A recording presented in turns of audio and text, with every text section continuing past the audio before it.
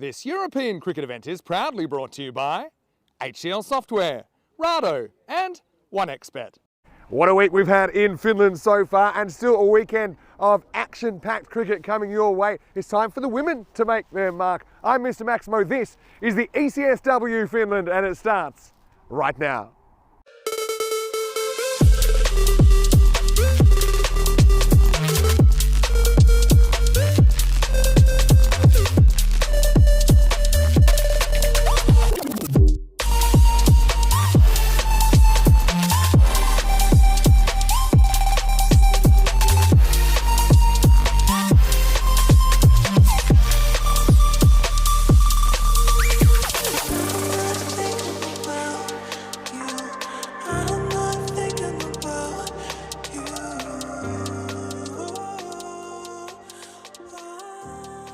Humenta, good morning to you wherever you're watching from around the world. Welcome to another huge day in European cricket. It is Saturday, the weekend's here, but the cricket will just keep on coming. And after the dramatic finals day yesterday, it's time to hand over to the women, our first ever ECS-W here in Finland. Well, weather conditions today a little bit more grey than yesterday. I know we may get a shower at some point, but the good news is at the moment, looks like we will get away on time. And it's a pretty interesting first game as well in our first ever ECS-W match here in Helsinki with the Empire Lionesses to take on SKK. Let's see what happens at the coin toss. A little while ago, actually, we had Stefan Gooch and the two captains. SKK to call. Head. Heads is the call, and it is heads. What would you like to do? We're batting. Batting? Yes. Good luck. All the best. Have a good game. Good luck. SKK Rapids have won the toss, and they're batting. Thank you very much to Stefan Gooch. Thanks very much, Stefan. And yeah, we do start our ECS-W with a battle between two clubs that we did see during the Men's European Cricket Series. Empire with their Lionesses to take on SKK. And of course, Empire actually won that European Cricket Series, the Men's Series, last night. So good morning to everyone in the chat as well. Vinny Sander here, Mr. Maximo with you. And that's an aerial look at the Kerma National Cricket Ground here in Helsinki, Finland. And of course, welcome to the weekend as well. It's a 4-team series actually, and it's a slightly unusual format, not one that we've had before. We have the teams playing each other, so they'll play 6 initial matches, 5 today and 1 tomorrow morning. And then one thing that I quite like is a nice touch, that all 4 teams will get the opportunity to experience finals action with a straight semi-final 1, semi-final 2, and then going into the final, which will be tomorrow in the early evening. There's the 2 teams, and some names that I do recognise, Ragnar Halleck and Lise Boring in there, who we have seen representing Estonia before, and there is a little bit of an Estonian flavour actually to this side. And look for SKK, I think they've got a pretty good side as well. Looking forward to seeing Leah Martin. She was in the chat during the week, actually. So, yeah, best of luck to Leah. She actually is American originally. So she picked up the game here in Finland, but she's originally from Minnesota. So I know we actually have a lot of American viewers. Probably a few more a little bit later on when it's a bit more of a friendly time zone. But I'm sure they'll all be behind Leah. She's got the very important job of doing the wicket keeping, of course, for SKK. Of course, we saw the SKK Rapids during the week in the men's series, but unfortunately for them, they weren't able to progress past the group stages.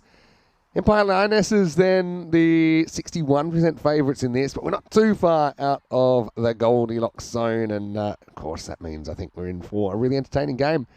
Yeah, conditions today, as I said, there was actually a big wind warning, and it hasn't really materialised, if I'm honest, and hopefully it doesn't. But as a precaution, I've battened down the hatches here in the igloo.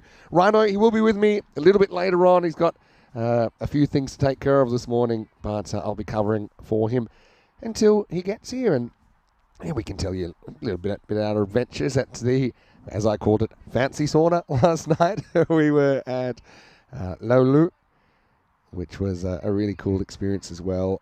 And periodically taking some dips in the, I wouldn't say freezing cold, but not far off it, the freezing cold Baltic Sea. So it's a really cool experience if you ever do come to Helsinki. There's a look out the middle, and yeah, I was a little bit worried with the overnight rain. We might not get away on time, but I've got to say the field is covered really well here. Everyone's worked very, very hard to get it right, and I will say maybe the run-up's still a little bit slippery, but I suppose Not all the bowlers will require the kind of run-ups that we saw, or we'll just won't have the kind of run-ups that we might have seen in the ECS men's yesterday. So I think we should be good as long as the rain stays away. And we also know this ground drains really quickly. Ria Kula to get us going. Bit of history here. First ever ECS-W delivery here in Finland. Rattray. We'll watch that one pass by harmlessly. Yeah, I was going through these 4 teams, and there's quite a few players that I'm looking out for. A chance to impress. I know that in Finland they have ambitions as well in the women's game of the national side, kind of progressing and entering the rankings, getting up the rankings.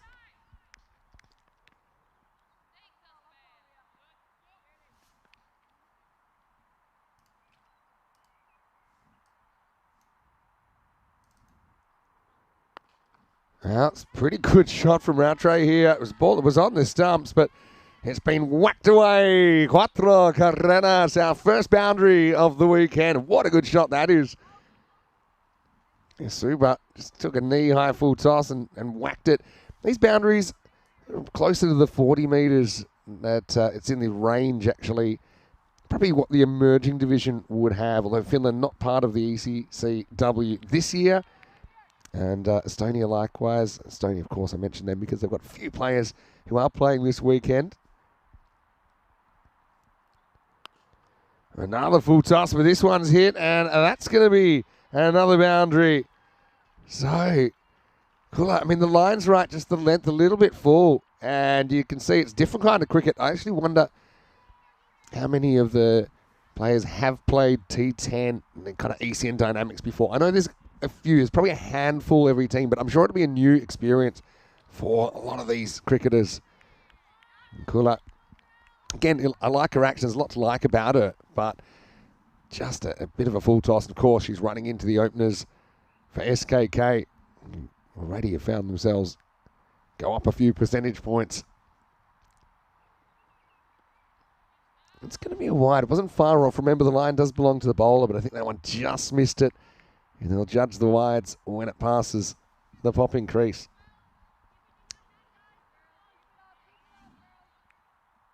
So what's a good score? It's hard to say. I mean, expected score 72. I mean, based on what we've seen so far, it seems a little bit light on.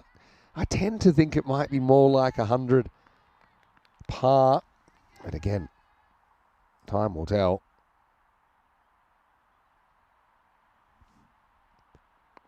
Oh, very well bowled. And that's kind of what Kula's been going for. He just overpitched a couple of times. It's an excellent comeback to a batter who's chock full of confidence. Well played, though. Handles it well with a straight bat.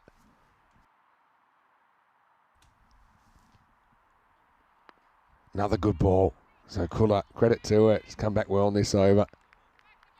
And good morning to everyone in the chat as well. Hello to Rob Thompson watching from New Zealand. Hello to Panday asking how's the weather. I mean, so far so good. It's a bit grey.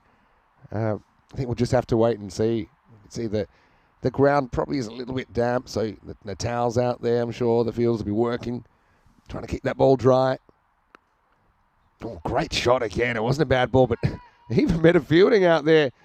That's Ragnar. You might know Ragnar from the Estonian women's national team. Also, she plays for the Talon Hippos over there. And that was a brilliant stop. Because that was banged by Rattray. Time to cover off it down the leg side. And I suppose at this level as well is a bit of a challenge with the extras, trying to keep those down. I also wonder, batters up the top, if they get a start, can they go on with it? Can they turn it into something more? Should mention for SKK, every single one of their players is playing for the first time, actually. Lionesses have a couple of players, Estonian-based players that have played before on ECN. So that's a nice shot by Karawadeka to get her going. She's off the mark, and a pretty entertaining first over. 13 without loss. Yeah, Scotty watching from the ECN Supporters Club Australia. Good morning to you. Now look, full disclosure, there was a bit of karaoke after the fancy sauna last night, so my voice is a little bit less than 100%. I don't want to put any blame on anyone, but I'm pretty sure the microphone levels were too low. And with Rhino's song choices, some of them were a bit growly. But I have a feeling my voice will get better as the day goes on. I've got a bit of a husk to it. The other thing was, I think I might have done a little bit of, I won't say damage, just kind of my voice affected by the drama of finals day yesterday in the ECS men's. I got an early pad blowout. Well, drama. Are they going the duct tape to fix it? Well, can't say I've seen this before. She's having her pad taped on because rather than change the patch, it's not like these pads. But I can't say that I've seen the old duct tape method. I mean, how long is it before we're using cable ties? Good work. I mean, when you get the vest and you're the substitute, you don't necessarily expect,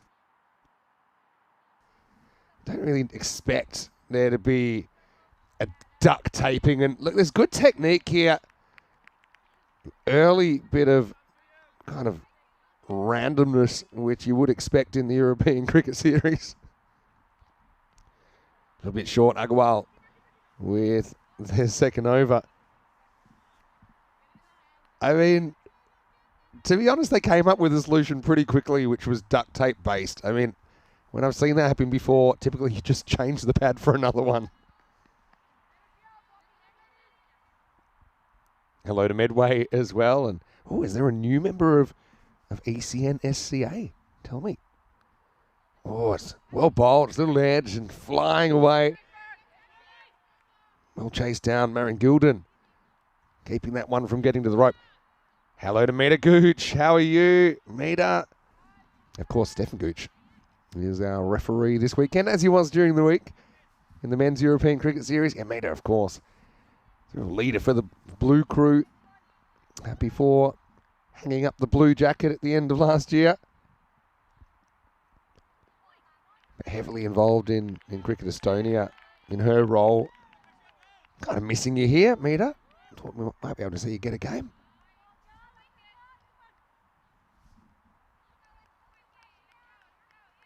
Good comeback, actually, from Empire after they got hit for, I think it was 10 off the first 2 balls, essentially. Nice little pull away, and that should go for 4 as well. This outfield, despite the amount of rain that we've seen on it, is running very well.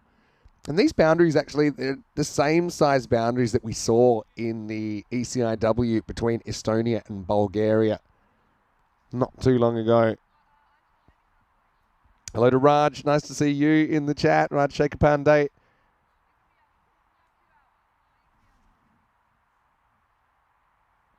When the bowlers have got it right, they've had good outcomes. Haven't quite been able to get that breakthrough yet. Ooh, that's probably a dead ball. Umpire flinched. I don't know why. It's actually a pretty good ball. But have a look here. He got spooked, didn't he? I have no idea what that was about. But I think in the end, it's the right call to blow the play dead, essentially, because I definitely think the batter could have been distracted by the umpire. Just looked like got stung by a bee there. Nice little whip away again. Ground fielding's been excellent so far. It's Anshul Kula that keeps that one from getting past. Expected score already up to 89. It's jumped up, actually, compared to what we saw early.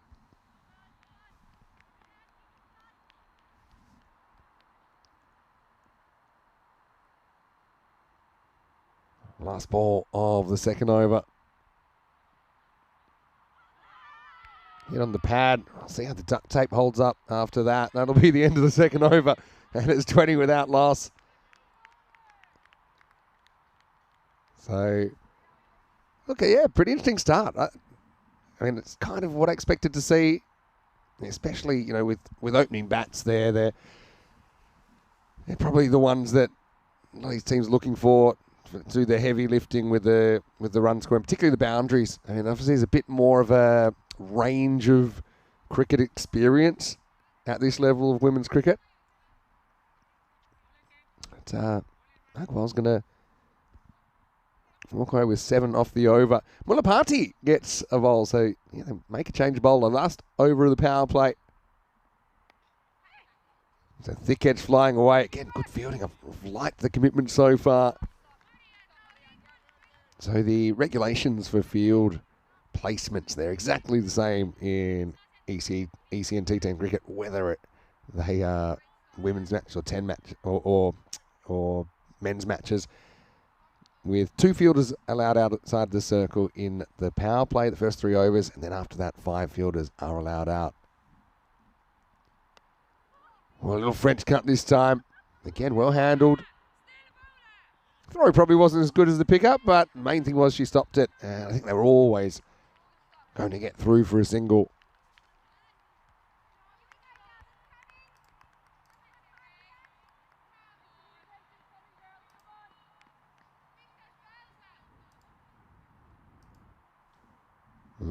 More pad issues.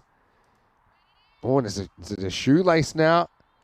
He had a few wardrobe malfunctions so far. So what have we had in the first 2.2 overs? We've had pads being duct taped back on. We've had an umpire flinch, like he saw a ghost. But anyway, main things will continue going forward. Still want to know why the umpire freaked out.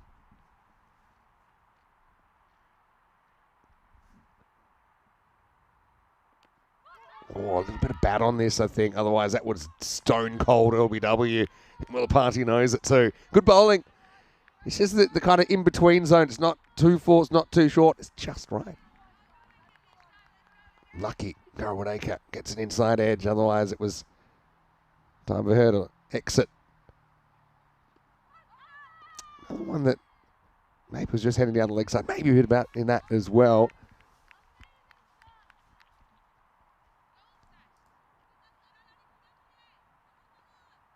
Definitely worth a second look.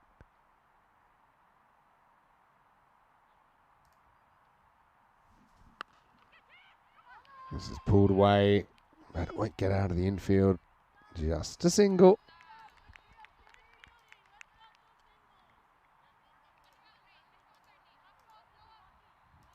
So far, I mean, we've seen 3 bowlers that they all look like very good bowlers. I mean, that's also sometimes an issue with the depth. Getting 5 bowlers that can kind of all reliably do a job. It's a fraction short, wide, not by much. And length is so important as well, especially in the women's game. If it's too short, I think we see a lot of the batters pretty comfortable cracking the ball across the line.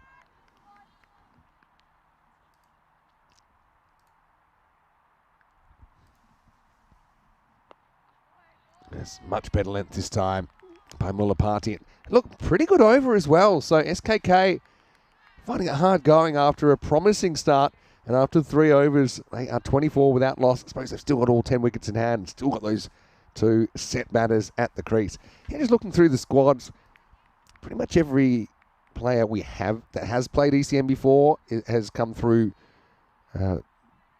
from Estonia. So they've come over from Estonia. Obviously, you've got the couple in the Lionesses lined up. I know that the Empire Cricket Club have a kind of reciprocal arrangement with the Talon Hippos. And the other players I noticed, we've got 4 players from PCS who are all Estonian national players as well. Then you've got SKK and you've got OLU-CC who have completely untried players in ECN cricket, which I think is great. Honestly, I think it's great. The more the merrier. Agarwal just loses her action a little bit here down the leg side. Annie is saying, Vinny, don't say that this is the same boundary as yesterday. Well, Annie, I won't, because it's not. Because this is a pretty standard women's boundary at the emerging level. So the range for women's cricket in EC and T10 cricket, it's 40 to 45, and I do believe these are pretty much 40 all the way around. And you might say, well, why is that? How come we have a range of women's cricket? And something we're looking maybe to do in men's cricket as well, because it's just one of these soft factors. I think that, for example, if the Netherlands are playing Italy or something like that in the women's game, they're probably at a different level and a different stage of their development as some of the emerging nations, like Estonia, like Finland, like Czechia, for example, where I called some cricket recently. And so I suppose you want to try and create the dynamics that the players are feeling confident. And then as they progress, probably get more towards the 45 end. But you want to reward good shots. And I suppose that's the thing with the boundaries. If they're too big, then, a lot of good shots just end up being singles. And really, it's not that encouraging, I suppose. You want, and same goes, with bowlers. They have to work harder to keep the runs down. The ledge this time from Karawideka. Again, good ground fielding so far. And just a single. Yeah, so that's the explanation. And the other thing is that in the men's game, I think it's planned that there'll be a range of 50 to 55. But to be honest, I think it will, in most cases, it will stay 50, only because the Cardamom Oval's 50, which is where the marquee events are. So it gives the players just a chance to play on the same size field and practice, because that's the next level up of European cricket. Good shot from Roundtree, and that's going to be 4. Very confident, kind of hitting over the leg side to balls that are on the stumps. That's an excellent bit of hitting. Just a pick-up kind of length from Agarwal. Yeah, good shape. The pad might be bothering her, but the bowling hasn't been so far. And of course, the force of that has required another pad adjustment. So there are certain places I think that would benefit from being 55. Barcelona is one of them, for example. All right, that's up. It's in the air, and it's dropped. Oh, disappointing one there. And yeah, it's Lisa Bowring it. He's a pretty good fielder, but maybe just didn't pick that one up. Kind of a cloudy day. Kind of got there, but unfortunately couldn't hold on.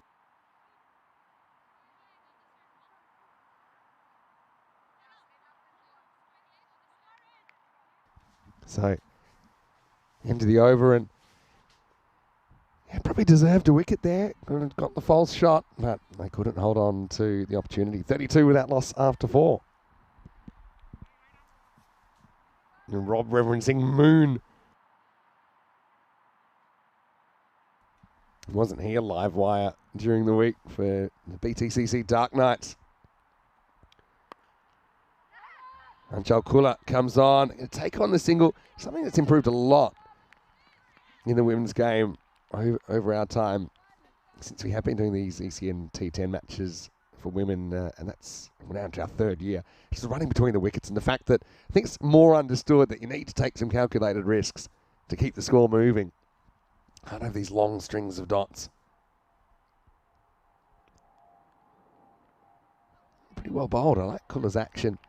Remember Tina was saying that with women typically having smaller hands than the men, and even though the ball is slightly smaller, which it is, it's I'd say around about 90% of the size, more 92% of the size of the men's, and the weight likewise.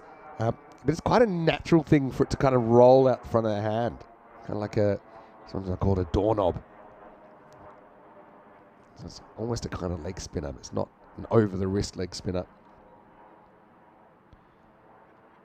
It's going to be good. I mean, it's over the line. I think I want to have a look at this one again.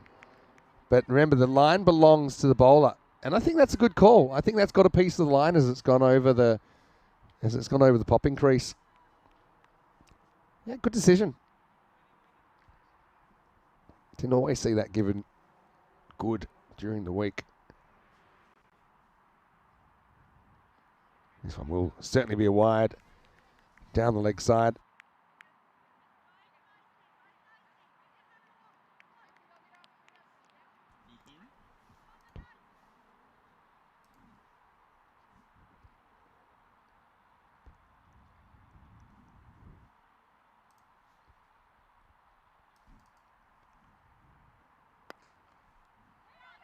Off the back foot and quick no from Roundtray. Spotted it was straight at the fielder. And Riakula kept it in front of it.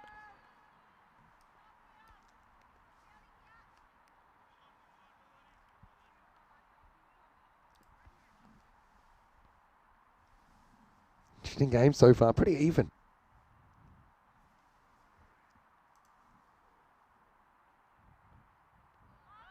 Yeah, it's well bowled. That's kind of a perfect ball. Maybe perfect would have been hitting the stumps, but that's the kind of length.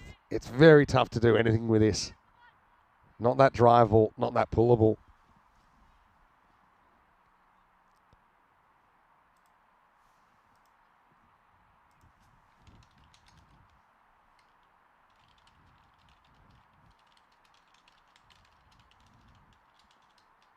Yeah, well bowled. It's good over from Kula. Really liked her delivery. She gives it the little strong arm as well.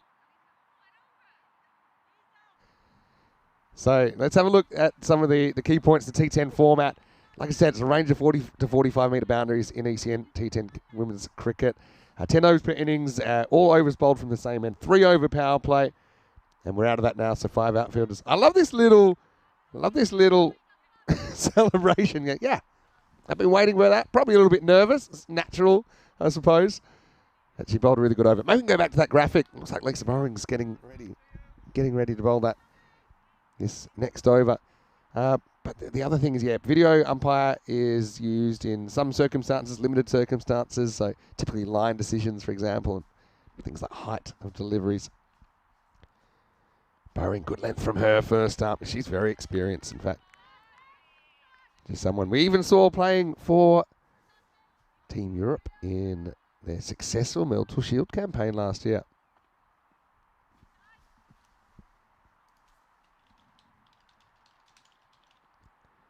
Well bowled again. I think that's good as well, you know. This is one of those ones, I'd love to see a replay of this. I think it gets a little bit of the line. Have a look at it when it goes over. I just think it gets a touch, and it's good umpiring. Bowlers are meant to get those. Won't get that one, though. Down the leg side. Yeah, so the thing with the offside wides, it's actually a very simple interpretation. Anything that's fully outside the line, and fully means fully, whole ball missing the whole line, is a wide. And the ball's judged when it passes the popping crease. Nice shot there from Kerry Wadaka. They go on contact, and we'll get through for a single. Very hard to say what's a good score until you've seen more this weekend.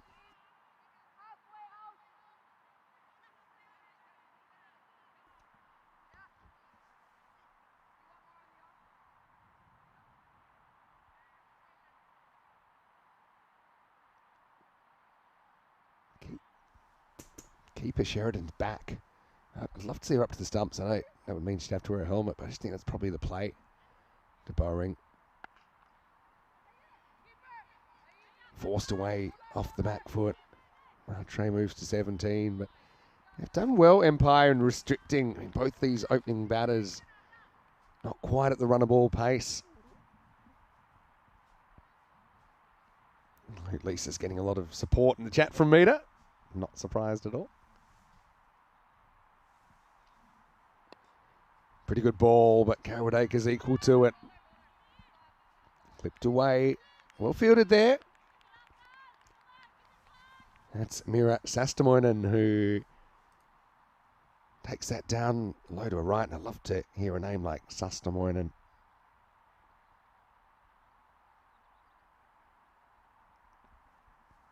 Very Finnish surname.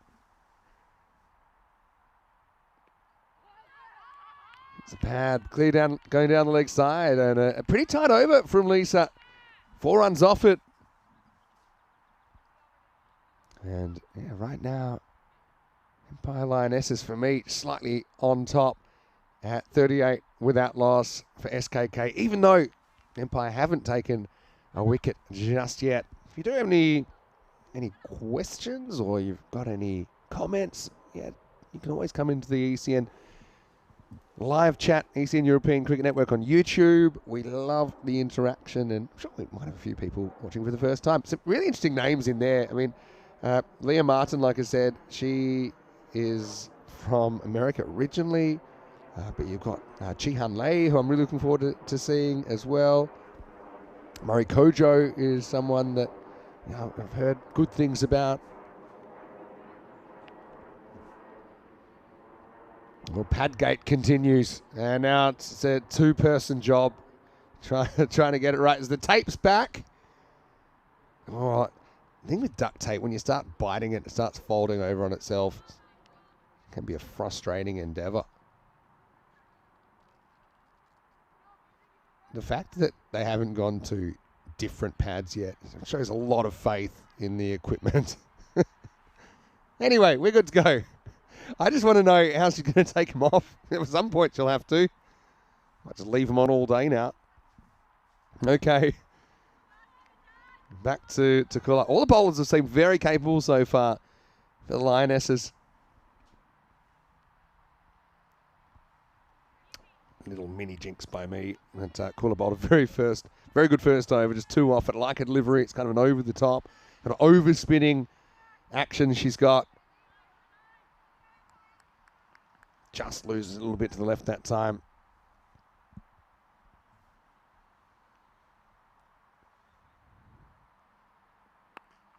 Wow, good ball, but up in the air, just gets over the top of Ria Kula. Nice shot.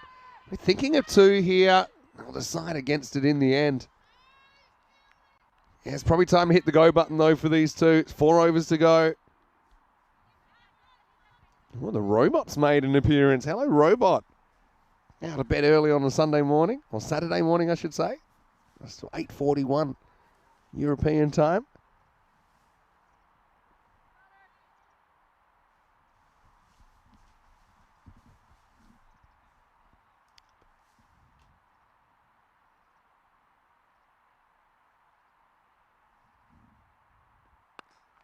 That's well struck by Rattray, and that's going to be 4 runs. Our first offside boundary, and Rattray looks a very good player. It's not a terrible ball, but picks up the length. Looks like she kind of goes on the back foot, keeps the weight back. And she's got quite a low bat grip. You can see a lot of the handle above where her top hand is. That gives her greater control, but she really snapped the bat through that time.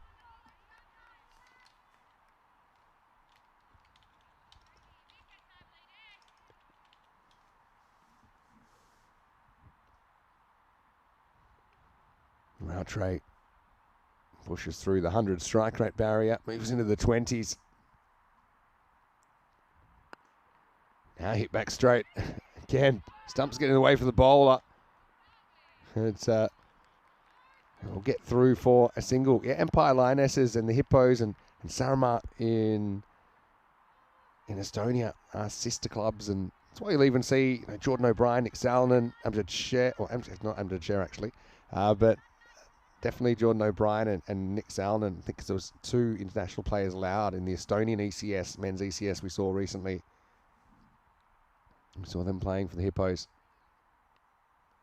Well, it's an interesting one. Might see this one side on because there's a second bounce, but is it before the line or after? So we'll have to see this one on the replay.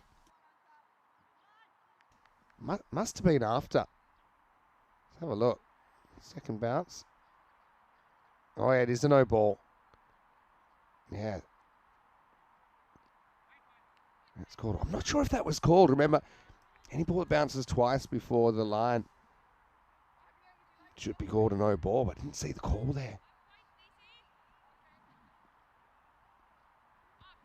Used to be that 2 bounces was fine, but 3 wasn't, which I actually thought was a bit more of an inclusive law. I don't think there's anything too patently unfair about a double bouncer. It should be easy to hit. It can be a bit of a barrier to people that are just taking up the game. I love Kula's body language here. She's giving the old shake around She'd say, all right, it's a bad one. Get out of the system. She's bowled more good ones than bad ones, that's for sure. She's bowled really well. The old shake and bake. Pulled off the stumps from Carrie Woodacre. Again, the ground fitting's been good. Ragnar Halleck does a lot of good work in Estonia. Ragnar does a lot of coaching. Works very hard on her cricket. She's not the only one. It's great to see this infrastructure being developed in this part of Europe.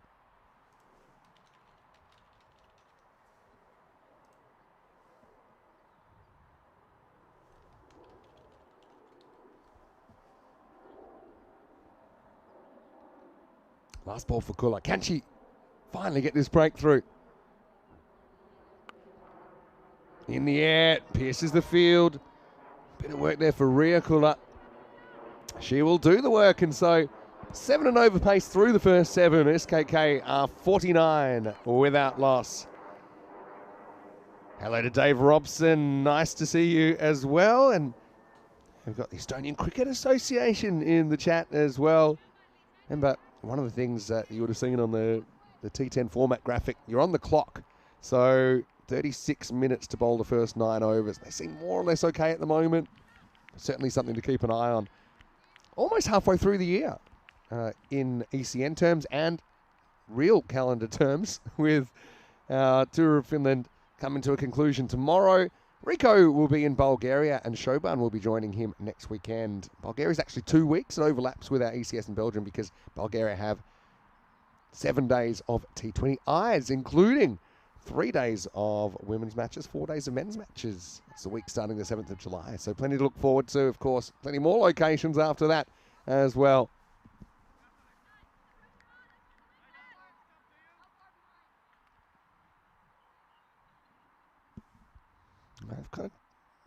We've had a retired out here. Okay. Just spotted that.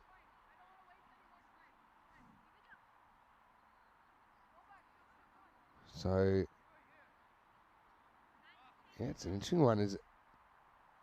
Yeah, change of over. So Rattray should be on strike.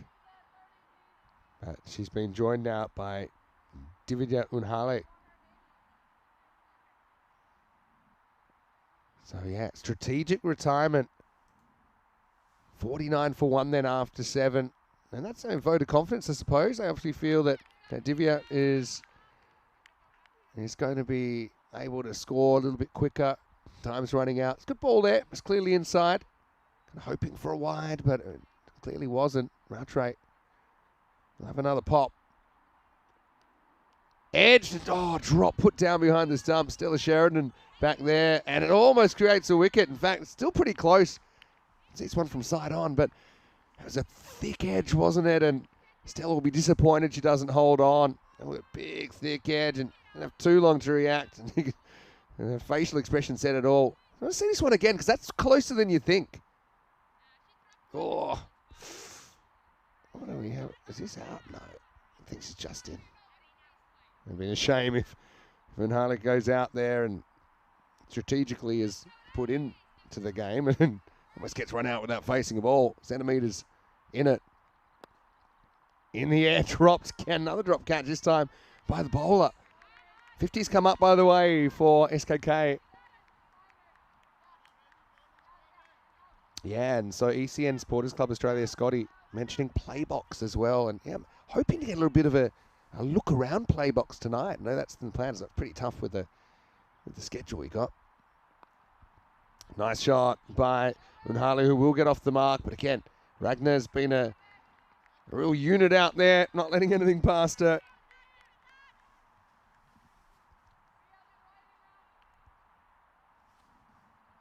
How's the body, Robbo, by the way? Dave Robson always looks a little bit sore for 2-3 months after his last game.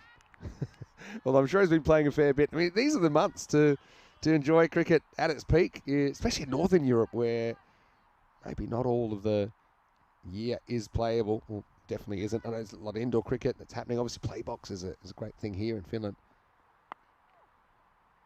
Pulled away by Rattray. But again, the outfield will do the work. Trajula Mulapati doing the fielding. Still to get a Maximo, but I think we'll get a few this weekend.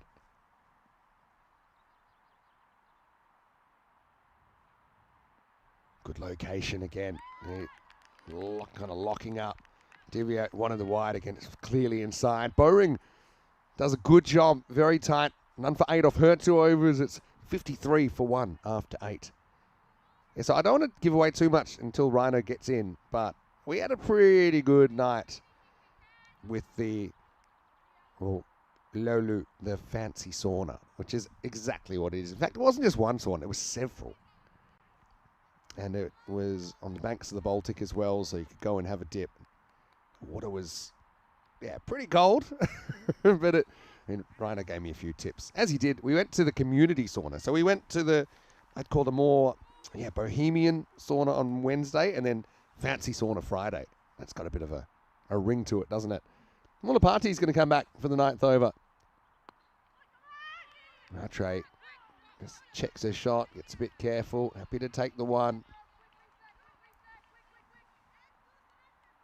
5 minutes to bowl this over, so I think they'll be all right. Already gotten through one ball anyway.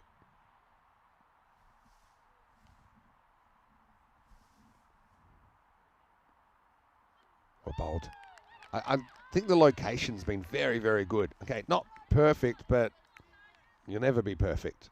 I just think there's been a lot of balls around there, which you just don't see too many batters feeling comfortable cutting.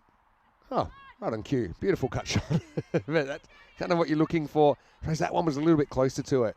So a bit closer to the eye line.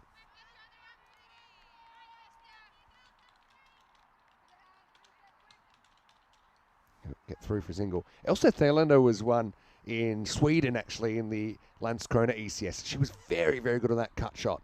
It made her so difficult to bowl to. That's a pretty good shot. Hear the grunt with the hit with Rattray, again having to settle for a single. Good shot for 1. They got the field well placed here. The Lionesses.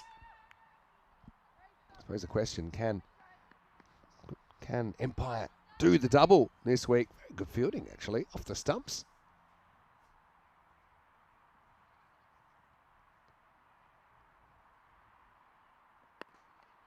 And good location once again.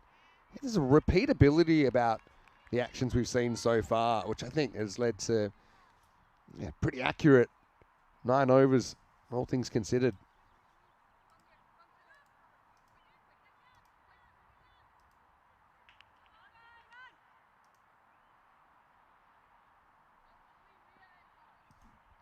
Last ball, the 9th coming up.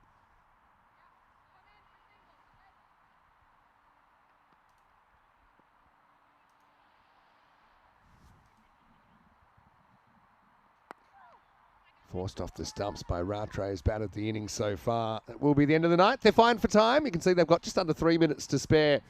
So no penalties for a slow over 8. It'll be the end of the 9th and 58 for 1. Obviously, in a women's game, you typically don't see quite the same style of cricket, but it's still fascinating in its own way. And a lot of it comes down to bowling accuracy. And I think what we've seen 3 very talented batters so far, but they've struggled to go at the kind of rate they would have liked. And that all comes down to the bowlers getting it right. It's amazing these pads are going to make it through the 10 overs. It's looking that way anyway for Super Rattray. Mulapati to come back and bowl over number 10. Last over coming up. That one goes wrong, and something we haven't seen a lot of so far.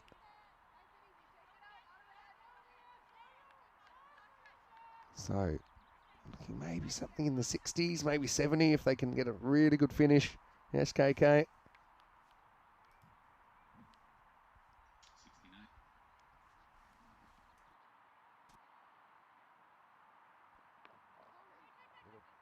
Little pop up there, but doesn't go too far. Tried to go leg side, but not able to kind of twist the bat at the right moment. In fact, she probably threw it a little bit early. Of course, Jared's watching. I got to meet him yesterday at the end of the day's play. Just a wide. It's a good example of one that just misses the line.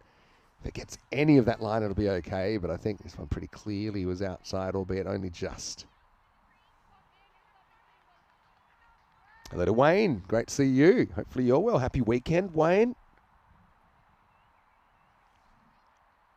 Dave Robson lamenting that Empire have stolen half his team today. Seems it. Well, just having a bit of a struggle getting it right here early in the 10th. Hasn't been a wicket taken. The only wicket has been retired out. Karawideka retired out for 16 of 20 balls. Did hit 1-4 along the way. But remember, they kind of raced to 10 off the first 2 balls of the innings. It was 2 4s, 2 wides. It's going to be no ball, I think. To see this from side on. Ragnar Harlech once again doing a good job making sure it stays on the field of play. But I think Kuller's just over-pitched. And this, for me, well, it's coming down a bit. I don't think it's coming down enough. And I think that is the right call. The free hit and opportunity. And, well, it's a very quick run-in. Is that Sastamonen who's come in and he's on the case saying, look, a bit chilly out here, so that's nice. Men can learn a few things from the way the women play the game. Love it.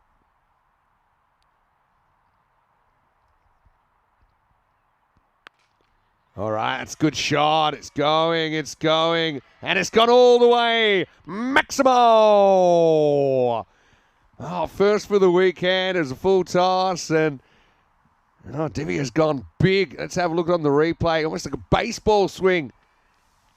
Just carries the rope. Our first 6 of the weekend, and a bit of a nightmare last over this one for Ria. Bowled the first, if you remember. Another full toss, this time offside. Good option. Probably looking for 2 here. I think they'll get it. They should get it pretty easily. Keeps the red hot Divya and Harley on strike. Yeah, Kulit, who I think we might see opening the batting for the Lionesses. She's delivered the only 2 overs. They've gone for double figures, actually. 13 came off her first. 13 have come off this one. We're only halfway through. Another no ball coming up. Can it be stopped? It won't be. This is turning into a really productive last over for SKK. Kicking it the back end of the innings. And we talked about 70 being a good result. Well, they might get even more than that now. That's a pretty clear call. Even though she's slightly out of her crease, don't think you can let that one go.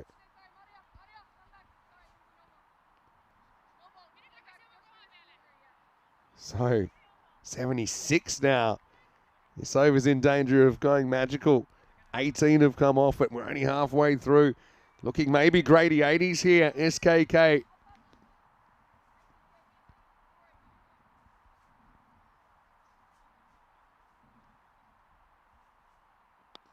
Good comeback from Ria Kula. Just a single. It's Muna Inter who does the fielding. I just love to see the diversity in the makeup of some of these teams. We have an ECS-W cricket. Each player would have their own story, how they got into the game, and their own story of where they got to the country they're playing in. Some born there, of course. Many have moved from somewhere else. Walking stick 77 becomes 78 now. Hello to Jacob. Hopefully you're well. Yeah, I've got a slight karaoke injury. Actually, Rhino, didn't he mention that he once chipped a tooth? Karaoke. Mine is more to do with Rhino's song choices, but I'm fine. Last ball coming up. Maybe not. Does this hit the line? Maybe it just gets in. So that's an interesting call. Remember, if it hits the line even a little bit, it's all right. Probably for me, it was just outside, but umpire said, I think it got a piece, so you can understand him in real time thinking that. It'll be the end of the 10 overs. And SKK have 78 runs on the board. 78 for one. The one was actually retired out, so no wickets actually taken by the Lionesses in that 10 overs. Having said that, I think they're still in a pretty good position. 79 required for victory. Let's go back and have a look. The first 10 overs, it started with a bang. In fact, a couple of bangs from Roundtree in the very start of the first over. Then Padgate started. It would be a saga that would continue through the 10 overs, as Roundtree would actually bat through the 10, finishing 30 not out. It was shoelace time as well. And, well, I suppose you're just putting a lot into it. Superstreet Roundtree with 4 fours. You can see that quite a lot of this is pad related, but also I got to say there's some good shots played. 6 fours and a 6 in the 10. And you can see, I mean, I think they were bowled pretty consistently. I know they had a couple of off moments. I think the ground fielding was excellent. Maybe a little bit disappointed they couldn't hold on to the catch, because they did have a couple of opportunities. This was my favourite one because it wasn't just the help, it was the hug at the end. I love that. This was the moment we had our first Maximo of the ECS-W in Finland, and it will always be the first Maximo in an ECS-W in Finland. That last over ended up going magical, 20 runs coming off it. It took them from 58 to 78, and it certainly has boosted SKK's chances of a victory. Oh, I do think they're slightly behind at this stage. They'll have a fighting chance when we get back underway. 30 for Roundtree at the top of the order, including 4 fours.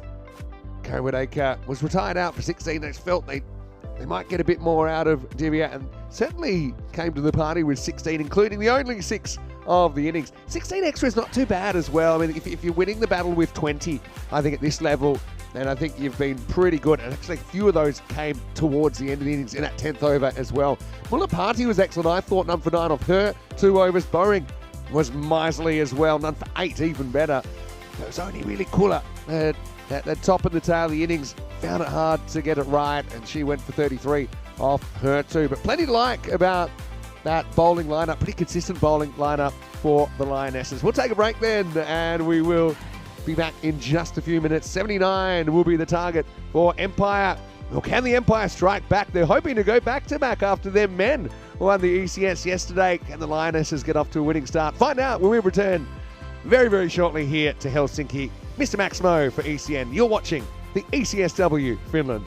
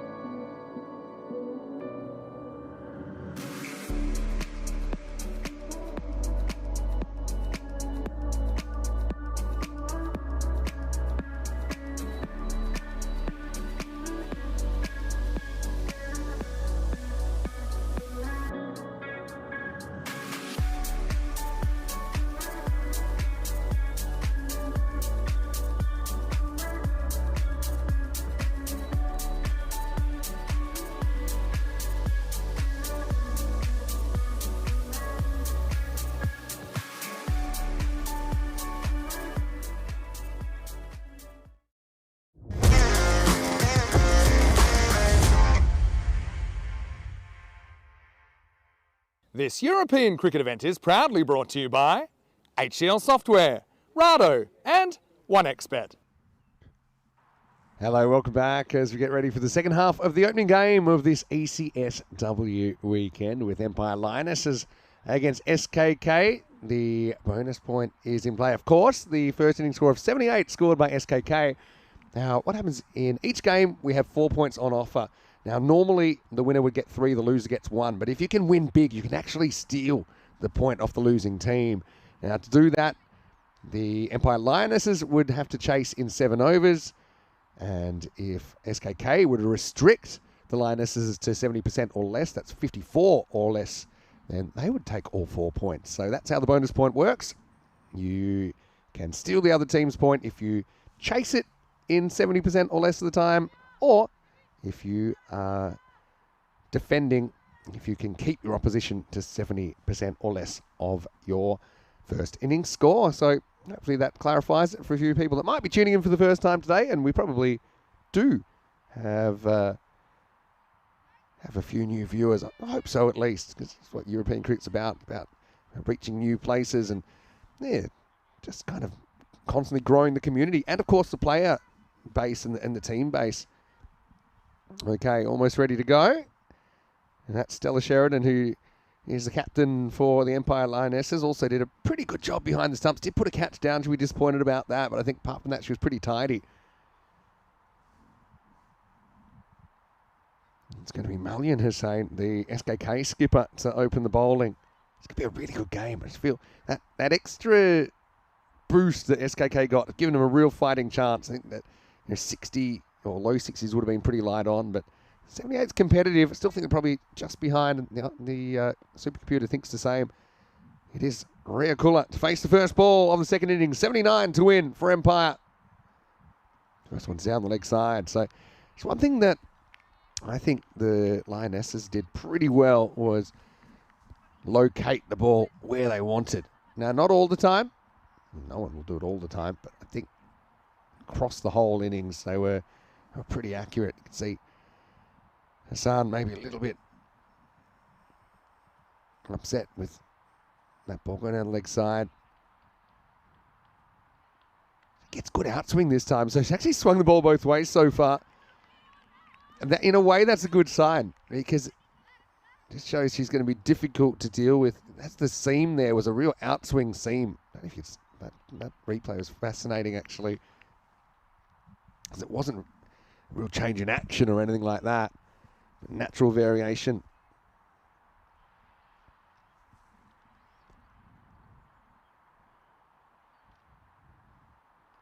I want to say hello to Zahid. Well, he's watching from the USA, from California, so it must be probably late at night, actually, or middle of the night in California.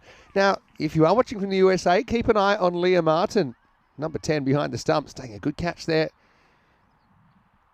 And she is originally from the USA as well, and from Minnesota, in fact. So all the American viewers, I'm sure, will be right behind Leah. And Leah was actually in the chat a little bit earlier in the week as well, which is fantastic.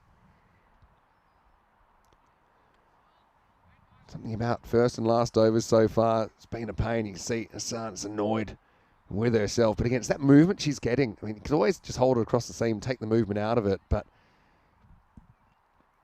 not able to get it in the zone so far, and an early headache for the SKK skipper. Like I said, there's a lot to like about her bowling. Just hasn't quite been able to get the accuracy so far. Down leg side. Now this one doesn't swing. This is a frustrating kind of start. Swing is such a delicate art. Almost like everything has to be exactly right. And this time, and this is something I've said before, often when you just aim differently, the way you swing the ball will change. So you can see she's thinking, okay, well, keep swinging outside off. I'll put it down towards leg and it should swing back. That's more like it. So, unusual looking Maximoff the first ball. They do get 6 off it. But yeah, if you are consistently getting swing, that's good. But if it's not going where, if your actual accuracy isn't there, typically I say change your run up. Don't change the mechanics of your arms, because that's where the swing's coming from. So, for example, if she is losing these outswingers outside off stump. Probably start the run up a metre to the left and then keep everything else the same. Just change the angle of approach. Probably the best tip I got when I was a young swing bowler long time ago. Hello, Jacob, by the way. Nice to see you in the chat. Watching from Estonia, and a bit of an Estonian flavour as well to some of these teams. This looked like a maybe slight variation from Hassan, rolled out of the fingers a bit differently. But this is one thing that I suppose Empire didn't do in the innings. Just didn't give too many extras. Having said that, it was their first and the last over were the 2 overs for Empire where they did concede a few, 33 off those combined overs. Now they're going to take one. Not quite handled cleanly. He's had a handful so far, Liam Martin.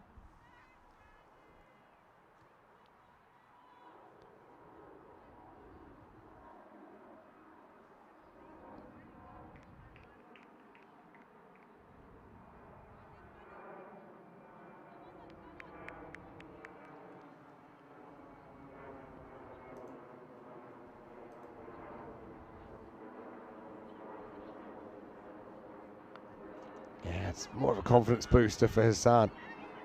He's got natural talent with the ball. That's very, very clear. I mean, leading the side. Obviously, relying on her skill and experience.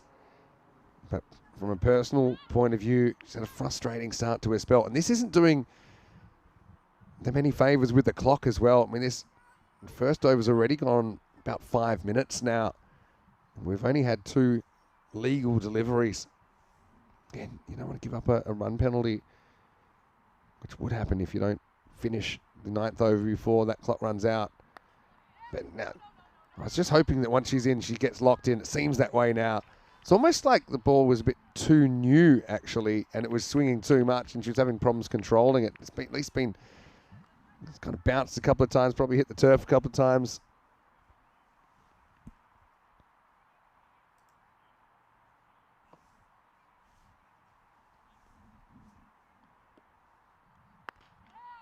Good shot from Sheridan down the ground. That'll be 4. It's almost like a tennis forehand slapped straight over the bowler's head. And the first boundary of this response. This is an excellent shot. Again, the line was better, but the length allowed Sheridan to play that shot. And Stella's away.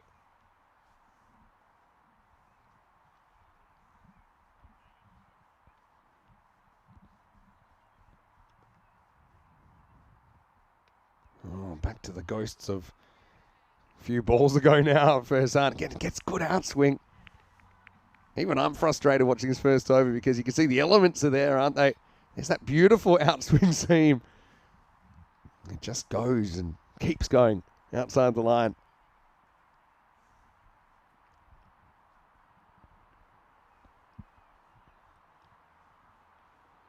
And again, you aim and you lose the outswing. That's the thing. Aiming with the arms is kind of a natural thing to do, but then you can get a different kind of movement when you do that.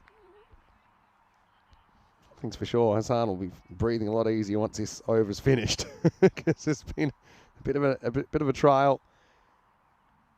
So we're up to 17 now, and I mentioned the first innings, the ability to control the ball and to not give away those free runs is so big in this form of the game, any form of the game really, but particularly at this level, this development kind of level of the women's game.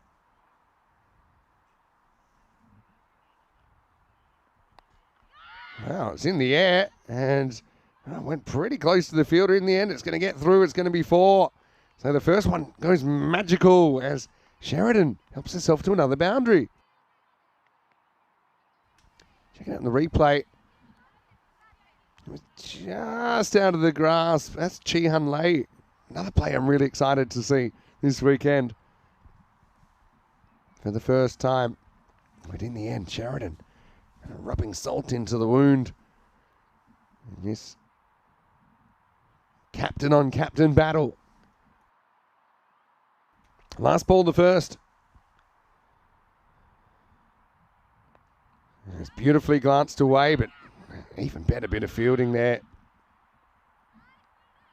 And it will take us to the end of the over.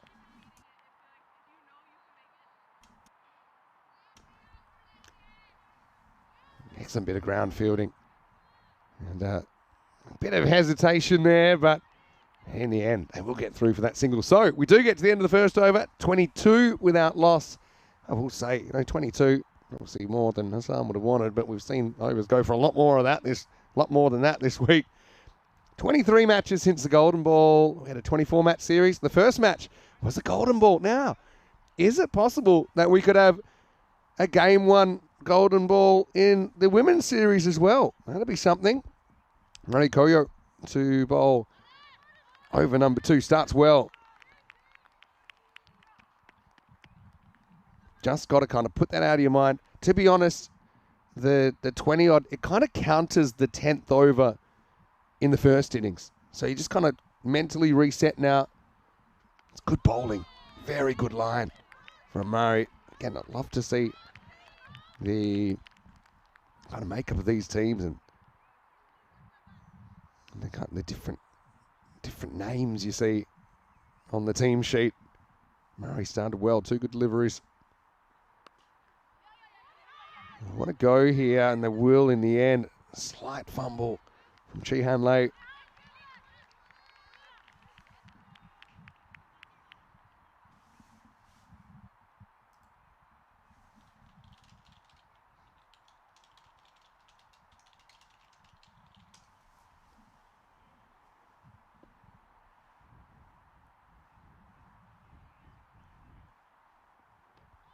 Oh, nice little late cut, really, little dab from Kula.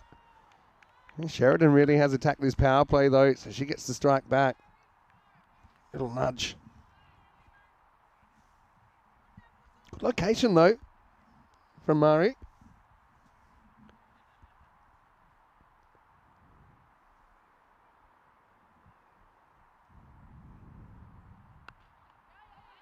And Sheridan looking confident. Probably just a touch short to Stella, who likes to get a good look at the ball. Happy just kind of push and run confidently. These two have run well together so far.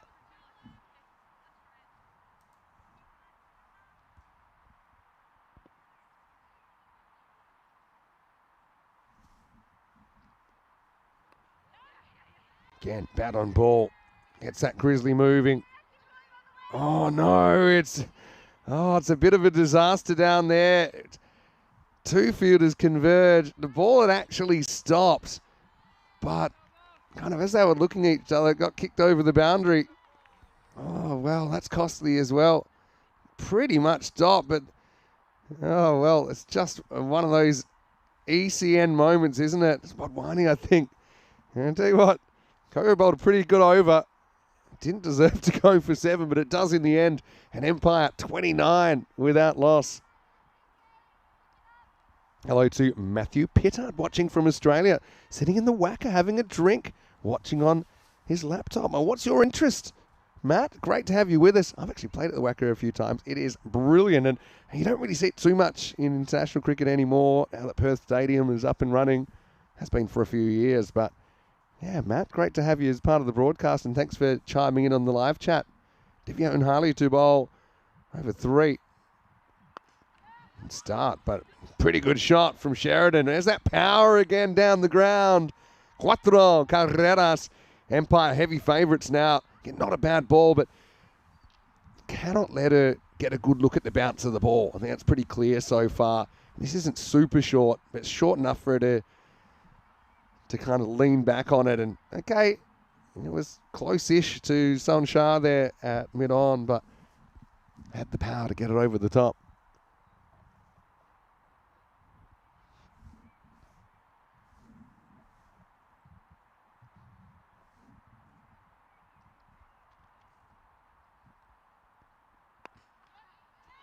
That's in the air, but that's also going to go up and over the top. And, well, this is I wonder, they're actually going to have to check. It was pretty close to the rope. Sheridan, I'll have to rock and roll that one a little bit. I think it's just inside. It's my instinct anyway. Let's have a look. Yeah, just inside the boundary, but not too far away from a 6. Put it down for 4 more. There's the signal. 3 consecutive boundaries across the break of the over here. Beautiful sweep shot here, and that's going to be 4 more. That was pure timing, and Sheridan putting on a bit of a show here. Lionesses on the prowl, making light work of this. A lot can change, a wicket can change everything, but this is a very, very well executed, technically proficient sweep shot.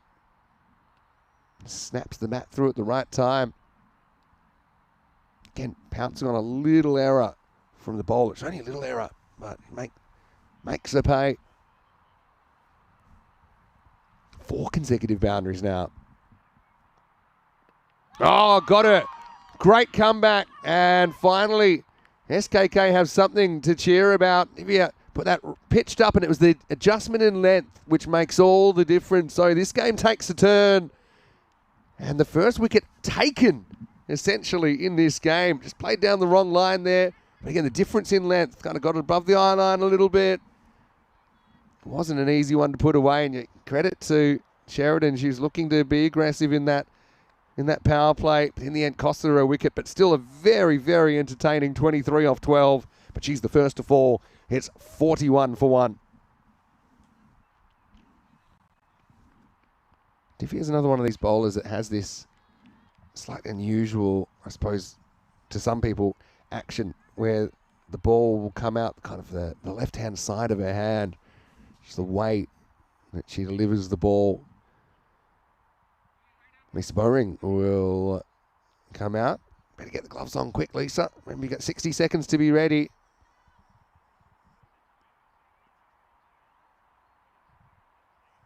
Just makes it.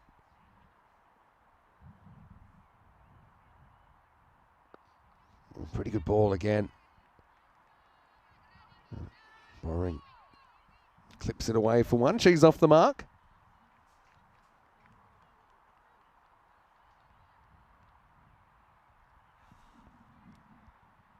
Can SKK work their way back into the game?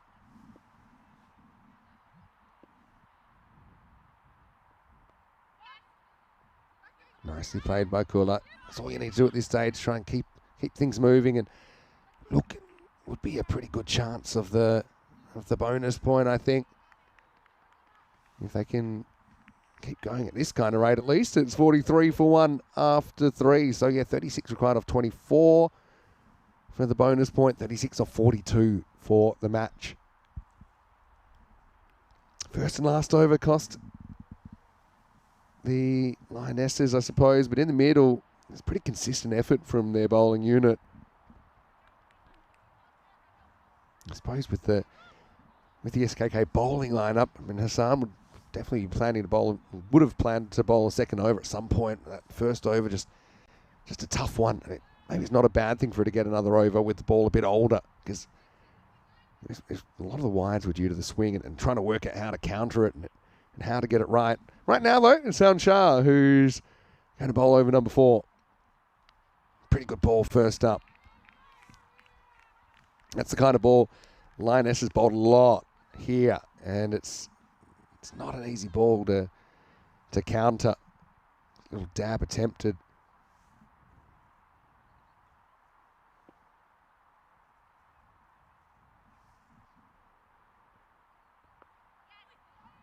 This one just helped around the corner. He's got a bit more of a responsibility now, I suppose, now that Stella Sheridan's been dismissed.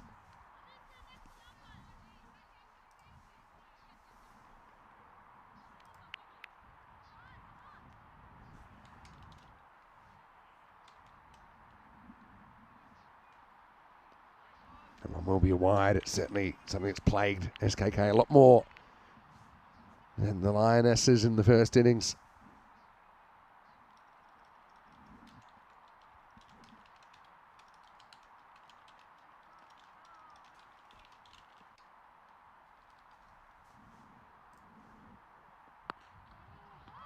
Well bowled. Well played as well. Technically a pretty good shot. Obviously, you're trying to score most of the time in this form of the game, but sometimes you just got to respect a good one.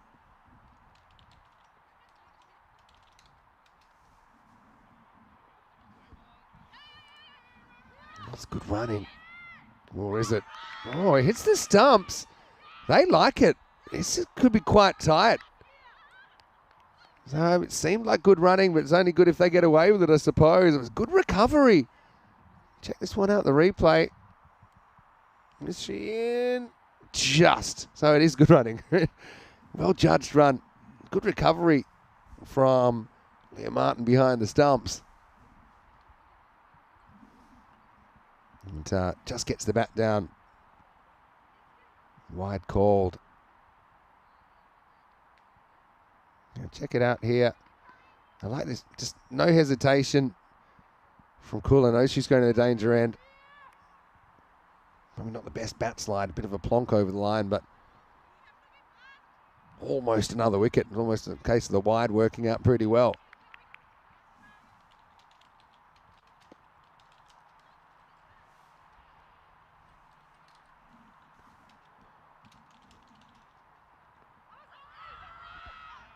In the pad, but just heading down the leg side.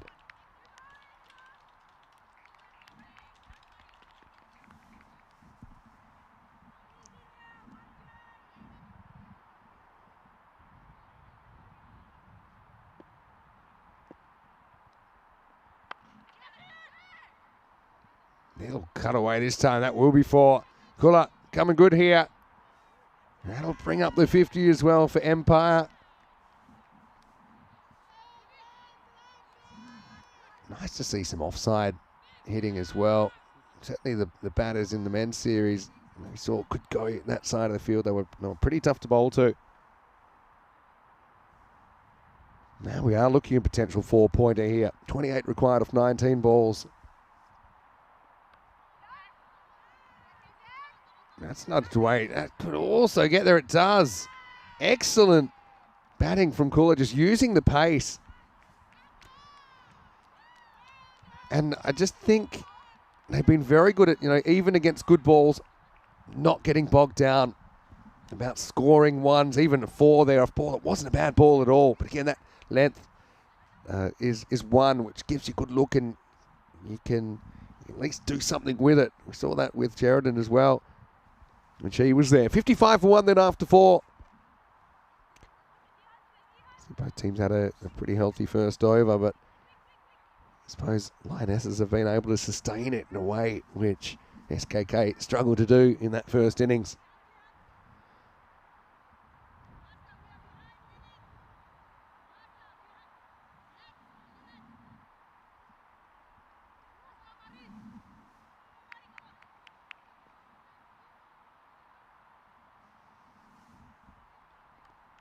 Oh, edged.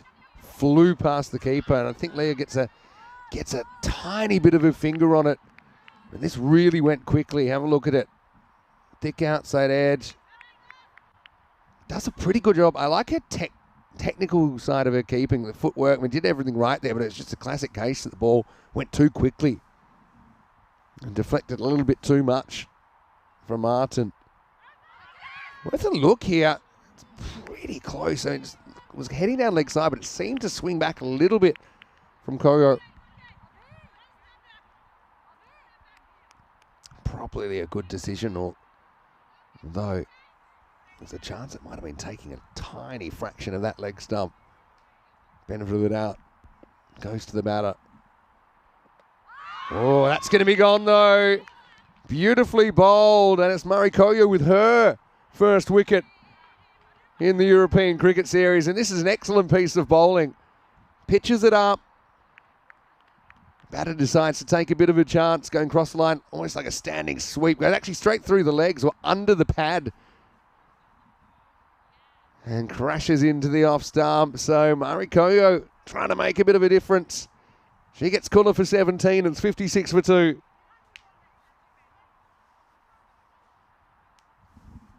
Length. You look at the 2 balls that have gotten wickets and what's the length of them? Length is up. It's bouncing kind of at the batter or very close to the batter. compared to these balls that are shorter and giving the batter a chance to really see how it's bouncing. That's the difference. If it bounces short, the batter has so much more time to see how and how much the ball's bouncing. Whereas with a ball that's fuller, you don't really have that luxury. Mulapati, the new batter. Nice shot first up. It'll push and run. Plays it very correctly.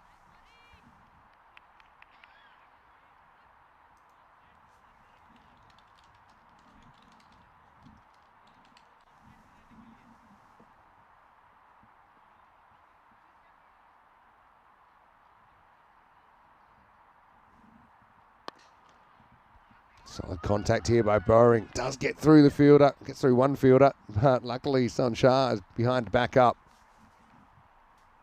So now it's all about battling for the point. Remember, I suppose not as pressurised as some series in that all 4 teams will get to play the semi-finals, but you don't want to be stuck in 4th and having to play the top team. That's a tough road to the final. First place 4th, second place 3rd. This one will be an interesting one for height. Either way, it's going to be 4 runs. Seem to be just dipping enough for me, but we'll have a look at it. It will be the end of the over, so 62 for 2. Check it out in the replay, thanks to our friends at 2 Circles. I think when you consider, go one back, and you'll see it is coming down quite quickly, and she is slightly crouched, so I think it's a fair call. Umpire seemed pretty confident, say, yeah, I think that's going to drop. So fair enough. 62 for 2 after 5. 16 required, or 17 I should say. 16 to win, 16 to tie, 17 to win. And if they can do that in the next 2 overs, they'll get all 4 points. We're in the Finland leg of our European cricket season. Of course, Bulgaria coming up on Monday, then Belgium, Germany with Krefeld just near Dusseldorf there. Stockholm towards the end of July, and they're a bit of a bonus one with the Budapest Cup in Hungary being broadcast for 3 days from the 25th of July. For the full calendar, you can actually go to our website, europeancricket.com. All right, well, that's in the air, and that's gone. And Divya Unhale has been a bit of a difference maker here. There's 17 to play with, but can they perhaps just put the squeeze on? Again, look at the length that takes the wicket. It's fuller. And all that Bowring can do is pop a return catch back, and well held by Unhale. So the 3rd wicket falls, 62 for 3. And look, one thing that SKK have been able to do that the Lionesses haven't been able to do in this game is actually take a wicket. There was 1 wicket that fell, but it was a retired out in the first innings. I think Lisa knew as soon as she hit that, she was in a bit of trouble.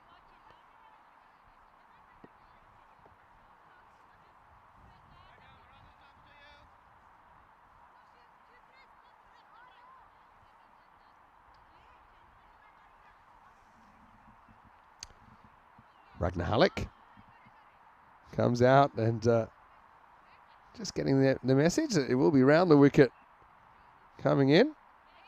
Keeps first one out. Pretty well bowled, and Halleck's repeating that kind of dangerous delivery. This could be a spell that at least gets SKK to a point. I mean, we have seen games. I mean, first game it was a game involving MCC actually, and the Eastern Royals in the ECS-W in Jersey was pretty much won from this position by the bowling team. That won't help, it'll just cost them the 1. It was a crazy collapse, actually. I think it was 7 for 6 or something like that towards the end, so it can happen.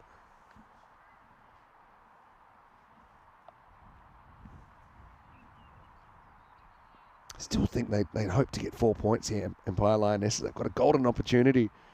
And with only 6 matches in the initial phase, I think getting a 4-pointer could be key. Teams play each other once, so you just play 3 matches. Potential 12 points up for grabs for your team. Excellent bowling once again.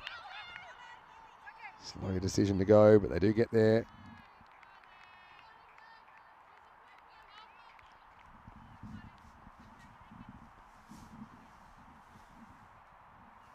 Yeah, the bowling accuracy. That's the biggest difference maker for me. And Diviger's been pretty good.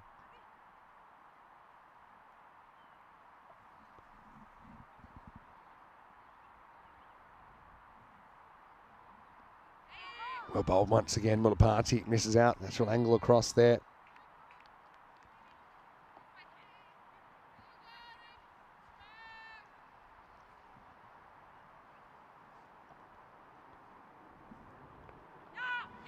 Nice little sweep shot here, and that's actually going to get through.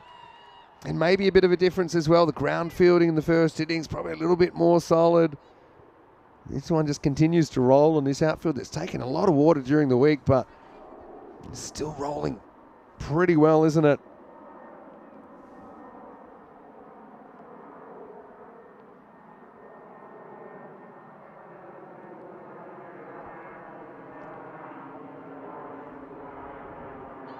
Oh, that could be out, you know. Where's it pitched? It is out. Excellent bowling. There's always a question about, can it pitch in line, hit in line and be going on to hit? But this one for me, just my instinct said it does. Let's have a look. Where does it bounce? Yeah, I think that's out, you know. She's actually hit behind the crease. I don't think it pitches outside leg stump. It definitely hits her in line. It's definitely going on to hit the stump. So the only question is, does it bounce in line with the stumps or does it bounce to the right of the stumps? And I think the umpire gets that right. It's a gutsy call, but I think it's the right one. And so Nivajot and Harley with a third wicket. That's the end of her spell, actually. Finishes with 3 for 20. I don't see exactly when this ball bounces. I think it's in line with leg stump. He implores the umpire to uphold the appeal. So, yeah, 3 key wickets, 68 for 4. So we go to the 7th over. They need 11 runs to win here, Lionesses. If they can do it in this over, they get all 4 points. Halleck, how does she play this? Does she get a bit careful and just kind of lock up the win, or does she get aggressive and go for the 4? Well, she gets pretty aggressive first up, and well, this is going to get past the fielder. Can they pull it back in time? They do. They get back for 2. Good running.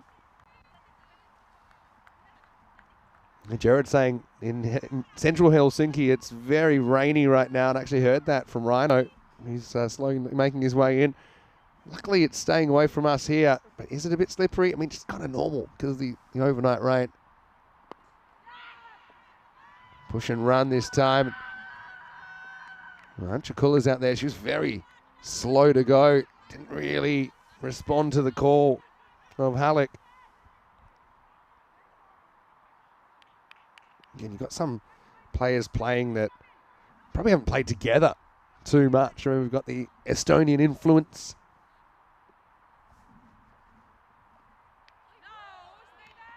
Good bowling. So you're kind of firming at least to hold on to a point.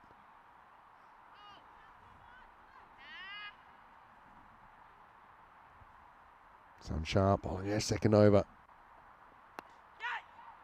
Push and run. Well, it's a tight one. It's going to be gone.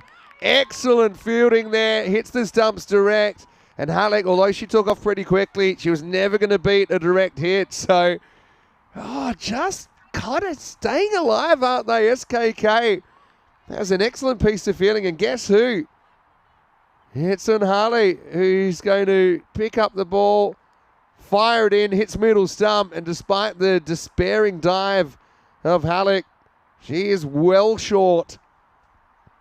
Kula just kind of took off and I suppose forced the fielder to make a perfect play, but that's exactly what happened. And Divya having some sort of a second innings. Halleck, not really her fault, but she's run out.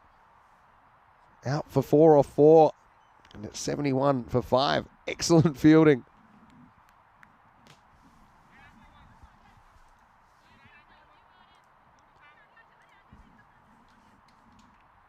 Sastamoinen, good to see her getting a bat. Can she get the Lionesses over the line? Well, that'll help. One thing though, I just think with the work of Von Harley, with her bowling, obviously that run out as well, I think SKK have done enough to earn a point. Seems that way unless this is a boundary. It'll go to the last ball of the 7th.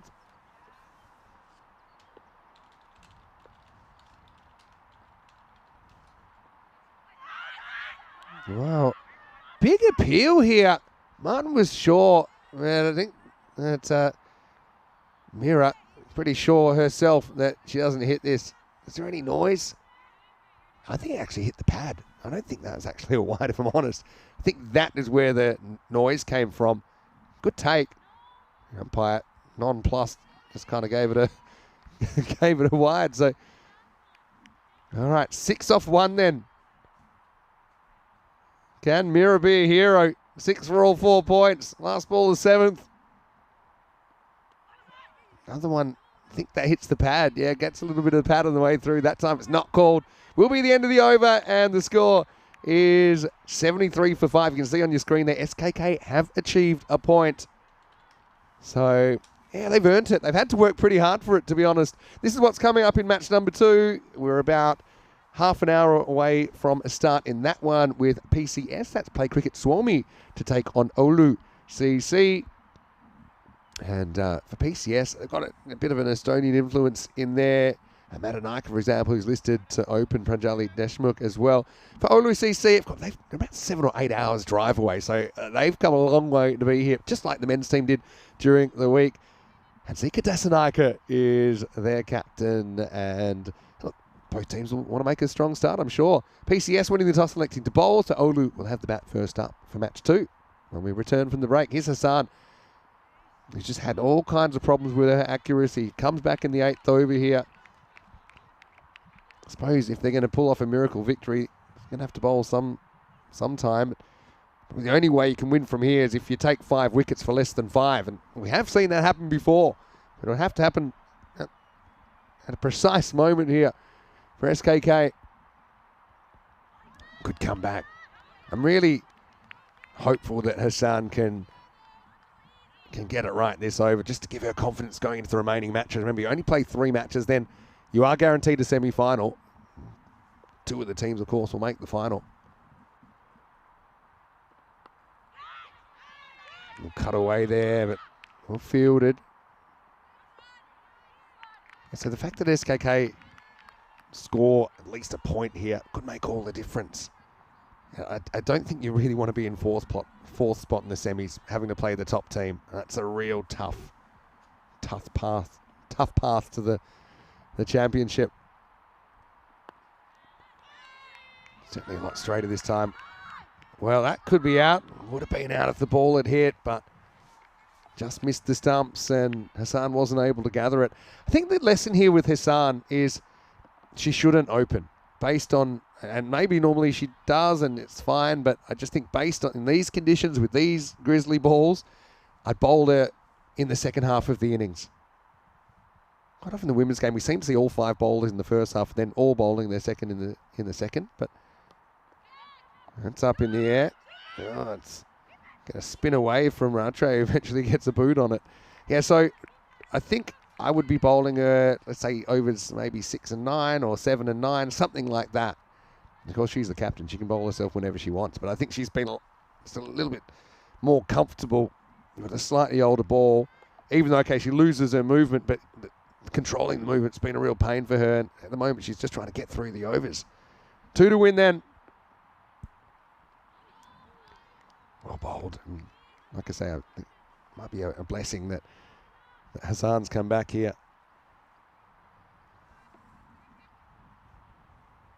Walking stick 77. Lionesses to be prowling to their first victory. Well, that's in the air. And they decide to go again. Good early call. I know that occasionally there'll be run-outs, but they're kind of the price of doing business. I think most of the time you do get there. If you hesitate, then you just probably make a more easy run-out. And yes, Astamoinen, a little push and run. Score's tied. We will go to a 9th over, though. End of 8, 78 for 5. So 12 chances for Empire Lionesses to win here in match number 1.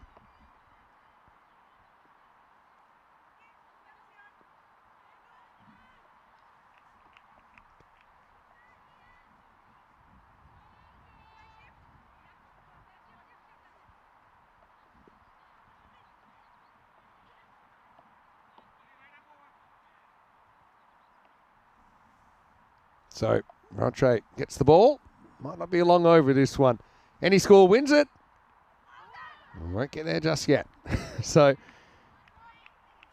feel like probably got more chances of winning the lottery 2 weeks in a row than two maidens. But 2 maidens in a row is what's required to go to a golden ball. Looks like we won't get game 1 golden ball here in the women's like we did in the men's.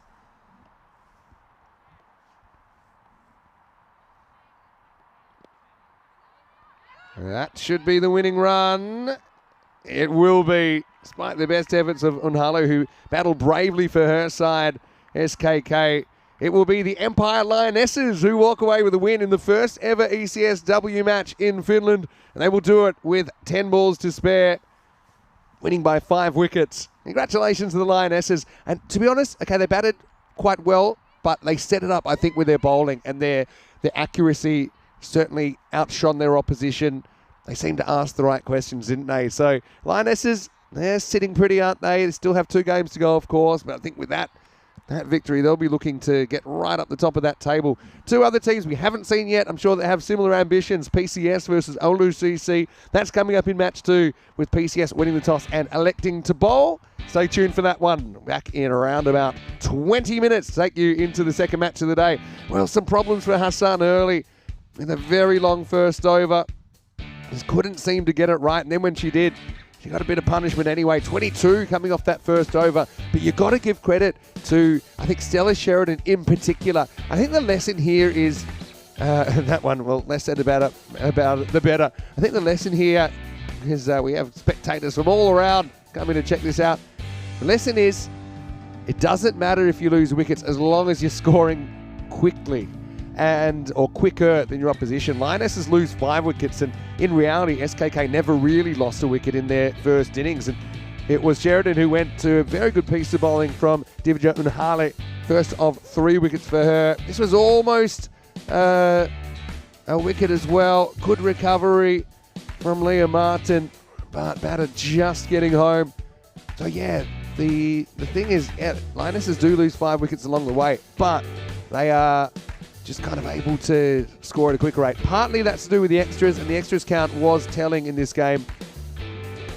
It goes without saying. It was a nice bit of bowling, wasn't it? I like the look of Mari Kojo. And then this one was another wicket bowling, just kind of popping back a catch, and Unhale was on fire. That was a good shot, wasn't it? Nice bit of timing, beat the fielding, beat the fielder. The ground thing probably a bit of a difference as well. This one was a funny one, but I think it was out. I mean, it pitched in line, it hit her in line, and I think it's going on to hit, and that's all you have to do to satisfy the LBW law. Halleck, just a slight hesitation and took off, but it was in vain. But yeah, run out in the cause of, in the kind of aspiration of scoring, and that's fine. I mean, it's a team game after all. And in the end, the Empire Lionesses are the winning team. That was the winning run, as Mira Sastamoinen would fly home, the flying Finn, to get Empire the win. Yeah, so the extras count is something that I've mentioned always is relevant, I suppose, this level of the game. And Empire only gave away 16 extras in their first innings, kind of winning the battle with 20. But in that second innings, there were 18, and there were still 10 balls to go. So probably would have ended up going at that rate, probably in the 20s. So obviously something both teams will be continuing to work on, but yeah, something that can make a big difference, no doubt about that.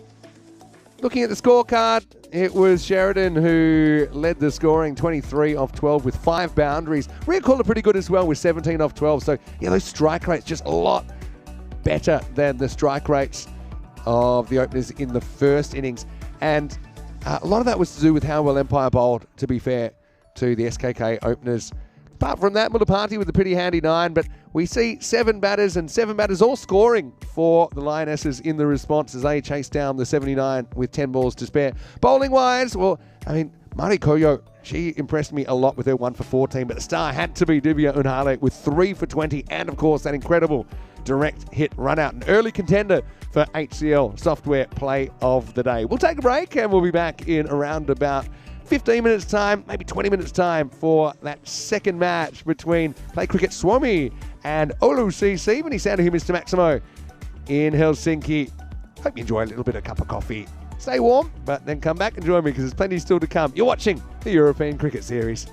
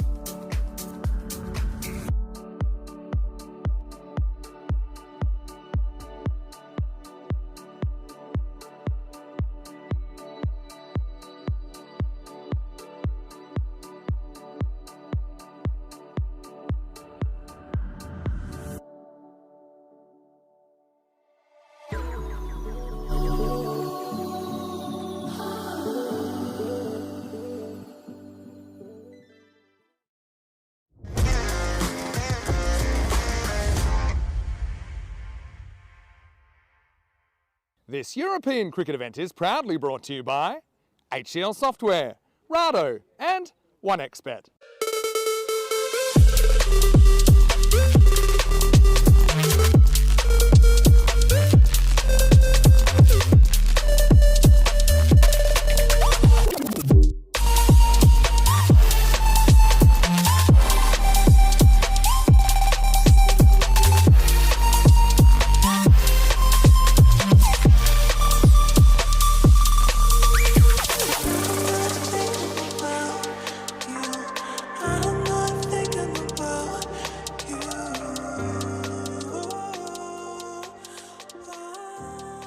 Hello and welcome back. Great to have you with us. One game in, and so far we've had plenty of fun and action, haven't we, in this ECS-W, first day of ECS-W cricket in Finland. Coming up now, we get to see the other two teams for the weekend, and that is going to be PCS, that's Play Cricket Suomi, who are taking on Oulu CC. Let's see what happens at the coin toss now with Stefan Gooch and the two captains. Oulu to call. Head. Heads is called. It is tails. You won the toss. What would you like to do? I would like to bowl. Okay, good luck. Thank you. Have a good game. All the best. Thank you. PCS have won the toss and they're bowling. PCS deciding to send in Oulu, the out-of-towners. We'll get the opportunity to bat first. Yeah, welcome back. We had a pretty entertaining first game, didn't we? And I'm sure we'll get more of the same as we roll into match number 2. And yeah, it might be a few familiar names to those of you that follow ECN cricket. Mentioned that PCS have 4 Estonian players in their squad. Oulu CC, well, for them, it's actually their debut, obviously, in the format, and every single one of their players is new to ECN cricket. So I suppose we'll see who will be standing out for them. I did notice that that Roadkill is in the tent, of course, who captained the side for Oulu in the men's series, and he was a lot of fun. So I'm pretty happy that we'll get to see him and his hairstyle. It's Nuan Dasanaika. But I noticed there's Hansika Dasanaika captaining Oulu CC. So looking forward to this game. Again, 10 over format. Just speaking to some of the players, they said, we do play a bit of this, so it's not totally foreign to us. But obviously it's a bit different with all the cameras. Watch out for Maya Hyötyläinen as well, who is apparently one to watch for PCS. And thanks for all the pronunciation tips that I've had over in the clubhouse. So I'll do my best. Obviously, really excited to see such a diversity of names on the score sheet. 57% Play Cricket Suomi favourites against Oulu CC in this, but really we don't know until we see them hit the park with the Goldilocks zone. Very, very much in play in the 60-40, which I always love to see. Yeah, if you missed it, Empire Lionesses won the first game. They won it with 10 balls to spare. Looked kind of on for 4 points at one stage, and they had a little bit of a blip towards the end. They still got the win, but had to settle for 3. And each team only plays 3 matches before we get into the semi-finals. And look, I know there's kind of mixed feelings, I suppose, with the format. I like it, but it guarantees each team 4 matches. And you still get rewarded for finishing higher because you play a lower ranked opponent if you do finish higher. But I think you just make the best of what you can do. We're trying to get as many matches in the weekend to give these players the biggest chance to showcase their skills and work on their cricket. So it wouldn't feel right, for example, if you went straight to a final after 6 matches when you have the time to kind of play more of a full day's play. So looking forward to this. Looks like Jashoda Yadav, who's out there for Oulu. And PCS, Play Cricket Suomi, slightly unusual in that they're not kind of tied to a club. They're just all about development, if that makes sense. So developing specifically women's and juniors cricket. So they get their opportunity here. It's going to be Jamali Lokuge who's going to open up. Almost ready for a start. Match number 2.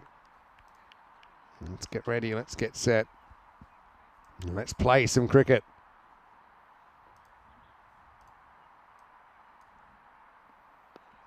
And first one, tramline kind of a ball. Yadav is able to get some bat on it. And we've got our first run of the contest.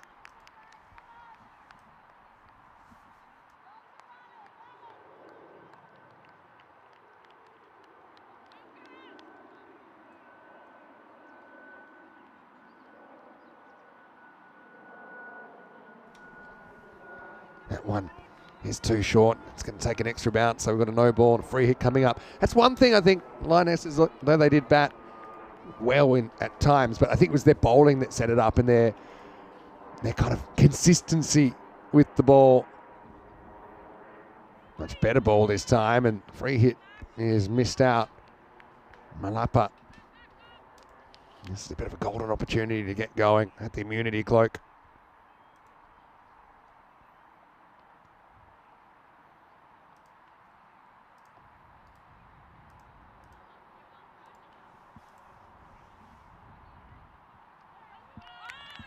Down the leg side, will be called a wide. It seems to be something about first overs. First overs have been really tough for bowlers. He's got the brand new ball. Can zip around a bit. That's a better one. Straighter, but pulled away nicely by Malap. It does get off the mark. Well fielded out there. Hardy Posty.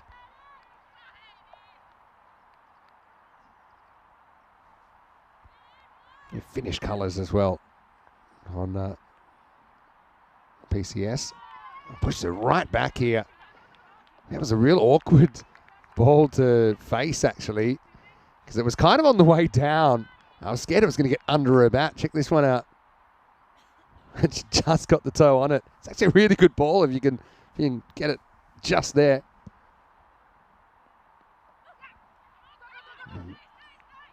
One thing here, Malapa not really backing up at all. And this is something I think that will improve the more that these players see themselves actually probably on the TV. If you're at the non-strikers end, you need to be kind of taking a bit of a lead, 2-3 metres by the time the ball's hit. Then you can decide if you want to go through with the run or not. In the air, just out of the grasp of the keeper. It's Mina Stolt, the captain. It almost creates the run out. Wow. Action aplenty here in the first over. 4 runs come off it, and the score 4 without loss. Vinny Sander here, Mr. Maximo, and it's good to have Andrew Ryan with me for the first time for this ECS-W clash. And Rhino, you're certainly looking forward to these two teams, neither of which we've seen on the network before. Always good to introduce new faces to the network. Vinny, or certainly new teams anyway. Speaking of teams, plenty of talent going to be on show at the European Cricket Championship for women, which is taking place in the last month of the year, December. It's a great way to finish off the season. So one thing I'm looking forward to, obviously, is seeing more and more countries playing. So we're seeing Finnish women's cricket for the first time this weekend. But I'd love to have more and more teams involved in that ECS-W. I know it's tough because it's logistics and things like budgetary things. No ball here, so free hit coming up next. But yeah, I'd love to maybe even see a development division, maybe a 4th division. Good comeback there from Deshmukh. Or, potentially you could add a team to each division. We'd probably make it run an extra day. At the moment, we got the Sunday off, which sounds pretty appealing, actually, when we get to December. This time they'll hustle through for a single. So, that's something for Finland and in a country like Estonia that we have seen a bit more, to aspire to hopefully one day be at the Cardamom Oval in the national colours. Field of Dreams. It's a good comeback from Deshmukh, actually, after a couple of loose balls to start with. She's got a radar on.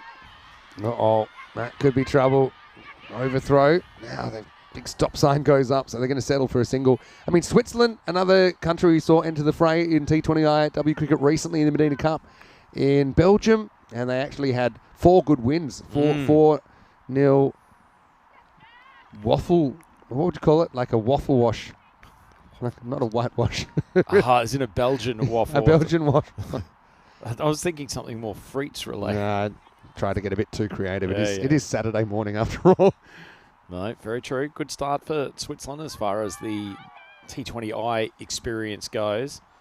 A couple of balls left in the over. It's been a good comeback from Schmidt. Don't worry, Vinny. We'll just keep biding our time outside of the ECC structure, and whenever the opportunity comes, I can guarantee the red and white will be up for the challenge. A couple of games actually coming up for quite a few of the players on show here against the Swiss women. So they'll be travelling out in a couple of weeks for a tri-series against Finland and Estonia, and it'll actually be played here at the Garova Cricket Ground. So plenty of women's cricket action happening around Scandinavia and it's obviously a lot of cooperation between Finland and Estonia, trying to get as many opportunities for their women's players as possible. Yeah, true. I mean, the more you play, the better you get. I mean, it's the best training you'll do is match practice. And even, I speak to a lot of the players, and the one thing that comes up time and time again, they say, Vinny, in the nets, and I'm bowling consistently, I'm not having any problems with control. Get out there, and it just seems to go wrong sometimes. You can see that happening time to time here with Deshmukh. The only training for that is really more match practice. I mean, obviously, you still want to be training, you still want to be bowling a lot of balls, but the more you play, the more comfortable you are, and yeah, it can be a bit of a mental thing more than even a physical thing. It's a different thing being out there in the middle of a cricket field. We all know that. Pressure comes on. Final ball from Deshmukh. That's a good seed. Forces a defensive shot from Yadav, and that's the end of the second over. And Olu, 12 for none after 2. So this opening partnership starting to build something of a target.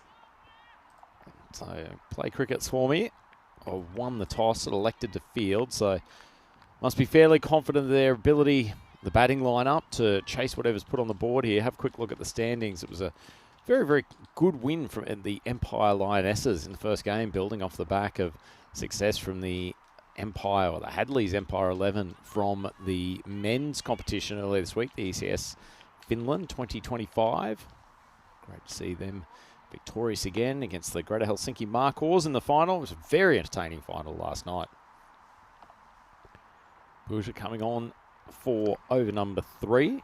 Yeah, I'm sure the Empire men's side, they might be taking this one in from home, maybe over a strong cup of coffee this morning after some celebrations last night, I've no doubt. Well, I'll tell you what, when one of your players is the owner of the Australian bar in town, it's probably hard not to get caught up in celebrations. It's a nice shot from Malapa. They'll push through for the single. Actually, it's an excellent piece of work there by the cover fielder. Pooja's taken the ball cleanly, whipped the bails off. Might have been actually Deshmukh who bowled the second over, coming in with a sharp throw. And the first wicket down, Olu Cricket Club, 13 for 1. Yeah, so the wicket kind of comes from nowhere, doesn't it? But yeah, quick release. It's actually a very good executed run out. I've seen this one actually maybe from the reverse angle, because it seemed to kind of get caught up in the stumps there, and thought maybe the knee broke the stumps first. But anyway, let's have a look. Yeah, no, maybe the hands get there first, then she kind of falls into them after. The umpire was in perfect position. He said, no, that's gone. Good to see a confident on-field call. A new batter coming out for Olu, Sashini Disnyak. I've got a question. If the stumps are still getting set, if you take more than 60 seconds but the stumps are still getting fixed up, do you get a pass? Well, questionable that any umpire should take 60 seconds. I can understand. I can understand sometimes. The umpire should lose 5 runs this one. And it's the same behind the scenes. Jeez, a 3-way. Oh, no, they ran into each other. Oh, no. Oh, it could be. They'll probably get through for one now. Oh, gee whiz.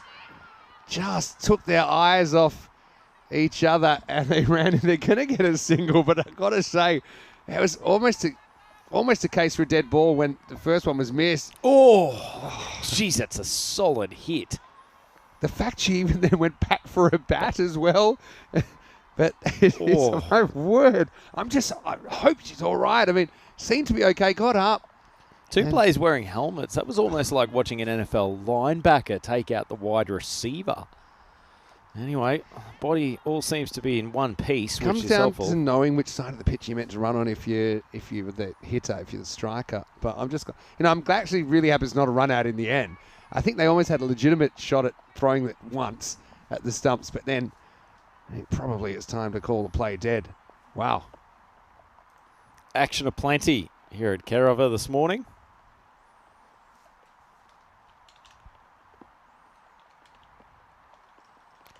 Good flight, it's taken out, leg stump. It's a ricochet off the pads. A little bit of air from Pooja. Pitch just outside leg stump, and batter tried to swing it across to the leg side. Unfortunately, it's hit the pad, taking out the top bail on leg stump, and Pooja is pumped. Full 360-degree spin in celebration. I know you like this kind of top of the bails length, and yeah, just nonplussed there, saying, how did I miss that? I was right in my zone, but that's the way the cookie crumbles sometimes. And so the second wicket goes down. Desnaika goes, first ball, not without a few dramas along the way. 14 for 2. May still be reeling from that front-on hit while running between the wickets. Off the back hip, that's why it was a frustrating one, I think, for the batter. But it is going to be Hansika Desnaika, the captain, coming out at number 4. A lot of responsibility resting on her shoulders after a tidy start. A couple of wickets in this over.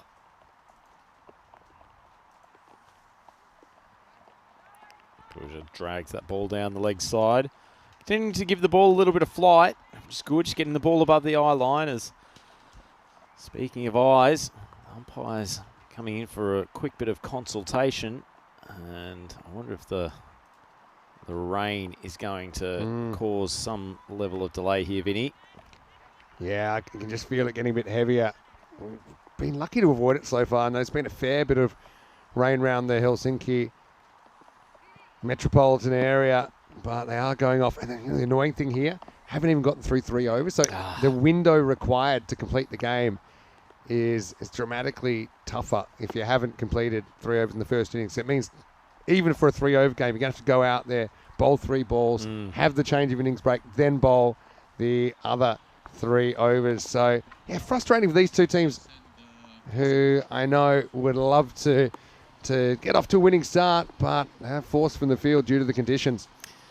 This is how it rolls in the great old game of cricket, unfortunately.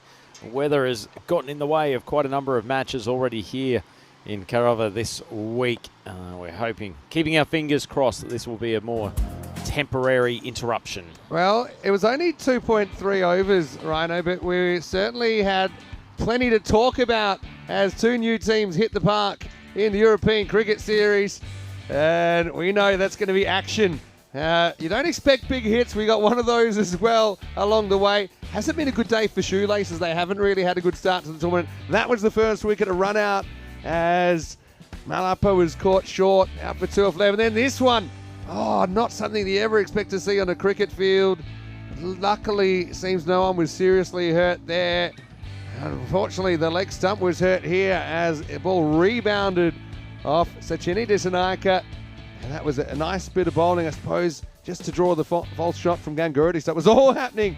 In fact, this over, it's only halfway through, and you've had so much happen already with that run out and then the bowl dismissal as well. But Rhino, rain's come. Hopefully it doesn't stick around.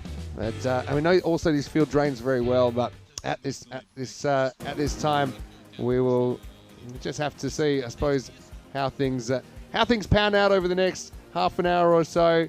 I know if it stops at all, we'll be making every effort to get the players back out there. Absolutely. And it looks like being a good tight contest, actually. All started well, but Play Cricket Swarmy have got themselves back in this contest. A couple of wickets in the 3rd over. As Vindy mentioned, shame we didn't complete the 3rd. But either way, it's set up nicely. All 15 for 2, and Yadav still at the crease. Yeah, and we won't know with these two teams what's a good score, I think, till we see both teams bat. And hopefully we do get to see that. What we will do, we'll take a bit of a break, give you an update in probably around about 10 minutes' time and let you know where we're at. But for now, Vinny Sounder here, Mr. Maximo, with Andrew Ryan, and we'll see you hopefully for some more action soon in the Finnish ECS-W.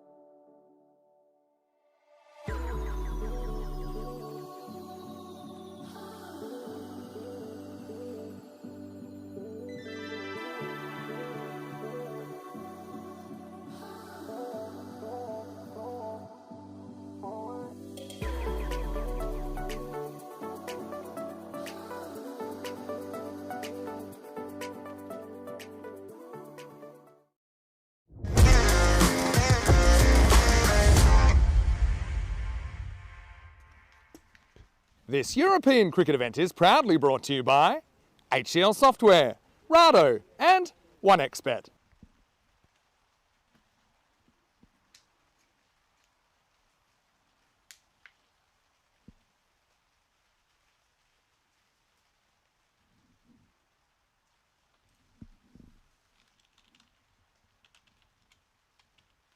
Hello, cricket lovers. Welcome back. Those aren't live pictures right now because we are in a rain delay here at the Kerava National Cricket Ground in Finland. We did have a full game that was played, first game of the day, but we had a bit of a delay now. So this is what we're going to show you. This is the final from last night. You might have missed it. I know a few people, obviously, with the time zones, weren't able to catch it live. So we're going to take you to this one. Greater Helsinki Markors taking on Hadley's Empire 11. If there's any updates, we'll let you know as soon as we can. But until then, enjoy this very recent ECN Classic.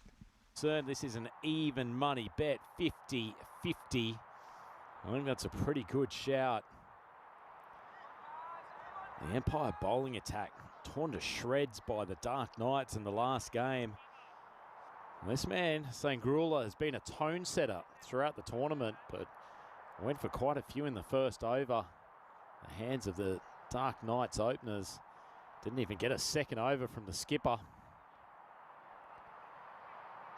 He's got a pretty tall task to go up against this man, Ziya Rahman, who's done a little bit of everything for the Greater Helsinki Markors in the tournament to date. Certainly been a big reason why they find themselves in this final. Big welcome to everyone on the YouTube chat too. Big hello from Paul Kempen to myself and Maximo. Great to have you with us, Paul. Johnny He still there, which is excellent. Jules all ready for the final. He's been thoroughly enjoying the cricket all week, as has Kroom, our resident image creator. And a man who's looking to create a bit of history, Sangrula, up against Rahman. It's probably the line that he'll bowl to Rahman. Starting wide of off stump, swinging back in a touch. He's gone much more to the in-swinger in the last couple of games. So Rahman's out there with Gulfam Nazir. Haven't seen as much of him in the batting lineup over the ECS Finland tournament. We got plenty of early wickets in the eliminator this morning. Empire couldn't do it against the Dark Knights. Big swing across the line. That's a good call, I think, from the umpire. Sangrula swung that ball in late. It's a lovely piece of bowling. I think it's hit him in line. Hit him fairly adjacent to the stumps, and I think the height is more than fine, so a pretty easy call for the umpire in the end. And Gulfam Nazir goes for a golden duck. Have a look at this. That's hit him on the back leg, directly in front. Well, height's probably the biggest concern, but it didn't feel like it was rising that much at that point. Lovely piece of bowling from young Sangrula. Regardless, he's been terrific for the Empire Cricket Club, and the switch to Nazir at the top of the order has not worked. He goes for a duck, and Empire have got the Markors 1 for 1.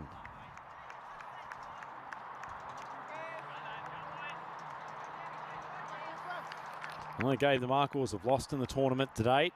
Vanta Vipers. Final game last night. Will a final game be their undoing again? Shabir in at number 3. Lofts it to the offside. Didn't feel like he completely got his timing right, as this ball has come within about a metre of myself and Maximo in the commentary box. The quick work of Aravind Mahan means we don't get to field it. But a nice start from Shabir. I think Sangrula will feel a mini victory. Got him playing through the shot. The timing slightly off, but Shabir good enough to hit it for 4. Big swinging ball to the leg side. That's Pandy down at the not fine leg position, probably backward square position. He'll be important with the ball later on. Somewhat of the unsung hero of qualifier 2. He bowled a tremendous spell. Time when the run rate was getting up towards late teens. A couple of tremendous overs. Outside edge. O'Brien has taken the catch, and Rahman, the big gun from the Marcors, is gone. Good piece of bowling from Sangrula, starting it wide, very tight on the wide line, forcing Rahman to drag it to the leg side. Never got his body weight in the right position, and it's a pretty fair snare from O'Brien. Rose with the leaping ball. And that's 2 wickets from Sangrula, so this game is starting much more like the Eliminator than it did qualifier 2. And that's a disappointing end to the tournament with the bat for Rahman. He walks back, and it's a subdued-looking Marcors lineup in the tent. Very well bowled. So 2 for 6 on this over from Sangrula. Now Zeb, who's in much earlier than he has been in most games. Good length again from Sangrula. Well, the 2 times he's been hit from 4, it's been somewhat out of control by the batters. It's a great over from the young man. Very well bowled. And at the end of the first, the Marcors in a spot of bother, 10 for 2.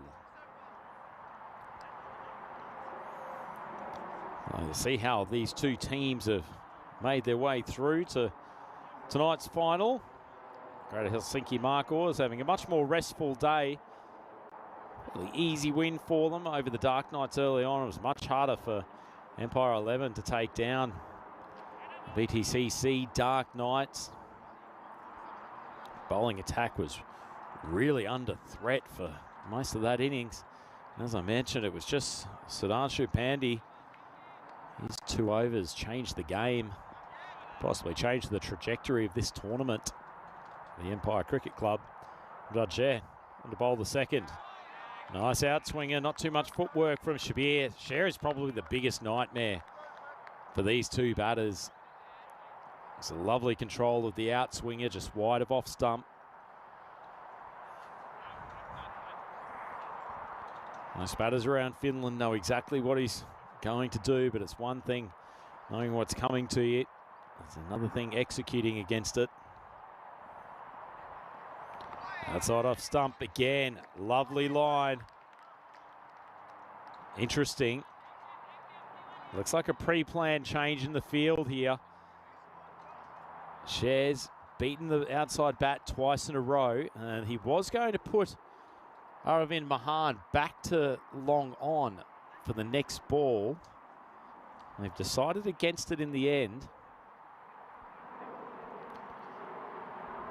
Skipper may want to try to induce Shabir to keep on aiming over that way, get that catch flying down to third man on the boundary. Sher a little bit closer to the stumps on that occasion, but Shabir squeezes it out and take the 1. It's one of the hallmarks of this Empire Cricket Club team. Group of thinking cricketers. Always got a strategy that they're working on for each batter. They've had plenty of chances to look at the Marcors. There is that outside edge flying down to third man. Not a catching opportunity, but nice piece of bowling nonetheless. Good crowd here in attendance for this final on a Friday evening. No reports of whether Gerard Butler's made his way down, though. That has been the big question of the day. The national bowling coach will manage to finish work in time to get down here to Caraba Cricket Ground. Big swing across the line. It's actually pretty well fielded. That's Raz Muhammad over there at square leg. They take the single.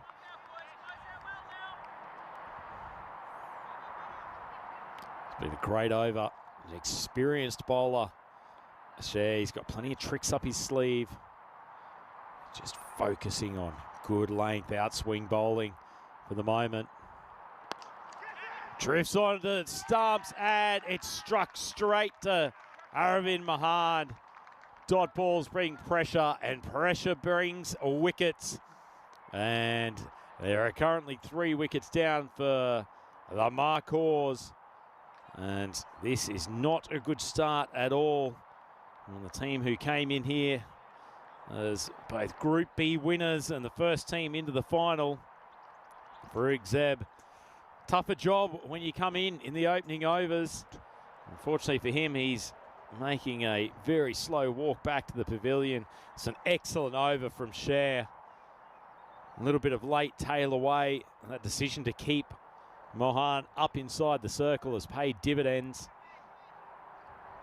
And there is some level of momentum here. And the one team that does not have the momentum is the Greater Helsinki Marcors. Looking ahead, European Cricket Championship for men. Man who will definitely be out there in Cartermore Oval is the young chap to my right-hand side, Vinny Sandhu, Mr. Maximo. Yeah, looking forward to it, and looking forward to Sangarula's second over. He comes in, gets launched away, fielder hovers, but he has to watch it. Maximo! Just as the 747 goes over our head, it's Shabir who takes to the skies, and that will be 6 runs as the fight back, I'm sure, will come from GHM. Lot rests on the shoulders of Shabir, doesn't it, Maximo? We've got Helen Cherry, who's come to the wicket now. He's tended to be here for a good time, not a long time. Most of his innings. Helen Cherry, the new batter at the other end. Another in-swinger. Oh, well, it's one of those times where I was expecting to see Mohan in a similar position that he took that catch a moment ago, but he pushed back to the boundary. Just a single. What a start. 3 wickets in the first 2 overs. And what started as a 50-50 is suddenly more of an 80-20 proposition. Certainly not one that's in favour of the Marcors, but they have got some batting strength down the order. Still time, that's the thing. Still time. Oh, in the air. Surely. Sangarula got him.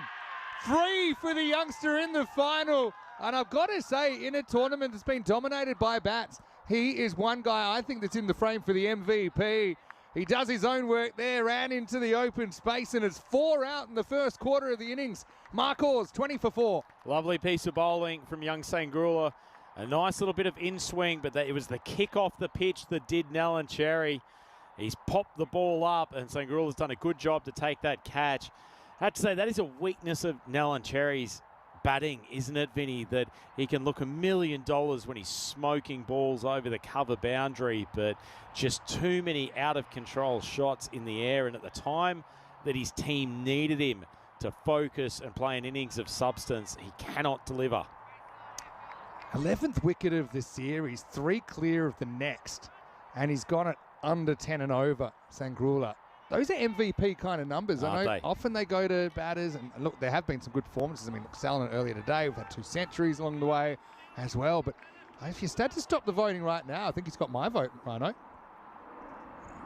Always love the players who deliver in big games.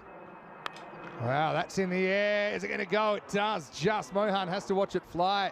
As another flight goes over our head, seems a bit of a coincidence. But maximal 6 runs. I thought that was just the sound of the Grizzly travelling through the atmosphere. This one went very high. The batter Mahmood.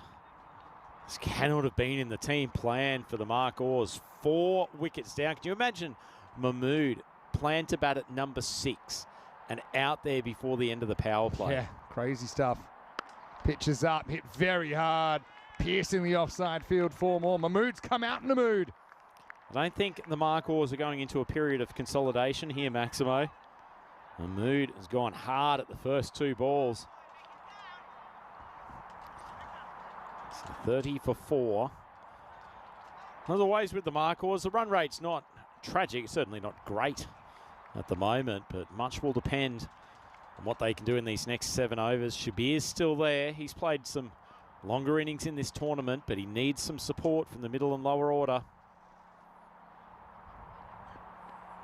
Big swing and a miss this time, so he finishes with 3 for 27 in the final. So it's more or less a par run rate, but those 3 wickets are invaluable and he's put his team in a commanding position early. It's 30 for 4 after the power play. Tremendous stuff. I know there's big wraps on Sangarula within the Empire Cricket Club setup. A lot of teams would love to get their hands on such a good young talent, but he's surrounded by some very, very canny and experienced cricketers within this group, and he is profiting from that tutorship at the moment. 30 for 4. It's not a great scorecard for the Greater Helsinki team, but as long as Shabir's there, particularly if he can take a lot of the strike, Vinny, there's still the potential for them to build a proper target.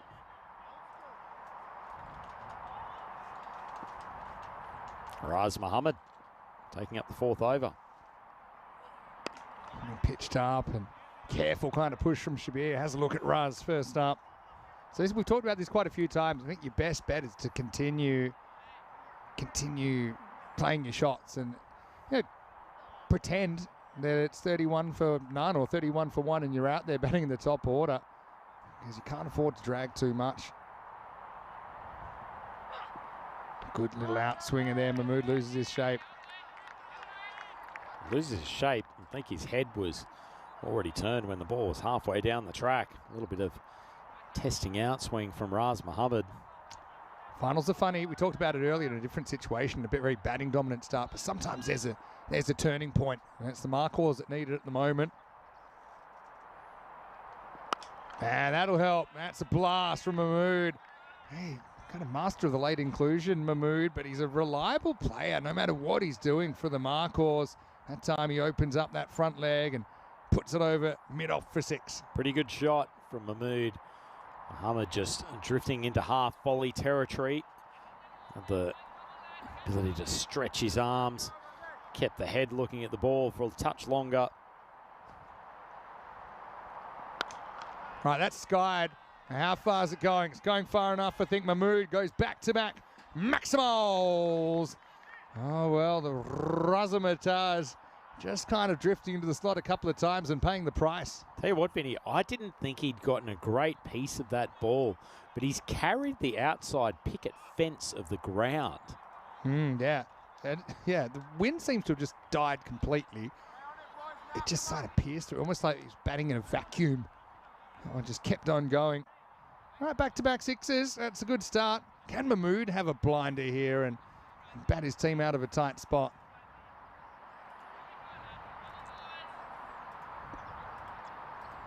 Comeback ball from Raz. Yeah, nicked miles over Jordan O'Brien. It'll run away for 4. So there's a poco de suerte. It's a little bit of luck that you always need. This could have easily flown to O'Brien. Instead it flies about 3 metres over his head, 4 runs. Yeah, things starting to, I wouldn't say fall the way of the markers, but after a couple of dot balls to start the over, they've gotten on top of Mohammed here. He's gone for 17, and Mahmood playing a little bit of a blinder of a cameo here. 26 off 7. It's the counter punch, isn't it? He's got to keep going for a while yet. That will help. That's another one. That is plastered over the straight boundary. Maximo takes the 4th over. Magical. 23 come off that. It finished with 4 boundaries. And the 50's up as well for GHM. Bit of the old GBH about that, to be honest. It's 53 for 4. Oh, poor Raz. He's bowled against some pretty good bowlers and kept things tight out at Cardimer Oval over the last couple of years, but he's copped a bit of tap in this ECS Finland event, and that run rate after a big over, going for 23, looking far healthier. The markers 53 for 4. So just, yeah, looking at the MVP heading into the final. We had Sangrula with 8 wickets. He got 3 in the final. Pandey actually 8 wickets as well. Zia Rahman's got to be in there for his runs and wickets. He has 7 wickets, also a few runs to go with that. There's a few batters around the 200 run mark. Wijamuni with 226, the leading scorer. Tif Rashid is not playing the final, 215. Jordan O'Brien 186. Afzal Hussain 185. Shahid Alam 180. So, yeah, I don't know. For me, 3 wickets clear now, Sangrula. He'd be my choice. Well bowled. It's Pandey. Actually, he might be saying, what about me? If he can pull off a 4-fer, he might say he deserves it, and who's to say he doesn't? What about me? It isn't fair. The words coming out of Pandey's mouth. He's been consistently very good. Take a step back and see the little people. And Pandey, well, he might have good numbers, but Shabir doesn't care one iota. He just clips him away over the leg side for 6 runs. Rare time where Pandey's drifted onto the stumps. Shabir picked the line early. Good rotation of the hips and lovely timing. Gripping final so far. I haven't had a chance to talk about the workout that I had in the hour break. I had Almost needed a change of shirt. Yeah, almost. Short sleeves being rocked right now by me. Well bowled, come back from Pandey. Very good at just dropping it into that block hole. Yeah, I had Dennis and Marta bowling at me for 2 of our crew. And even Diana rolled the arm over towards the end. And let me tell you, Diana's been working hard. What's helpful in the nets is there's a whole bunch of lines on the pitch horizontally. So we're just talking about the Goldilocks zone to bowl, and I was very, very impressed. That's going to be skewed away to point, or it will be stopped. Can you explain the Goldilocks zone? I've not heard that term. Not too short, not too full.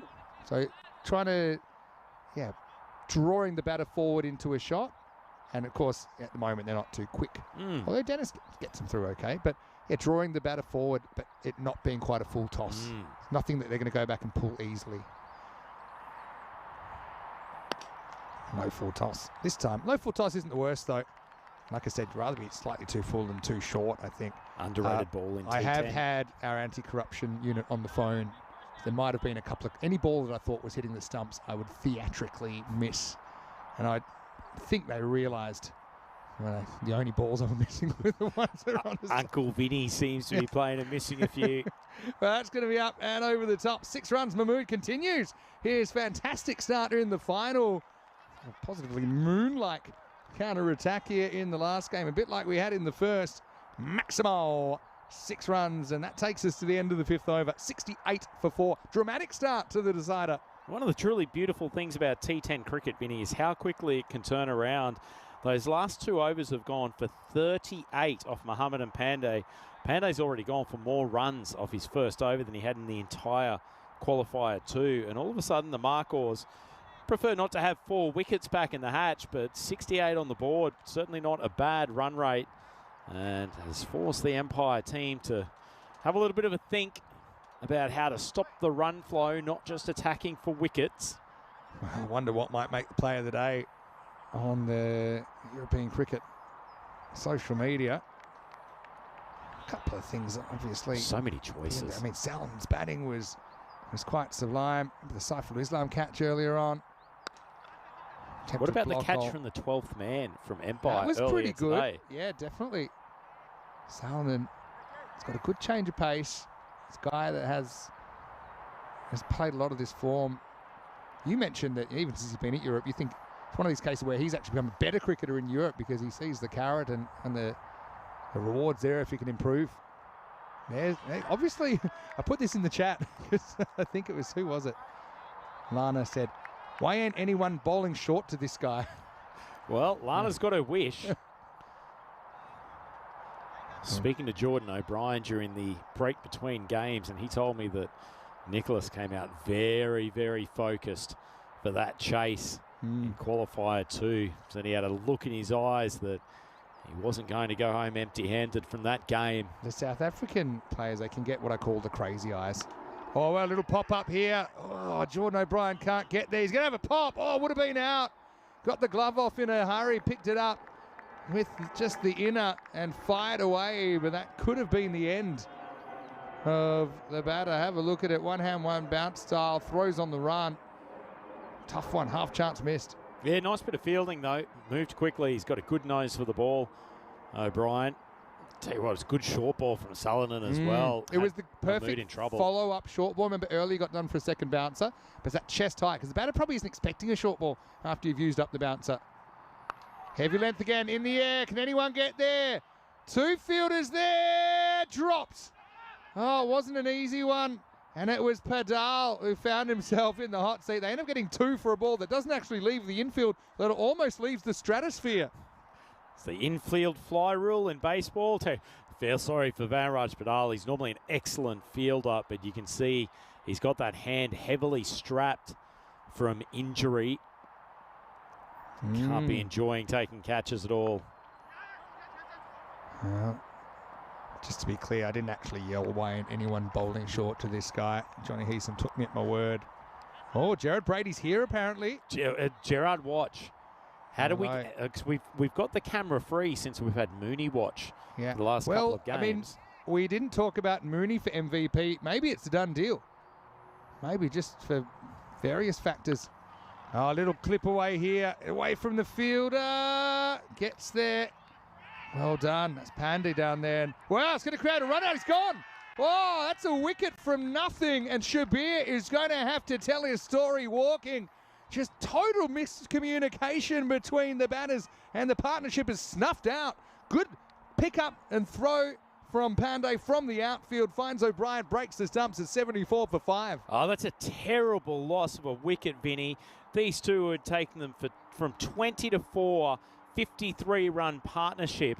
And then Shabir looking to come through for the second. Just dawdles out of the deck. No communication. And heads up throw from Pandey. Love to see that again, that same replay. If it was NFL, Fahad was almost done for a face mask on himself. At the time when they were considering the second run, he was adjusting his helmet. Have a look at it here.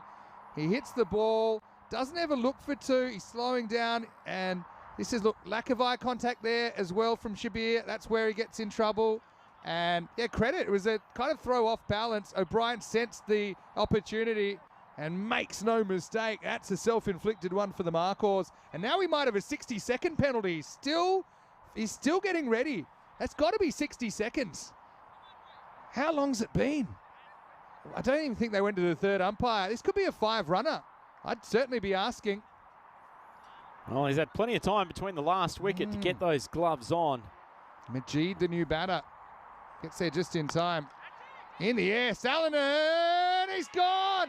First ball. Well, it won't be the 5-run penalty, but an even harsher penalty as Majid. Well, in fact, it's not Majid because that's, in fact, Mahmood. It was a change of over.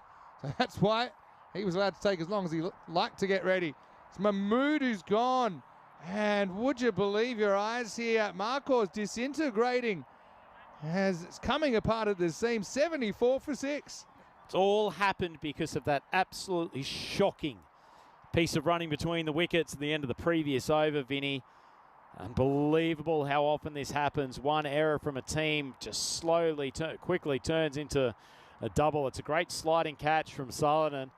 Yeah, timed it very well. Good technique. You know, some outfielders we see struggling below the knees, but you got to get down to terra firma, get the head down. That's exactly what Salinan did. And get the head down. Also, when you take those sliding catches, you've also got some of, let's just say, the softer parts of the body behind you as well. So there's always the chance, even if it slips through, get this on the second grab. So you've got two batters out there that hadn't faced the ball until Arjuna faces that one. Majid will get his opportunity to face up here.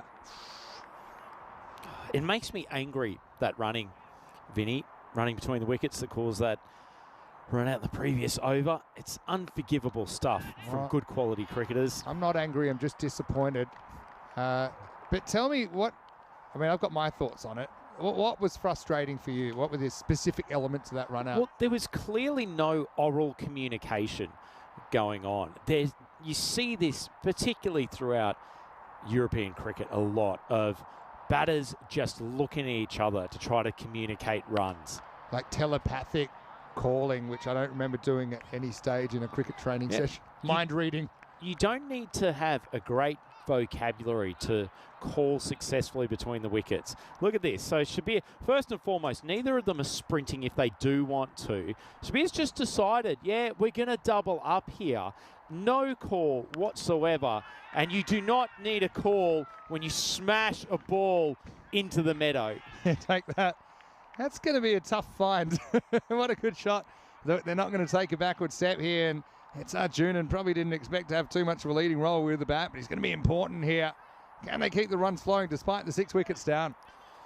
Well, they'll need him. He's a good quality cricketer, Arjuna, and Pandey, who's provided somewhat of a handbrake throughout the tournament. He's gone for 23 so far, still 1 ball left in his spell. Oh, maybe one more. Yeah, just basics. Eye contact. So actually, I've played, as you know, indoor cricket at a pretty high level, which can be a really noisy environment. It's indoors, a lot of echoing. And I know I've heard a lot of players that have played out to cricket, obviously, in professional leagues with thousands and thousands of people. Sometimes, you call, but it's hard to hear. That's going to be a full toss, not a great ball, and it's going to be slashed away. It's going to go all the way, in fact. Maximo Arjunan with a nice little cheeky counter punch of his own. It's kind of it's probably thigh high, and for me, it just gets over the rope. So, yeah, put that 6 in the book, and it will be the end of the over. So 89 for 6 after 7. But yeah, if you can't really, obviously still call, but eye contact is even more important in those situations. I'll come back to that in a second. Of course, we've got the 4-team ECS-W starting tomorrow, and it'll run all weekend. Lionesses of Empire will be here. SKK have a side, OluCC, and yeah, PCS, which stands for Play Cricket Suomi, will be here. And they're quite an interesting one. They're kind of the development environment, so they're not actually a club that you would see in the Finnish competition, but they are typically developing women and children. Might call them the lifeboat crew. But anyway, that will be coming up tomorrow. He's bowled him. Oh, and Majid tries to get creative, but instead he loses the top of his leg stump, and Salonen breaks through for his first wicket. The score is 89 for 7. Salonen targeting the sticks. Majid probably not going to be a shot he wants to watch on replay, although to be fair, he's trying to aim for parts of the ground that are not protected by outfielders. But nice zippy ball from Salonen. Thing with this shot is ideally you want to keep your body behind the ball as a second line of defence. And even though that might result in an LBW, at least you're forcing the umpire to make a decision. And I bet if it hit him in the pad, they might have thought that was going over the top or down the leg side, might have got benefit of the doubt. But Majid, see, just shows the furniture.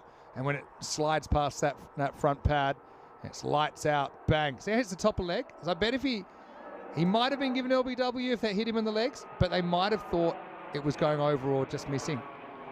So it's not quite the style of Mooney's paddle shot. You'll appreciate this as a former National League indoor cricketer yourself, but we actually once did a training session at indoor cricket where you weren't allowed to call. Really? Yeah, you'll love this actually. Talk me through it. Yeah. Oh, short hit.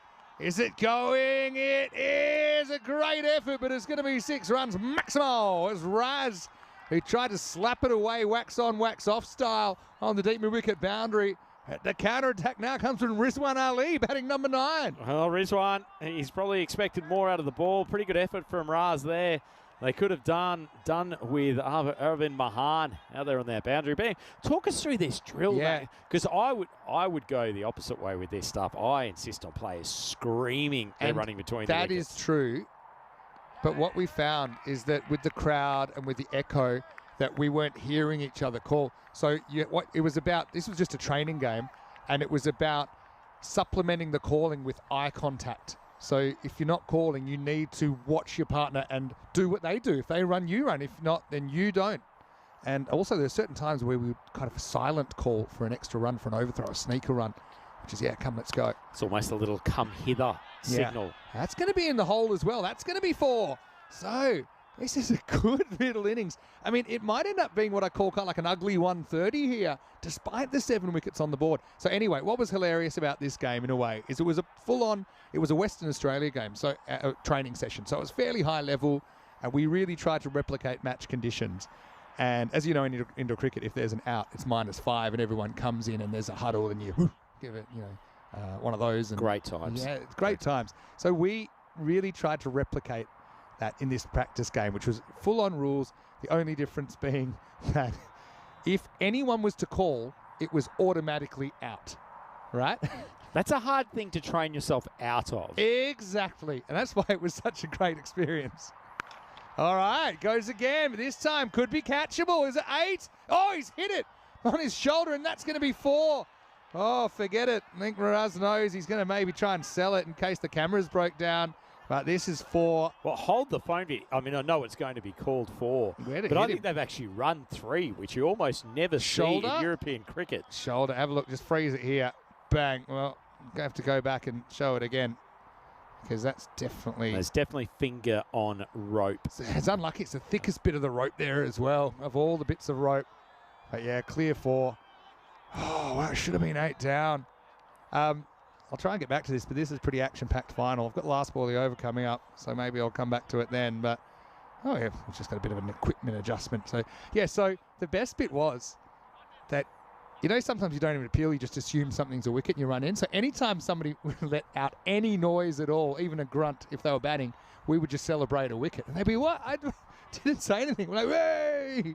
It was about -20 to -20 in the end. It was I assume that was the most common form of dismissal. Yeah. We called out, I think we were calling it.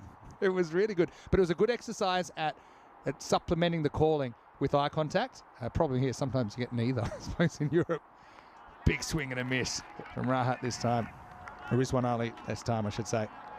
That's the end of the over. Maximo, 103 for 7. What I would say is in these conditions, I mean, we've definitely got a bigger crowd today, which is great to see.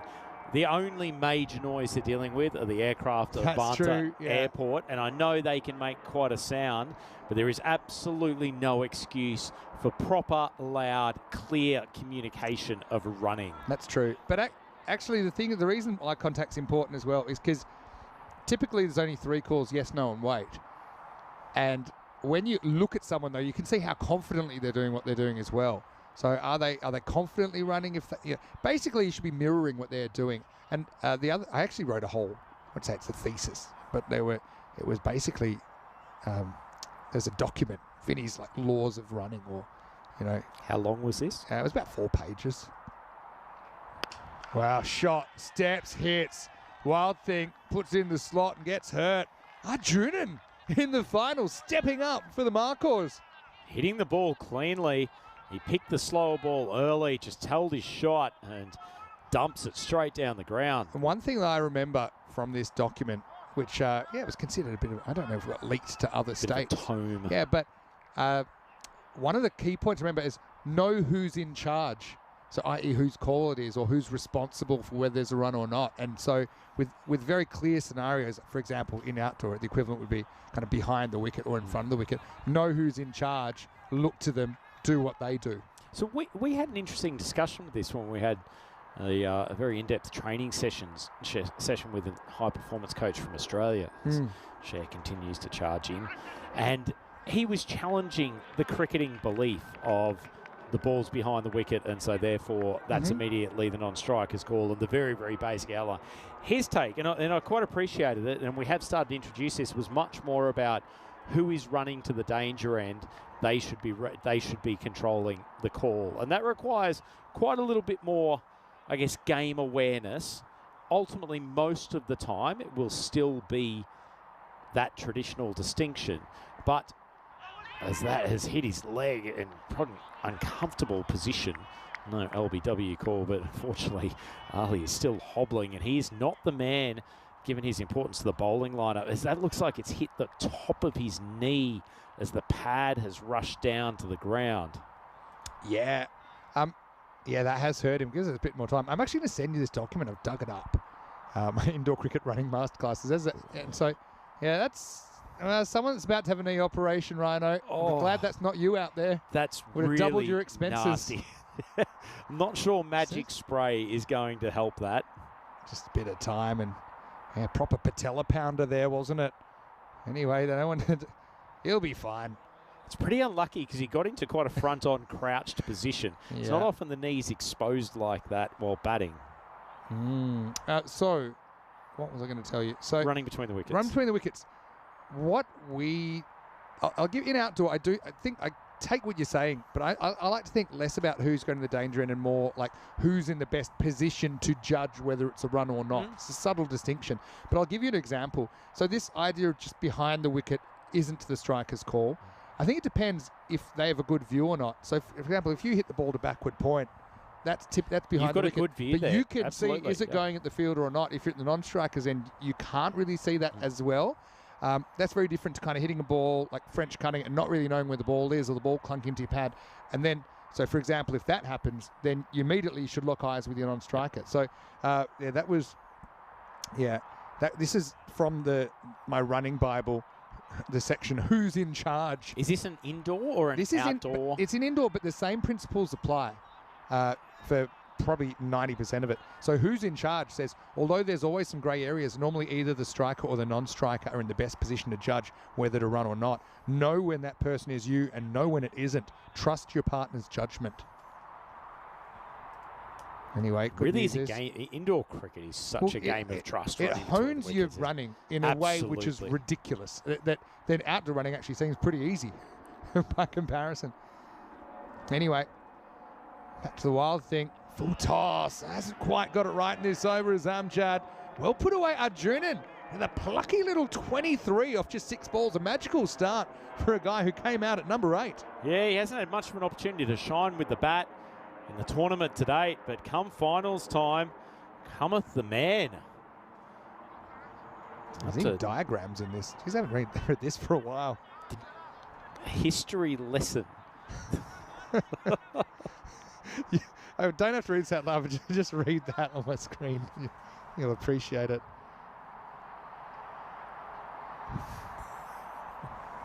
Love it. Appreciate it. Very much a description of Quite a thesis. the progression of Rolling off cut off the Indoor end of the cricket bat. running. Bowler's on here. If he could throw that far.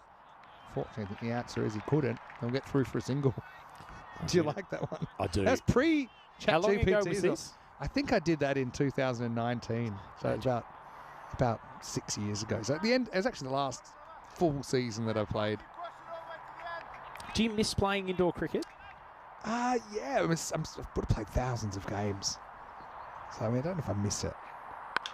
All right, that is up in the air, and it's going to be fumbled. It's going to be 4, so a bit of a gift there. And Rizwan Ali, the old 8 and 9, going to be fine strategy for the Marcos. That'll take him up to 120. Yep, lovely shot. As we said, 9th over. It's a pretty healthy one. Share ends up with 18 for 1 wicket off his 2 overs. It's like this comment from Paul Kemp talking about the Raz Muhammad 4 runs on the drop catch, just because it was a thick bit. It's well said, Paul. I don't really miss it. When I do go back to Australia, I get back maybe 4 times a year to visit family and all that. And typically I try and strategically do it, so I'll get a couple of Wednesdays. My social team still goes. I've been going since 1996. That is quite I've some been playing fun. since 1998 for that team. Got him. Finally, they get this 8th wicket they should have had a while ago. And funnily enough, it's Raz Muhammad that comes up with it. He spilt one on the boundary. And this time it's the top of leg stump again, which is tilted back 120 for 8. But it ends a very, very productive 24-run innings from Arjunan. Well, it's one of the first times that the Marcos lower order has been called on to do some work, and they've responded to the call. Arjunan's played a stellar little knock there. Rizwan Ali, busted knee and all, is still out in the middle. So 8 wickets down, but they are into the 9th over. They just need to scrap a couple of boundaries off this last 5 balls, Vinny, and if they can get a total sort of 130 plus, they will feel that they can at least put some proper pressure on the Empire batting lineup, especially considering Empire's been prone to a few collapses on this finals date. Shahid, the left arm paceman, he'll have a big job to do in the bowling innings for the Marcos. 5 balls left. Can the tail wag? All right, gets a piece. Only just a single, 121. Yeah, it's kind of, ugly 120s. Kind of where they're heading. Remember 135 actually, I think we're up to average run rate per 10 overs, but that takes into account all the teams that aren't here. So I think on finals day, the par's more like 145. 140, 145 maybe. There's one on strike. He's going to get that one, and he's going to put it straight to the fielder who drops it. Verma, now we've got 2 at one end situation. He's gone. Well, that's a total mess. We have to see. I don't even know who's out because they're about the same. Yeah, it was calamitous running, Vinny. You could see Raz Muhammad gesticulating. They've torn up my document. They've broken every rule. Look, not looking. Who's even out here? I don't know if he's on the screen. Oh, there he is. Oh, yeah. You can see who's out. It's going to be... I think it's Rizwan. Yeah, it's going to be... It's a mess. Yeah. If the first run out was bad... Oh, they've got the wrong batter coming off. They're going to have to swap back, yeah. Yeah, it's not Shahid. Looks like we're reversing the video. Well, Shahid's managed to already step off the field, but I'm fairly certain that he should be the not-out batter.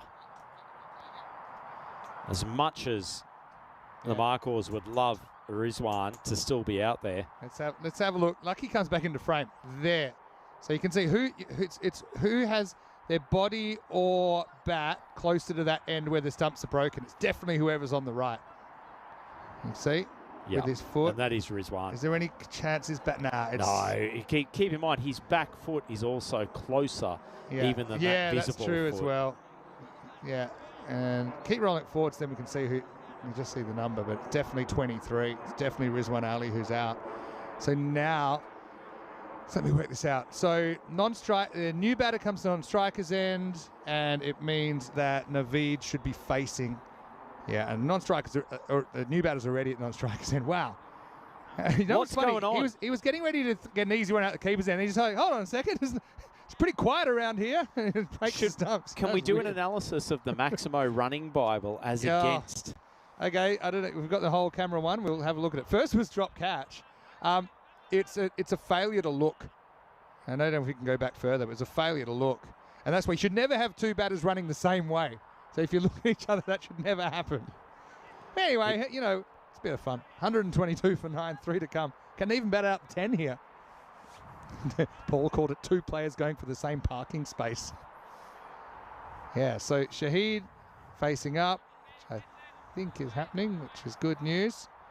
All right, Rahman, the number 11's out there. Oh, big miss. They want to go. Hey, good confident running from Rahman. Even though he finished it with a baseball-style slide into home. Take every run at this stage, I guess. Well, you may as well. I think so. When you're down to the absolute bottom of the bottom order, scrape through every single you can get. Now, Kroom's the number 11. Number 11s of the world unite. Can Rahman knock one out of the park? Not bad. Don't think you run a second here. Just guarantee your last ball. Uh-oh. Trouble. Gone. Well, all the rules are broken. I know some are meant to, but the running there was a calamity for the Marcors. Not really going with the herd, were they? Maybe they were. They're all going in the same or the wrong direction. But anyway, it will be all out 1-2 for Keystone Cop stuff as the Empire innings finish this 10 overs a ball early. Nice throw by Collins. Classic number 11 stuff. And not really reading the room with 9 wickets down. It wasn't to be. 124 all out. Not much oral calling between the wickets, Vinny, but those last 2 run-outs, both times have had very, very loud calls from Raz Mohammed, screaming at his fielders to throw to the bowler's end. Well, at least It's actually someone's pretty talking. good stuff from Raz. I like it. Thought I was at the Silent Olympics there for a while. But anyway, let's go back and have a look. The LBW, Nazir, couldn't take a trick. He was out first ball. Looked like a fair call. Zia Rahman's had a good week, but he nicked behind off Sangrula, who's shortening in the MVP stakes. The teenager with 11 wickets in the series, including 3 in his final. Yep, 3 for 27. Pretty good figures. And then that was a big loss, wasn't it? Farouk Zeb, he's been a strong hitter for the Marcors throughout this tournament. He's generally come in later in the innings, but unfortunately with the demolition of their top order, he was in much earlier than expected. But while he and Shabir were at the crease, you got the feeling that the Marcors could still put a decent total on. And they really got the run rate revving in those middle overs. Yeah, it was kind of an ugly 120s, but it's still a 120s. It's not like the 80-odd that Empire had to chase this morning. This is when the run-out started, and we had a bit of rain during the week, but it was raining mix-ups, wasn't it? And that's kind of the pressure of the situation. That was a good catch by Salonen, low down. But I think, credit has to go to Arjunan and Rizwan Ali with this partnership, where they kind of was chips down, wasn't it? Came in 89 for 7, looking kind of down and out, but they got 31 off 2 overs from there, and that's what kind of dragged them up to it's a semi-competitive score. That was with Majid trying to ramp. He lost his leg stump. Not a perfect innings by any means from Empire either. I mean, that was Raz Mohammed. Could have broken that 8th wicket partnership before it hurt him even more, and that allowed the likes of Arjunan and Rizwan to keep moving the game forward. But eventually Arjunan would be bowled by Raz Mohammed, who did kind of finish and clean up his own mess, and then a couple of run-outs that less said about them the better to finish things off. Yep, certainly was. As you said, slightly untidy catching innings, though, from Empire. Has cost them a little bit, but Raz coming up with the second run out of his over on that final ball. Look at little Raz here. Saw this coming a mile away as well. What's his moment? Number 11 says, hey, I hit that pretty well. Give me another ball. He said, not going to happen. And Raz, yeah, good fundamentals from him, getting back to the stumps and finishing wickets 9 and 10 by way of executing the run out. 124 all out then for the Greater Helsinki Markors. Looking at the scoring, Fahad Mahmood actually was the top scorer, batting number 6, 41 of 14, 5 sixes and 2 fours. So that's 38 of his 41 runs in boundaries. 27 for Shabir before he became one of the 3 calamitous runouts for the Markors. And shout out to Arjun in 24 and Rizwan Ali, who put on a decent 31 for that 8th wicket. One thing that the Empire Club have been very good today is on extras, and they only conceded 1 wide and no balls in the entire innings. I think it was exactly the same as the earlier game. All 5 bowlers took a wicket, but Sangrula, his 3 top order wickets were crucial, 3 for 27. It was the wild thing, Raz Muhammad and Pandey, as well as Nick Salonen, who take a wicket each. And yeah, shout out with Amjad Sher as well, going at less than 10 and over. But Empire on top for me, but certainly not a done deal here in this ECS Finland decider. No, their bowling lineup has responded after getting pumped by the Dark Knights in the last game. I think big shout out. The Wild Thing was distinctly unwild in that innings. Very, very controlled. Had his outswinger talking. It's good stuff from such an experienced campaigner. But the Greater Helsinki Markors have still managed to get a total on the board under par from what they would have wanted, but he's still very defendable. Who would have had money on Fahad Mahmood being the top scorer at the start of that innings? But he's wonderful.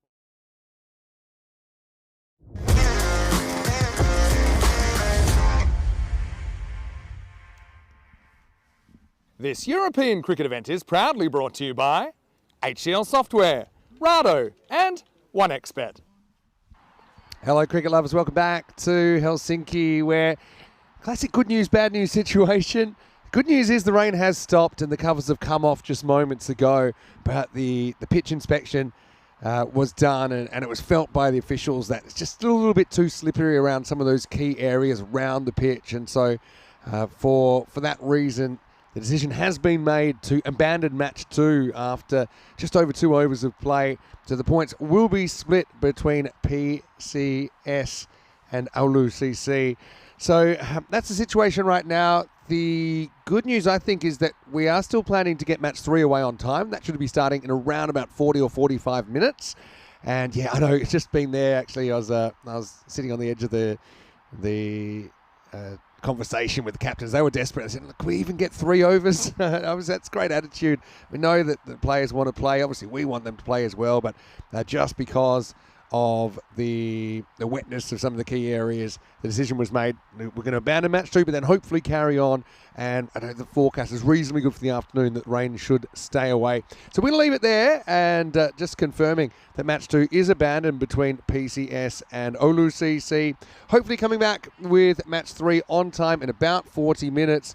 And match 3 will actually see Oulu taking on the Empire Lionesses. Vinny Sander here, Mr. Maximo, and Aram will be back with me, and we'll have a spot of lunch. Hopefully come back to a full afternoon's cricket here in Helsinki in this European cricket series.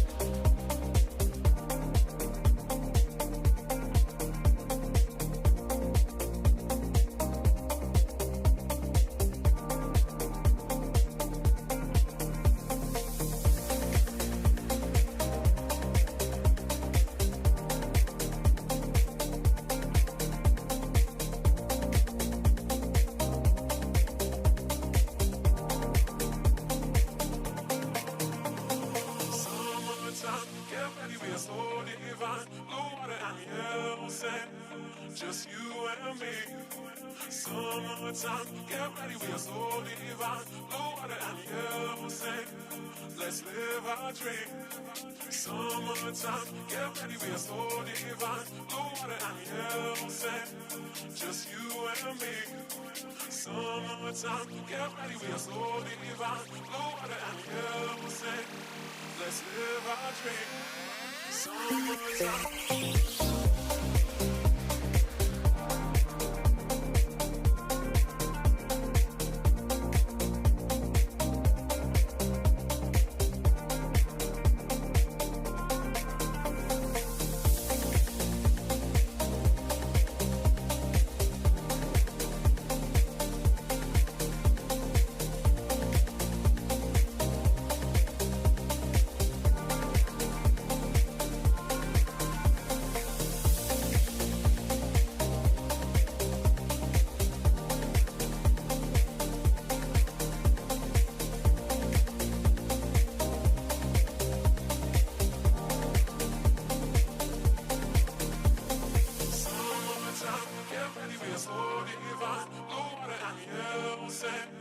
Just you and me. Summertime, get ready, we are so divine. Blue water and yellow sand, let's live our dream. Summertime, get ready, we are so divine. Blue water and yellow sand, just you and me. Summertime, get ready, we are so divine. Blue water and yellow sand, let's live our dream. Summertime.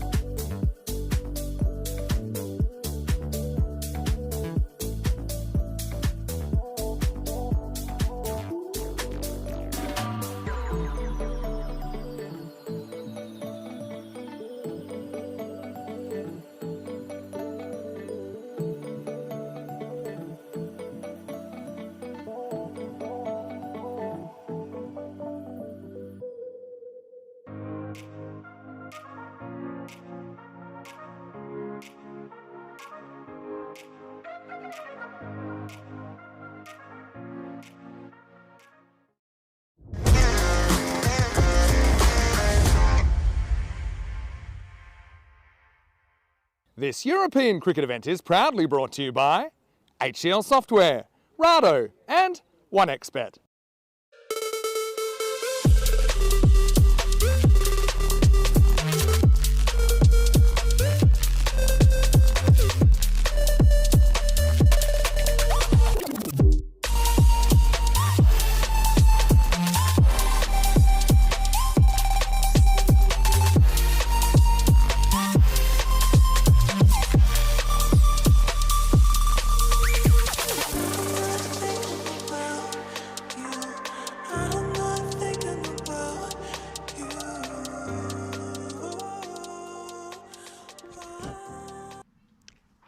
Hello and welcome back to Finland, where we're ready for a resumption of play here on opening day of this first ever ECS-W. Match 3 is on the way between Oulu and the Empire Lionesses. Oulu just came off a washout in match number 2, so their record is actually 2 points to the good because they split the points in that game. Lionesses took 3 out of a win in match number 1, and yeah, I'm certainly looking forward to seeing how they go here. So yeah, match 2 was a washout, just 2.3 overs bowled in that one, and so Play Cricket Stormy, we'll see them a little bit later on. Empire winning the toss and electing to bowl in this one. So yeah, looking forward to seeing how it goes. Welcome back to all of our viewers. Hopefully you enjoyed a little bit of the classic match, which is just from last night actually, and we had the replay up of what was a very exciting final between Greater Helsinki Markors and the Empire 11. Hadley's Empire 11 from the Empire Cricket Club. And Empire here, the Lionesses, pretty big favourites. You can understand that. We did see a little bit of Oulu in that second game. Not too much of them at all. So yeah, should be a fun afternoon. Hopefully an uninterrupted afternoon as well, because the rain has cleared, the field's drained, the extra 45 minutes obviously helping a little bit with some of those problem areas. We've even got a little bit of blue sky around there. Live pictures here from the Caravan National Cricket Ground. Vinny Sander, Mr. Maximo with you. Super Saturday here on ECN. Andrew Ryan with me again, and all Lionesses were pretty impressive, particularly with the ball in the first game. So it's no surprise for me they're going to lead off and do that again after winning the toss. Tactically savvy choice, I think, Maximo. They've got some good wicket-to-wicket bowlers. Their opponents in that first game, SKK under a fair bit of pressure with the ball. It's going to be a challenge for this Oulu team. Let's see if the openers can get off to a better start than they did in the last game. Hopefully a little bit more communication run between the wickets too. I think some great footage coming from that last game with a full-on collision. Oh, boy. That great hit. It was frightening. I mean, the only thing is, because you got up straight away, you knew it wasn't serious injury, but definitely would have been unexpected. And, probably even more surprising that it didn't result in a run out, but this is a good test for Oulu to see where they're at, and it's going to be Malapa who's going to face up first. But Lionesses, they built a lot of pressure. Probably the only issue they had in the first game was Ria Kula, who looks like she's going to open here. She was a little bit off. I think she's probably one of their premier bowlers. She bowled the first and 10th and couldn't quite get her control, but I think all of the other Empire Lionesses did a good job of shutting it down. Certainly did. Plenty of chat out in the middle as well from the Lionesses. Good to hear a vocal support crew as Ria Kula coming on for the opening over. Malapa Dissanyoka with the bat. The first one does go down the leg side. That won't be the confidence boost that Ria would have liked. It's I've liked some of the body language I've seen this morning from all the teams I've seen, all the players I've seen, although we only saw PCS and Oulu briefly. But, really going out there, it's probably a battle with nerves a little bit as well, I suppose, especially early in a tournament like this with all the coverage and all the publicity that goes with it. And that should settle, I think, the more that they play. Better ball this time, though it is a full toss. One of the two outfielders is out there, and that's Ragnar Halleck, who's patrolling that square leg boundary. She's a bit of a specialist in the deep, isn't she, Maximo? Good throwing arm, nice set of hands. Kula's got a nice bowling action, very repeatable. Looks like she was considering moving around the wicket to the left-hander, but it will stay over. So there's Dissanyoka. I've got a really random one for you. It's Please come do. across my desk, but we'll wait for the right moment. Righto. That one's hit in the end. Hit pretty well by Dissanyoka, but They got their outfielders well placed, don't they? It'll just be a single. So when I was in Perth in January, I was visiting family, and my brother lives near kind of I would say it's like a beer garden, quite close to the centre of Perth. And we went there and actually played a little bit of darts. That was fun, and had a nice meal, and well, that was there with his wife as well. And they had an old arcade version of NBA Jam. No, there, the classic. Where it's some of our viewers be like, "What are you talking about?" But those of a certain age might remember it. Those arcade games, 90s. I want to say 90s. There's actually a great dissertation on, I think it's one of the Substack accounts. Kula, full toss, just pulled away to the leg side. Have a look at side on from the replay, whether that dropped below the waist. Yeah, probably worth a look. It'll be dropping around to the waist. Probably okay, I think, by the time it travels. That's what they decide as well. Yeah. Agreed. So great dissertation on both the development of NBA Jam back in the days and also how it ended up falling away by just trying to be too realistic at some point down the track. Yeah, true. There's quite a debate, I wouldn't say within the gaming community, but certainly by some astute observers, that actually games have become less fun since they've become hyper-realistic. Yeah. I think there's something to that. I used to really like the FIFA back in the mid-90s when it was a bit simpler. But yeah, I think that second mouse is just after the line, so it just stays a wide.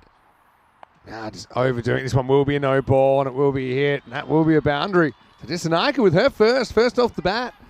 And Olu making a strong start, and the issues with control persist for Rekula here into her second match. Free hit to come. Anyway, the whole point was this. I played a game where so you pay $1 for a quarter, or maybe $2, can't remember. And if it's a tie, or basically I played the whole game, and then it was a tie. So of course, if you want to play overtime, you pay another $2. Then we went to 3 or 4 or 5 overtimes, and I'm sure I just feel like it must have been set up that way. Surely not. There was a rush for more $2 coins, but because of that, and I'm not a good player at all. Because of that, I still hold these records: points in game, assists in game.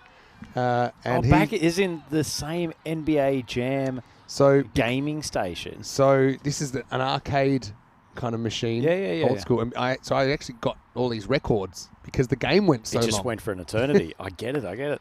Oh, it's going to go after this one, and slightly misjudged. That'll get away for 4. So that was a free hit as well, so it wouldn't have been out even if it was caught.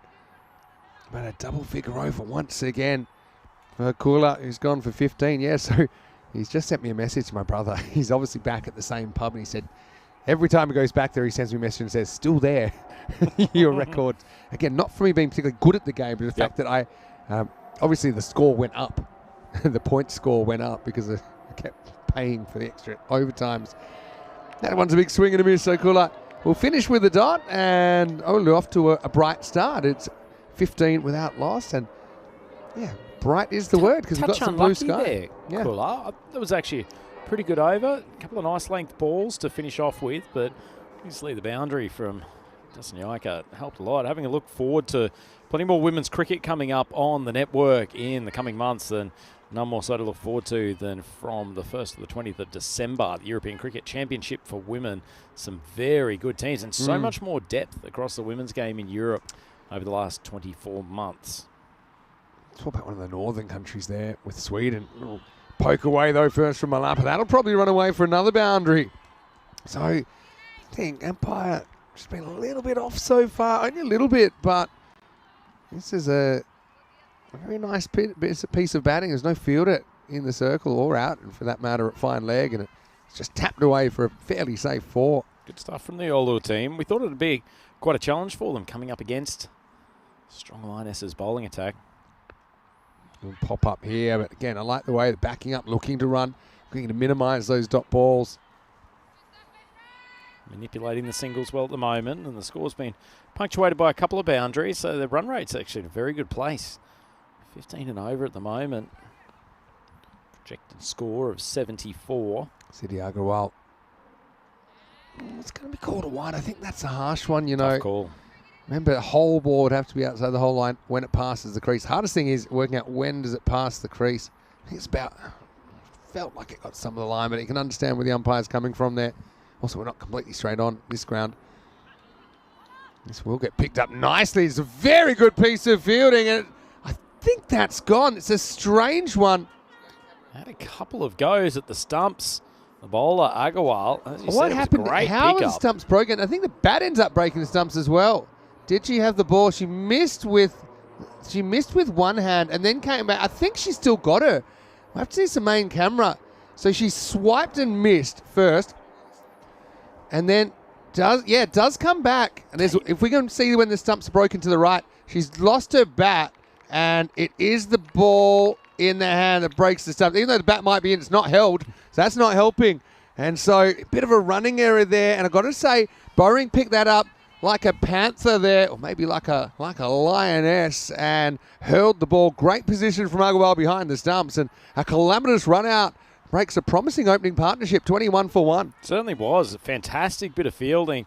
The ability to swing across to the right, pick it up with one hand. It's a slightly strange bit of work, both from bowler and batter. I did like the drama of the bat going flying towards the crease. Well, actually, that happened in the Estonia-Bulgaria series. We had a Bulgarian batter basically throwing the bat in, hoping that would save her on a run out. It doesn't work that way. Umpire's a good look at this. I think it was just going down the leg side. Again, the length is important. This is the kind of length that's taken wickets today, but I think you can see with that angle, even though it probably hits in line with leg, just good decision. It's going down the leg decision. side. You'd probably put that down as one of the...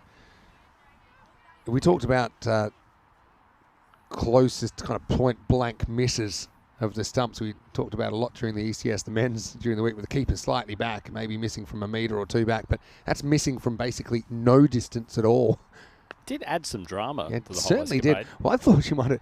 Then I thought maybe her body had broken the stumps, and I thought maybe the bat had broken the stumps. I think in the end the bat ended up sliding into the stumps. But, I mean, let's not forget Lisa Bowring's pick up there. Former Australian, actually, Lisa, who... Former Australian or continuing Australian, well, I mean, despite having... Has played for Estonia in ECI cricket, and actually has played for Team Europe in the Melton Shield as well. So does that mean she's completely disassociated herself with yeah, the whole home country? It's always hard to say. I know in Spanish, you are what you are, and it never changes. Doesn't really matter if you move. That's in the air and slightly misjudged. Just ran under that one, didn't she? That's Trajela Mulapati. But, dangerous like one. Didn't quite read it off the bat. It was actually a better struck shot than anticipated. It's the end of the over. Agarwal goes for 10, but I do manage to pick up the wicket during that over. Maximo, quick look at the standings. Well, everyone's got some points. That's good. Olu and PCS having to split the points there in match 2, but Lioness is off to a good start. They're top of the table. Remember, the structure is pretty simple. There's 2 semi-finals. The first semi-final is 2 versus 3. The second semi-final is 1 versus 4. And those 2 teams will meet in the final. So what it does do, it guarantees that each team gets 4 games. It's a great format. All about providing as much opportunity for that's really what it's competitive about. match play as And well. in the end, the best team should come out on top. That's also pretty important. So Mulapati is going to grab the ball now in over number 3. So I was just thinking, is this the first day of women's cricket you've commentated for on ECN? Because I know normally we've had you at the Cardamom Oval. Occasionally I know we get you in the ECS, but the ECS-W and even ECI-W is a fairly recent phenomenon, the last couple of years at least. Oh, it certainly is. Maximo, very happy to be here today. There's been a lot of chat from the various teams throughout the week as to how this women's series will roll out on the weekend. So good to see that the players are rising to the challenge. It's not the only women's cricket going on at the moment, Vinny. I don't mind admitting to the viewers that I'm mildly distracted here. As that is a beauty from Mulapati. Manages to knock down the stumps, swing slightly across the line from Dusanyaka, and that's a lovely piece of bowling. Yeah, excellent bowling from Mulapati. And again, look at the length. It's full. Actually ends up hitting the top of the stumps, but it's a perfect bit of bowling to the left-hander. Yeah, hits just below the top of middle. And the Lionesses get another breakthrough. Dasanaika out for 2. Score 27 for 2. Yeah, you've got your eyes on another women's match around Europe today involving your very own club, isn't that right? I shouldn't say the ownership. My Kosnay ladies team needing to win one of their 2 games today against the CVZ Zug 11, and they put a bit of a subpar total on board, to be honest. Sort of generally hitting around 125 to 135. T20 cricket? Put the no, this is 15 overs. Oh, 15 actually. over 15, cricket. so it's a little bit F15. Deviation. F15 class. F15, yeah. Sounds like a sailing regatta. Or a submarine. But so 101 for 2 for Kosnay. Runs spread around from the top order. And at one stage, Zug were 2 for 61, basically, at the start of the 8th over. And Kosnay has come home with an absolute wet sail, kept them to 92 for 6, with the last couple of overs going for very few runs indeed. So great effort, team. Well done. That at least, unless my mathematics is incredibly unreliable, that should secure their position in the final for the Cricket Switzerland women's competition. Well, I know, let's call a spade a spade. You said they needed to win one of the 2 games today to qualify, and they decided to experiment in the first game, which probably isn't the way that I would have done it. I would have said, okay, rejigging the batting order. Yeah, you can always do it second game if you're already qualified. But hey, a vote of confidence, I suppose, absolutely, in the depth of the Kosnay women's side. Absolutely. No, I think we pride ourselves on having the best depth in the Cricket Switzerland women's competition, as the ball from the party just sneaks outside the wide line. Switzerland just played their first T20 IWs, right? I was calling them Certainly actually, Medina Carp. And did a great job out there, by the way, Maximo. The team was very pleased with your commentary efforts across the 2 days. As you know, I've actually met a few of the players as well. I've been there for European Cricket Series, been to cricket on ice as well, running stumping attempt. Well, I don't know what's going on with Sheridan, but someone needs to run a helmet out to her because she should be up to the stumps, and she should have had probably 2 or 3 stumpings already, but because she's electing not to wear the helmet, she has to stand what is considered back. Even if she's not super comfortable, I think it'd be worth it to get used to it. Oh, interesting one. Bat wasn't slid in, and it's probably fine, but it's a proper plonk. Look. Just in. But yeah, folks, slide your bat. Public health and safety announcement. End of the power play. More equipment issues. It's 31 for 2. Few pad issues during these games, Vinny. Yeah. Good start to this game, though. Did wonder how the Oulu batting lineup would fare against the Lionesses' bowling attack. This is a pretty good attack. The Lionesses are rolling out, but they're going a tick over 10 runs and over to start with. Yeah, they've bowled okay, but probably just okay at the moment, Lionesses. I mean, they've conceded 10 runs in extras in the first 3 overs, but it has been coming down a bit, 15, 10, and 6 once again. You know, with Ria Kula opening the bowling, I'd probably maybe give the same advice gave last game. Say, look, bowler, but maybe bowler in the second half, not with a new ball, just a different feel. See if that helps. Obviously, all the rest of the Empire Lionesses have been pretty reliable, pretty accurate, pretty consistent. I go, well, it's pulled away here, but not going too far. It should just be a single. That's the Halleck zone out there at deep square leg. She's patrolling and not letting too many through. Panther-like out on that boundary.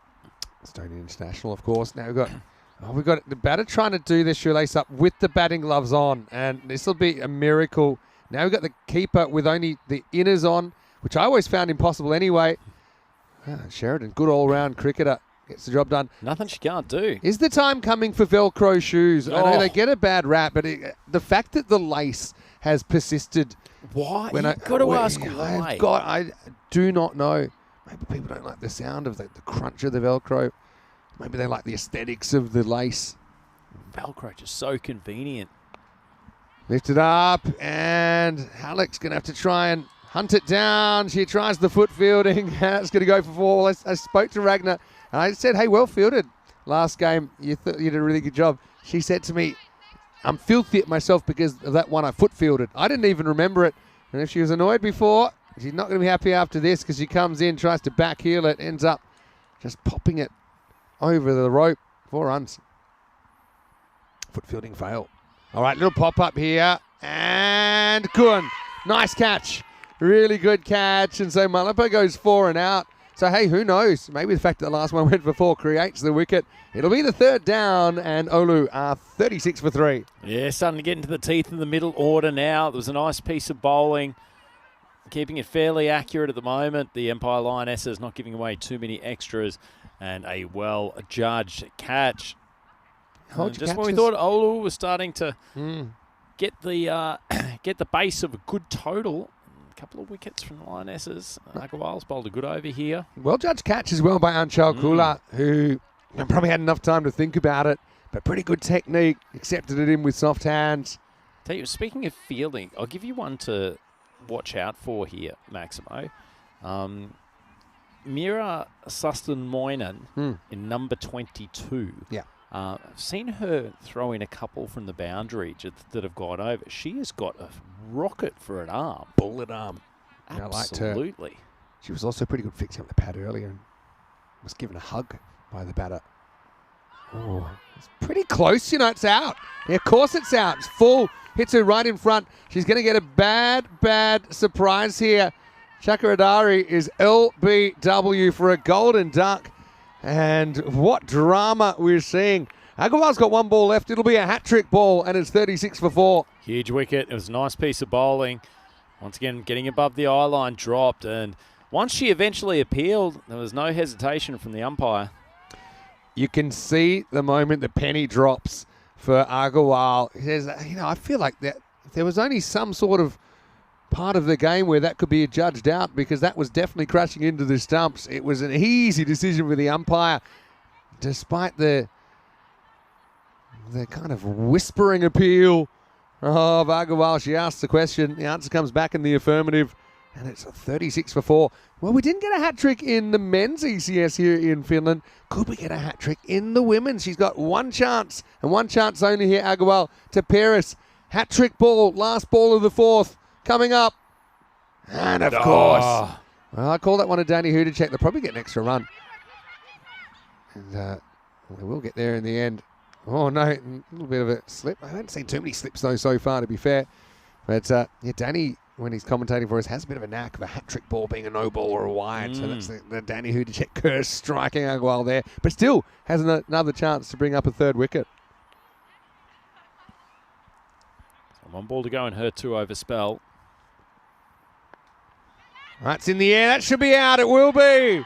So it will be 3 wickets for Agarwal. Yadav goes. Halleck with the safe hands at square leg. And this innings has taken a turn for the worse for all the Oulu heads out there after 4 overs, 38 for 5. I know they've got a lot of fans up in the north. Oulu Cricket Club, unfortunately, after a bright start, some good bowling and some even better catching. Maximo, they're taking basically every opportunity that comes their way, the Lionesses, and they're a good fielding unit. I like the energy out there too. As soon as a wicket happens. Not known for their hunting, Lionesses, but they're certainly hunting as a pack at the moment. And just have a look at those 3 wickets. 3 wickets in the over, 3 wickets in the last 3 legitimate balls. It was only the wide plus the extra physical run off the wide that broke up what would have been a hat trick. But a great performance by City Agarwal. And now, I know that you wanted to see this. You're going to see it. It is going to be Sustenmoinen who's going to come in to bowl over number 5. So we didn't see her with the ball in the last game. Beginnings of a nice action there, Vinny. I think just the confidence to go through with it and have that confidence at release. Confidence shown by having the shades on while steaming into bowl. Not bad, line-wise. Yeah, just probably a bit short, but you know, that's the other thing now. I mean, you're down to 6 and 7, and that's one thing I think that may be tested at times, probably for all teams, but depth. You know, have you got players in the middle and the lower order that can keep that score moving in the right direction? Still plenty of the innings to go. Bowled a little bit of outswing there, but just loses the line of it slightly. Isn't it nice to see a name like Sustermoinen out there? I did hear from a few people yesterday that a couple of the clubs had recruited some Pesopalo players, the Finnish baseball, for love the Finnish women's baseball. competition.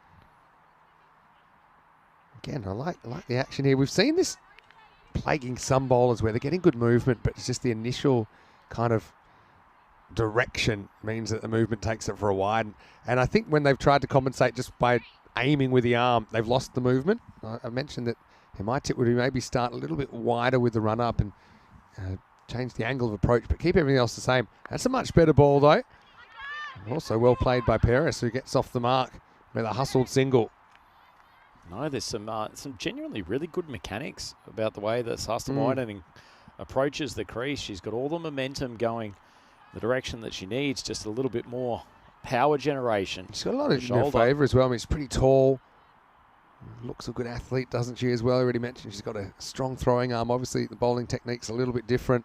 So, Katie Young is getting an opportunity to face for the first time here. Oh, it's a pretty good ball. Sustermoinen certainly tightened things up in the last couple of deliveries. That one was pretty close to the off stump. Yeah, lovely ball. Found her line now. You mentioned in the previous game, Vinny, just the opportunity to get out and play in a big match out in the centre of Kerava. Notice Sheridan's got the helmet on now. She is up to the stumps. And a bat on ball here. Big no came. Let's see if Pires can turn around in time. She does. I mean, at least there's good communication there. Young saw it was poked straight to the fielder. Didn't think it was worth the risk. So they avoid the calamity of another run out, but no score added. This is one a little bit like the others. It's been a no ball, I think. Bounces twice for line, and one of those bounces is off the pitch. Another look at the sunglasses here. It's a fresh look, isn't it? Bowling. You ever bowl in shades, Rhino? Never.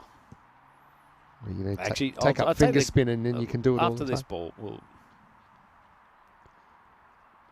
This one will be a wide. There was a period in which, and I think it was when my brother and I got our first ever proper bat, a Kookaburra Super Blade. And I think it was the time that Kookaburra were trying to get into cricket shades. Right. And we got a free pair with the bat. Is that And it was right? at the same time that Mark Waugh was bowling with his shades on. And for God knows what reason, I thought bowling off spin with shades might be a creative thing to do, but gave it up very quickly. Pretty unoriginal. Oh, that could have been stumped as well. It's going to be a wide. See, it's one again, actually. I think it's already on a free hit. We'll have a look here. It's actually a no. Probably took it in front of the stumps, if I'm honest. Probably was technically a no ball. We're on a free hit anyway, so it's probably all academic. But just something that Sheridan probably has to look at. I'm happy to see her up to the stump, so I think she's certainly very, very capable of executing some dismissals there. Still on a freebie. Again, they think about running, but it's almost like the Empire Hyenas there in the leg side infield, just pouncing and not giving Young the opportunity to get off strike. To be fair, I'm hearing a lot more communication in the field from the Lionesses than heard from some of the teams during the ECS Finland event over the last couple of days. Great to see. Good keeping, actually, to get down the leg side. Yeah, it's a wide, but hey, the occasional one will go wrong. We know that this level. And Sustermoinen has also delivered some pretty good balls. I genuinely hope she persists with the bowling as much as possible, Vinny. I know there's been a few wayward ones in there, but as I said, she's got some really good elements of her approach to crease, and you can see when it goes right that she should have a fairly repeatable action in a couple of months. I like this. It's good captaincy by Sheridan. Say, hey, relax. It's cool. It's cool. Just try and concentrate. Go again. The other thing is, in some of the leagues up here, I know that they'll have kind of 2 runs don't re-bowl for an extra. But obviously, we're playing in these under ECN T10 regulations, which means you need to get your 6 lead deliveries out. Let's see if Sustermoinen can get out of the over, maybe even grab the wicket. Young hits, but doesn't go too far. So Sustermoinen with a pretty interesting over. I enjoyed it. Had its ups and downs, but goes for 9 in the end. And halfway through this first innings in match 3, Oulu are 47 for 5. Now, just having a look to the chat, Vinny, little note in there from Scotty at ECN Supporters Club Australia. Great to have you with us, Scotty. That he's got quite a soft spot for the Lionesses. I'll put it to you. I wonder if it's because the Lionesses have their own Mooney in the lineup. Mooney Wow. Indoor. Tell me more. Well, we know Scotty was a very, very big fan of Mooney from the BTCC Dark Knights. Not the only one. He played along with many, many other people across the globe. And the Lionesses have brought their own Mooney, number 25, Mooney Indoor. Hopefully we'll get to see her at some stage. Good appeal. Don't think necessarily the strength of appeals is correlated to how close the LBWs have been. The one that was out was a It was little more polite inquiry at afterthought. best. Good practice you're appealing though, kids. End of training, 5 minutes a day, appealing practice. Nice bit of flight, comes down. Absolutely. And again, question is asked, but it's heading miles down the leg side. Also yesterday we were having a bit of practice of how to correctly and acknowledge bringing up your 50 or 100 and certain techniques of raising the bat. Things that I probably will do in theory, but rarely in practice these days, Rhino. The way we were talking about it as though it's something that happened every second game. Yeah. Let's just say, well, I haven't played for a while. My last 100 was probably more than a decade ago. Can't remember the last time I batted above number 9 in a proper league game. Don't get too much time to make tons down there. True. Well, bowled up in the air and gone. Another reason to be up to the stumps as Kula will break through with the wicket. Quick thinking from Sheridan there. Saw it pop up. Just had to get around the batter. So Pyrrhus goes for just the single. And Olu are 47 for 6 in the 6th over. Gee, that's really good cricket, Maximo. Kular's bowled an excellent over here. Very good control, getting quite considerable dip. And the swing across the line from Paris. And the keeper's done well because they are not, you know yourself, they are not easy. You first got to track down where the ball is. Wearing a helmet, it's not so simple, and then make your ground. That's an excellent catch. From the other angle, it wasn't as hard as I thought. Because I thought maybe it popped in front of the batter, but it just kind of, it just popped, I suppose, between the creases, didn't it? Tell you what, isn't Stella Sheridan a great name? Feels like she should be treading the boards on Broadway. 100%. Well, the first one to Maggie, she kind of gets in a bit of a tangle. And yeah, I mean, this is where, let's be honest, you're probably going to get down to the bottom order that may not have too much live cricket experience even. But let's see if she can get off the 0 here. Another lovely ball from Kula.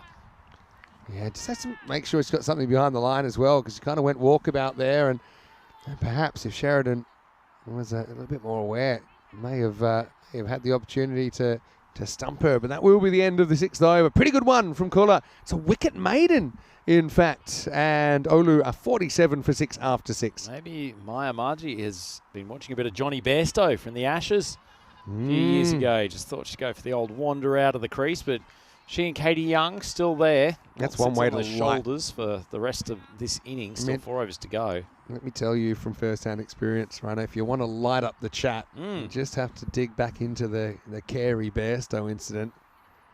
One of the great moments of Australian cricket. You snooze, you lose. Actually, I think it's more 44. Anyway, here we go with, it's Bowring who's coming out to bowl over number 7. Young watches that sail down the leg side. Both of the batters. I mean, yet to open their God account. created the popping crease. And thou shalt stay in it. Absolutely. I mean, without I mean, the need to reanalyze. we're not going to have to go there. It's not like, for example, crashed into his batting partner and was strewn in the middle of the pitch. As I said to people at the time, anyone who has played any level of cricket knows that every batter is aware about the sanctity and the safety of the popping crease. Especially at You that do level. not mess around with it. Especially at that level. Absolutely. Nice little defensive shot from Young, but she's still yet to get off the mark. Yeah, Mind no, you, I was going to say, showing how good the Facebook algorithm is, it knows how much I love watching that, because I think I get a short almost every single day. Different showing version the of it. Bairstow incident. So, yeah, the funny thing with that, and same with Mancads actually, actual professional cricketers, high level cricketers, most of the hype comes from pundits or observers or fans, I suppose. Pretty well bowled by Bowring. Lovely ball. So the thing with that, most professional cricketers will know, hey, that was my fault. It was poor awareness, but then then it's even more annoying because it keeps being a story, and they're reminded of basically what was a bit of a mental error. I don't remember Johnny Bairstow taking too much responsibility for his own failure. Honestly, I think he knew it. I mean, he had to kind of play the role a little bit. I mean, I don't think he could have really come out and said, no, it was fair enough, it's my fault. I think it would have gone down well with the English press. And I think deep down, he just with some of his comments, I think he knew. Plus, it didn't help. There was a video of him trying to do exactly the same thing. I loved this. In a county game. County game, absolutely. Okay, we've gone too far into this. We're going to pull this out before we get drawn in. By the way, Paul Stubbsy Stubbs has just had the red siren go on in his house. There's 13-ball duck record, which has stood for 3 years. Wow. Maybe It's rarefied air. I don't want to say bettered, but it might be beaten. Young none off 10. The red light comes on when it's none off 10. None off 11 now. That'll be the end of the 7th over. 50 has come up for Oulu CC at least, but a pretty tight over from Bowring. In fact, only the 3 wides came off that, and it's 50 for 6 after 7. Quick look at where we are on the calendar. And I'm going to say this to all our Finnish viewers. I know we've had plenty of Finnish viewers and Finnish cricket community members in with us this week. Quite a few of them in the chat. Stay with us, because if you subscribe to ECN, we'll bring you live cricket for free every day. And our next tournament starts on Monday in Bulgaria, and then all of those great places. So, I mean, it might be expensive for you to go to all that. Just come with us. Come with us for free. So, time for over number 8. And I like that they're throwing the ball around here as well. And it is Mooner. It's the Moon for the ECS-W, who's coming on to bowl the 8. Warming up with Mira Sustamoina earlier today, actually. She's got a nice developing bowling action as well. Good to see her getting an opportunity at the crease. It's got to kind of win the battle with the nerves. I know it must be really quite intimidating to have to bowl your first televised over. Let's see if she can get it right. This will be a free hit, though. A much better ball popped up in the air. Good cricket all round. It's been a while since we've had a run off the bat, and part of that, I think, you look at the kind of blitz defense from the Lionesses, who are very, very close in. They're saying, daring the batters to hit it past them. It's very tough to get a single. It's a good example there. Excellent comeback from Mooner as well. I mean, the first one obviously went a little bit wrong, and that can happen at this level, but she's come back with 2 very good deliveries. And again, she's got a lot in her favour as well. Like, she's tall. She's going to be a bit awkward, I think, with the extra bounce she'll get. She's got actually good mechanics in terms of that bowling arm, getting down near the hip and getting some thrust from the right position. You can see it in the last 3 or 4 balls. Come up with some excellent deliveries. Clearly getting some good coaching, the Empire team. This one just gets away, but not a bad spot to miss, to be honest, outside the off stump. She'd love the excitement of getting a wicket, I'm sure. And the batters, I mean, equally, they just love to get a run here, get off the duck. Mind you, I'm sticking around, still getting some runs through the extras. This one's hit back, but doesn't leave the central pitch area. They really are close in now, aren't they, the Lionesses? Hear them breathing and growling at the batters after every ball.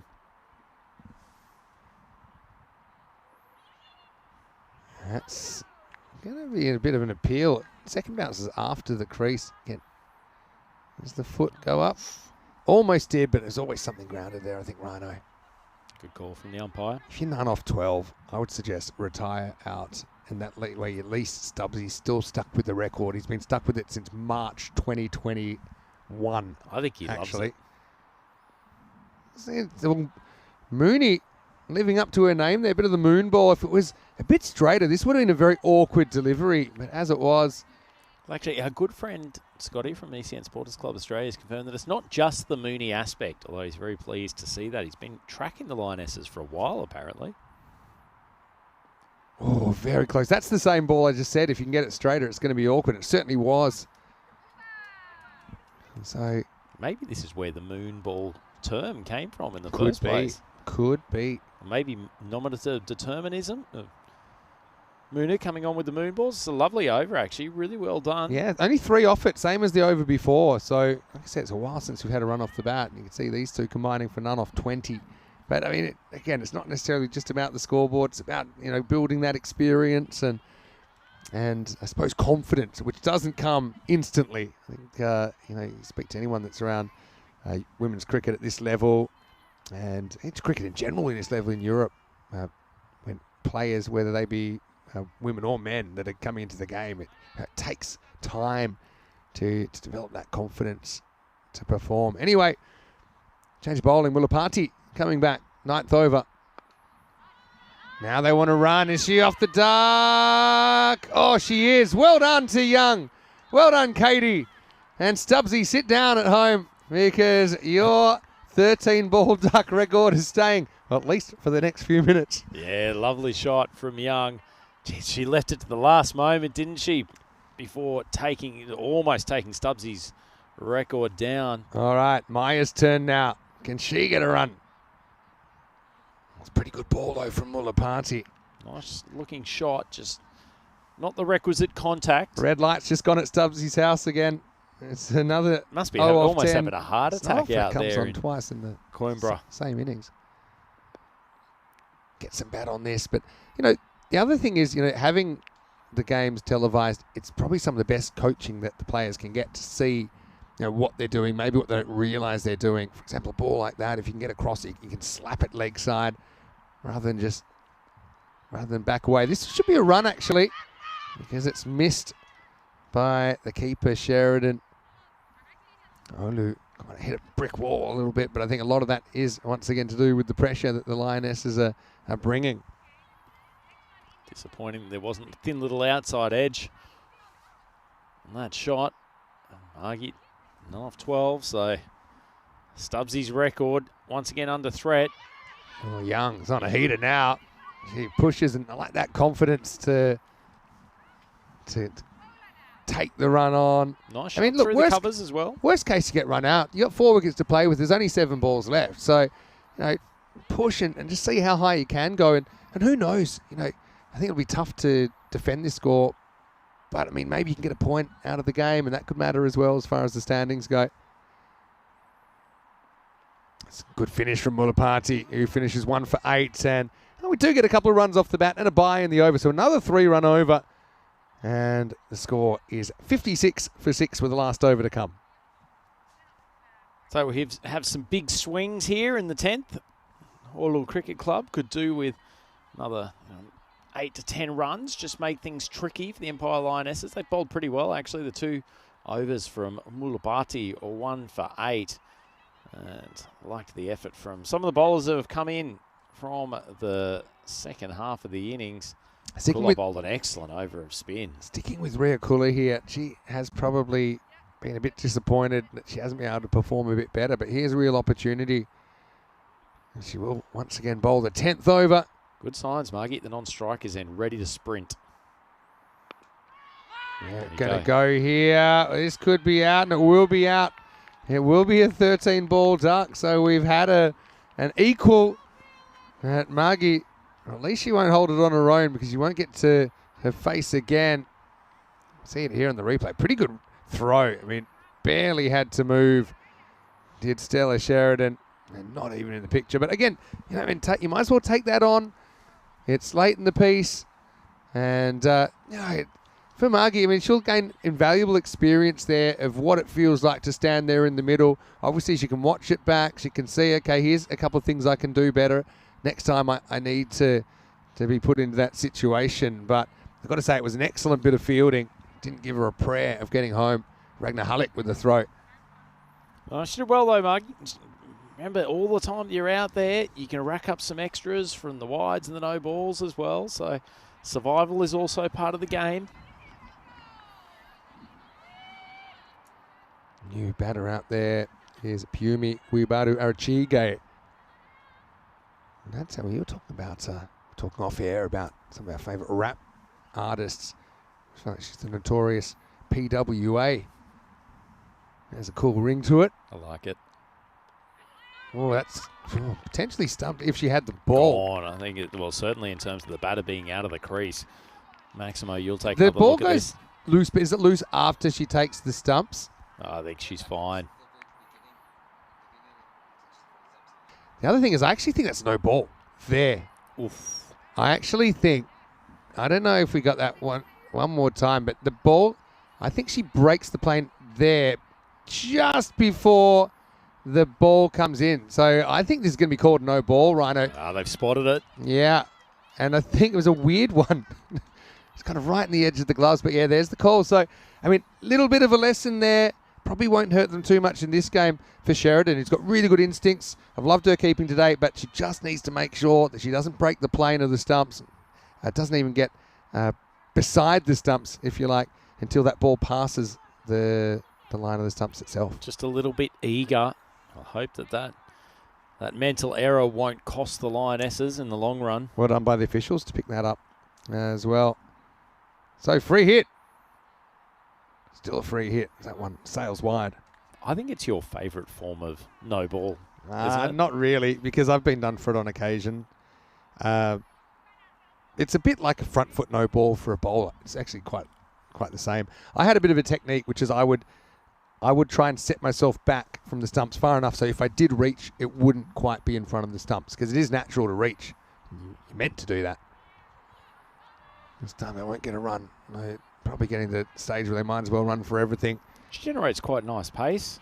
Cool, doesn't she? There's a lot to like about That's her what I bowling mean. action as well. Probably hasn't had the result so far, but there's a reason that they have her opening the bowling ball in the first and 10th. Yeah, so I used to kind of scratch a line and say, okay, this is where my toes should be when I'm up to the stumps. And if the umpire told me I was getting close, maybe I had to make a slight adjustment. And how would I measure it? I'd measure it in feet, not 12 inches feet, is in my shoes. It would be 2 full shoes and a sideways, and that's where I would cut the line. So yeah, 2 full shoes, I'd scratch a line horizontally behind that, and that's where my toes would be. Those little tip keepers. Well, it's pretty hard to scratch anything into these. It's been an absolute feast of Maximo wicket keepers tips. On the artificial, it's a bit tougher. The odd game, I think I'd actually scratch a line though. Well, this could be out. We're going to run out happening. Maybe Run! anyone. I don't think they ran any. Replay, please. Let's work this one out. Young's managed to run about 2 without getting credited for a single one, I suspect. Have a look here. So, big stop sign goes up and says, look, we're out, aren't we? And like, you're not. And then they both start to run. And then, it's no score. I mean, what beat Yumi? She needs a run from somewhere. That was her best chance yet. I think Young was well within her rights to push for the single. For the Andrew Ryan School of Running, perhaps. Swing and a miss. Bounces onto the stumps. Maybe doesn't knock the bail off.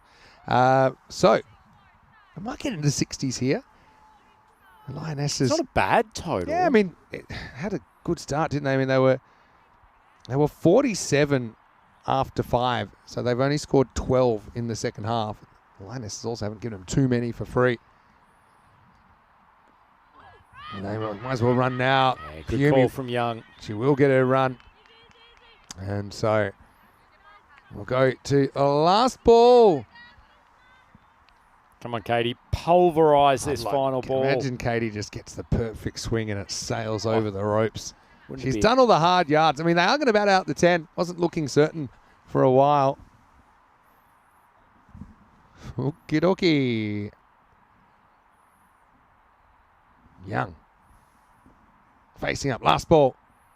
It's a pretty good one and locks her up. So that will be the end of the innings. And Oulu CC are going to finish 60 for 7 off the 10 overs. Yeah, not a bad performance all round from the Oulu batting lineup. They fought hard at the end to stretch it out for the full 10 overs after a little bit of a collapse after a very, very bright start from the top order. But the Lionesses will probably feel that they've kept that to a satisfactory level over the 10 overs. Some really, really good deliveries in and amongst it, Finny, and they're showing just why they're probably considered favourites for this women's tournament here over these 2 days.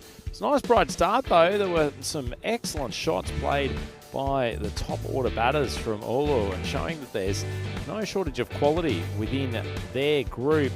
And I thought at one stage they might start ticking over to that sort of 85 to 90 range, but it was a couple of wickets that were lost just when players were starting to get a wriggle on.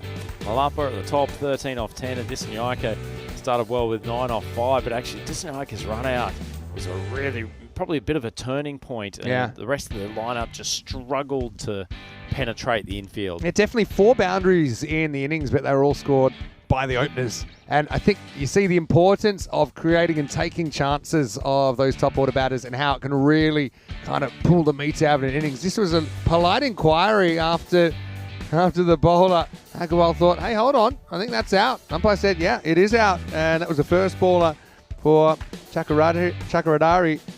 It was a bit of a tough phase, wasn't it? I mean, credit to those that stuck around. I mean, Young faced 15 balls, Margie with 13 balls of her own, but the scoring, it wasn't easy. I didn't quite have the tools to score too many off the bat. They got a few extras along the way.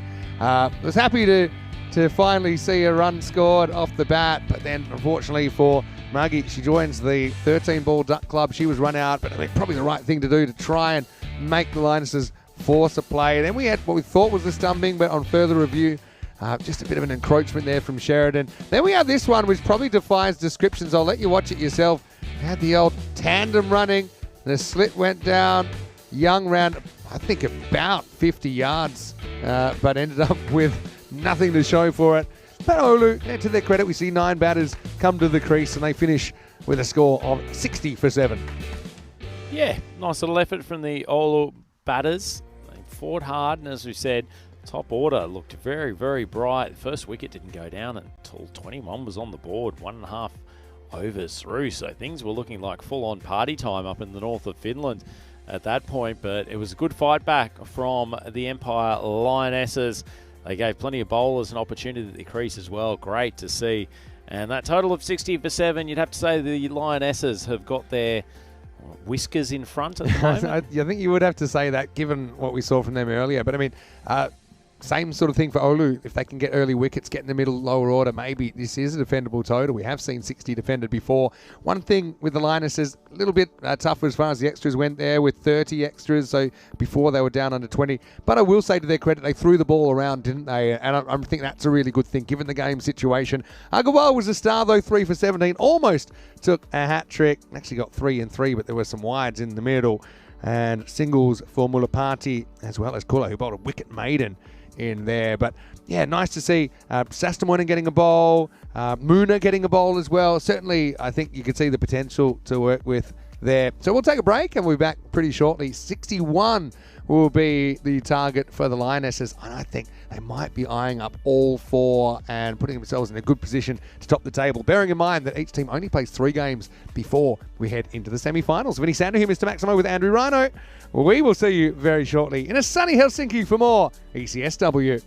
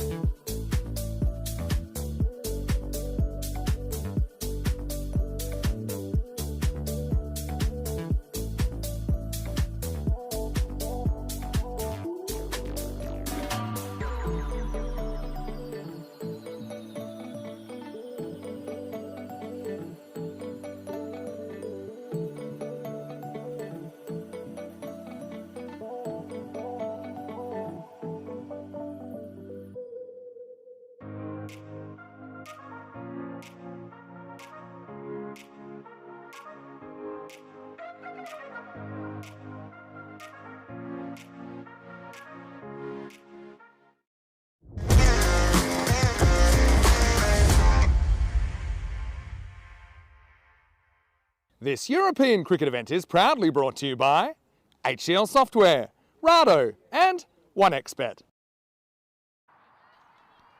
European cricket fans, welcome back to the Kerava National Cricket Ground here in Helsinki, Finland. We are halfway through match 3 of the women's competition, the ECS-W Finland 2025. It's Oulu Cricket Club up against the Empire Lionesses. Oulu have put reasonable total on the board, 60 for 7 off their 10 overs. The two openers, Vijayavati Malappa with 13 off 10, and then Sashini Desanyaka 9 off 5. They started very brightly, but then the Lionesses team got things under control, bowled some good overs in the back half of the innings, and managed to restrict the Oulu team to a score of just really right on 6 and over. So they will require 61 runs from the 10 overs to take this game and rack up their second win of the competition. Ria Kula is going to open the batting. I suspect it's Stella Sheridan who is joining her out there. Batted pretty well in the first innings. The Empire Lionesses. Kula 17 off 12 before she was clean bowled, and her partner went the same way, but not before hitting 5 boundaries and scoring 23 off 12 as well.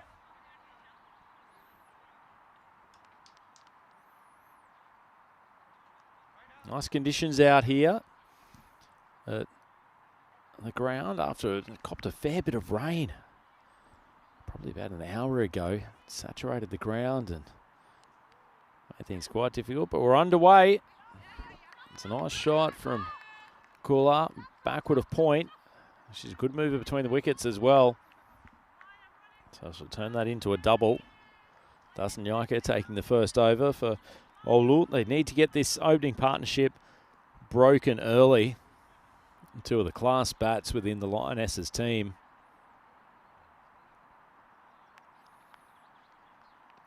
Defensive fielders back at deep mid-wicket and more of a deep cow corner. They've got 3 fielders within that hitting zone of mid-wicket to a sort of wideish mid-on, including that deep fielder at cow corner. Call of wide eventually.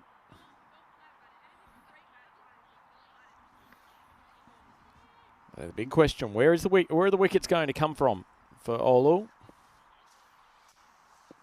Desanyaka. Needs the ball stump to stump. Give herself every chance here. It's an excellent ball. Forces Kula to defend. She's a good all-round cricketer, Kula. No, she's been a little bit expensive, her bowling, the first couple of games, but there's a lot to like about her bowling. Solid technique with the bat. Already seen one lovely shot behind point. Gives the bat a fair whack on the ground in preparation. Punches the ball just out on the offside. There's no single, well fielded by Katie Young coming in there from the cover position.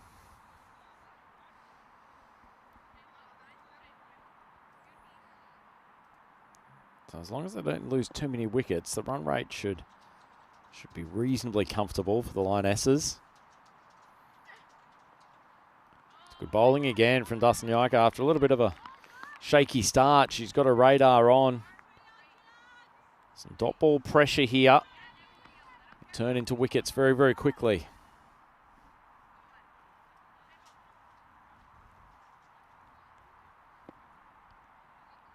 Quad rate, just tick over a run per ball.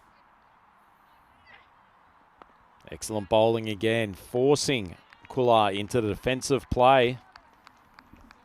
It's a nice start. And the ball a good shine as she walks back to her mark. It's an excellent length, really not much any batter can do about that. Kula sensibly just plays it straight back down the wicket.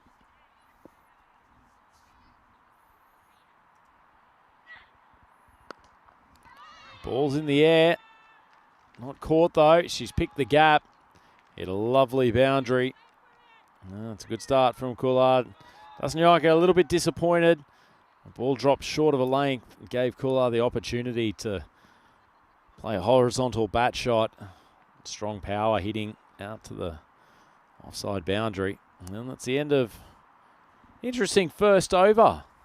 Dasnyaikas showing she's got some skills with the ball, but that boundary off the last has put it in a nice spot for the Lionesses. 7 for none, 25 matches since we've had a golden ball, and a man who seen plenty of golden balls in his time. Welcome back to the microphone, Mr. Vinny Sandu. Ain't that the truth? Next one's going to be Golden Ball 80. Wouldn't it be great to get one this weekend? Maybe. I would not be surprised. We had one on the first day. Maybe we'll get one last day. Maybe we'll get one today. I guess we'll find out. But this one, I suppose, get what they need off that first over. Still some good moments for Oulu. It's going to be Disanaika now to bowl the second ball into Sheridan. Showed you can really give it a crunch earlier.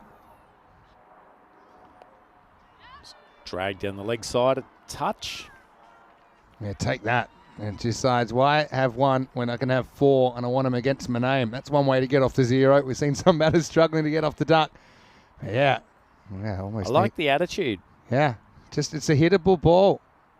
Yeah, history won't really record you watching the wide go past, but it certainly will record the 4 runs. I mean, almost needed to catch a taxi to get to it, but when she did, she absolutely smashed it to the deep backward square leg boundary. Something we've been working with the Swiss ladies on in more recent times as well. That if there's a ball that's wide, or even no ball in particular, but particularly the wides, if it's in your area to hit and you think that there's space to crack a boundary, take advantage of it. Yeah, in the famous words of Gwen Stefani, what you're waiting for. And this is asking for it again. It's going to get it. So, yeah, Sheridan, she's been one of the batters of the morning so far, hasn't she? She's got such great hand-eye coordination. She's got great instincts. I thought that with her keeping as well. But she's in perfect position to slam that one to the fence. And I suppose some of the other batters in the first innings might be able to learn from how she sets up. And she's very keen to get across her stumps and open up that leg side rather than back away and get in a bit of a tangle for those kind of line deliveries. Certainly is. Generally the power zone for most of the ladies.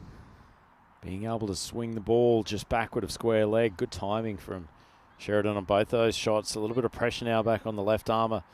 Disnyaika. Rotating the field. They've still got that trio between mid-wicket and mid-on. Overcorrection this time from Disanaika, because that one will go for a wide and she'll have to bowl it again. Still some sort of hope for OCC, but I think that 3% probably involves removing these two and probably 1 or 2 others pretty quickly. And then having a second half a little bit like the first innings where they've got middle and lower order bats that they can keep bogged down. Wow, that's up. It's in the air. It's catching opportunity and it's going to be dropped. Gets a hand on it in the end. Races on to stop the 4, which they do. Wow, 3 Musketeer style. I mean, that's the sort of length. I mean, it's not an easy ball to hit because it's not quite a half volley. You see, she kind of plays it flat-footed. She's shown she doesn't mind taking a chance, Sheridan. Maybe a bit lucky to get away with that. Yeah, it certainly is. Good attacking intent, though. Catch that was in the air long enough, probably should have been taken. Well, that's quite an extraordinary shot. They say hit it late, but I don't think this is what they meant, and that's gone to the offside for 4 runs. That's a genius piece of batting, Maximo. Look at this. With the eyes in the back of her head, she spotted that the keeper moved swiftly to her left, and she's actually held the pull shot, not even to the last minute, the last nanosecond, and dragged it back around to almost not quite third man boundary. This is a great replay. I mean, it's actually right off the middle of the back edge of the bat, I think, which made it fly even more forcefully. And then she kind of shakes it off like that's exactly what she meant. I bet she'll watch that 1,000 times. Look at this now. She's facing up with her back to the bowler. She's probably good enough to bat and make runs that way as well. Genius. Get a blindfold on her. She'll probably still score runs. She's 14, Sheridan. And now she's going to go up and over the top. Maximo! Biggest of the day so far. And Empire, they're on the march to 4 points. Here, Sheridan can keep this up. Sheridan has absolutely exploded here. The Caravan National Cricket Ground. Lovely ball striking. Wasn't a bad delivery from Disnyaika, but Sheridan was good enough to just wait for the delivery. Got a power base set. And a lovely strike over the boundary rope. Yeah, again, she's brutal on anything that has a bit of length on it. Got to try and draw her forward into an error. And that's the right kind of length, if I'm honest, but just like it, just loses it outside the off stump. This over's gone magical now. Got an amazing shot. I'm still trying to get over that one. Probably the shot of the week. It was so late that she actually hit it in her follow-through. Oh, that could be gone. That's gone. Yeah, that's out. Wow, what a way to get a wicket. And this is the downside of chasing one that is so wide. Great keeping as well from Chakradari down the leg side, who made good position. This time it wasn't the trick shot. It was just a little edge and held on to by the keeper. Unbelievable. And She's tried to repeat the dose of earlier in the over, Maximo, but it's a wonderful piece of wicket keeping from Chakradari. yeah, anticipation is 9/10 of the law, and yeah, a little false shot from Sheridan. Yeah, the only drawback going for those is if that happens basically and you edge it or you miss hit it to a fielder. It's the kind of ball that Sheridan would be kicking herself because it's right in her zone. She's out for 20 off just 6, but a valuable 20 gets them off to a flying start. 29 for 1 after 2, and you can see with Lionesses, they had 3 points already. If they could get all 4 here, they go up to 7. They'll be really hard to beat, even with a game to go, for that top spot, which would put them against the bottom team in their semi-final. Certainly something worth pressing for. So this is going to be Jashoda Yadav bowling the third. Again, this one drops just at the right moment. Actually, wouldn't mind that out from side on. It's probably a bit higher than we realised first up, but little bottom edge probably with the trajectory would have come down in time.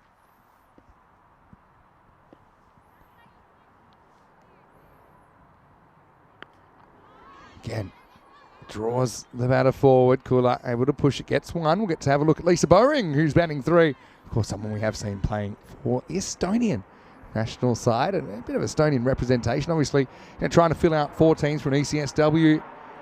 Finland put out the call, obviously not too far away from Tallinn here.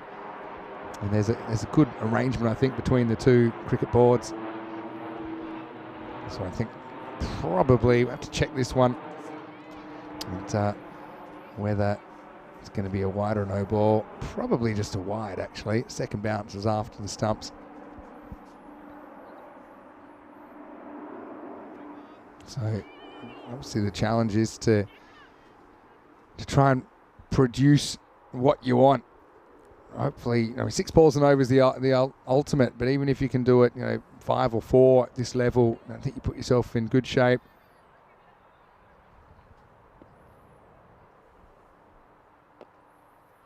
Yeah, that's a good example of where she wants it. Now, this could be out. Throw at the stumps. Oh, bowler got in the way. Throw missed anyway. Kula somehow scrambles home. Well, we've got more pad dramas, Vinny, as the balls ended up in the flap. Not something you see every day. This was almost kamikaze-like. It was, but look at the bowler. Running. Bowler said, yeah, I'll get it. But not often you see the bowler LBW. It might have been the case there. Meanwhile, Bowring will grab the next one and she will put it to the boundary. So 4 runs, leases away. Nicely struck shot. The left armour just drifting past leg stump again. And they've scored plenty of runs so far in this innings. The Empire Lionesses.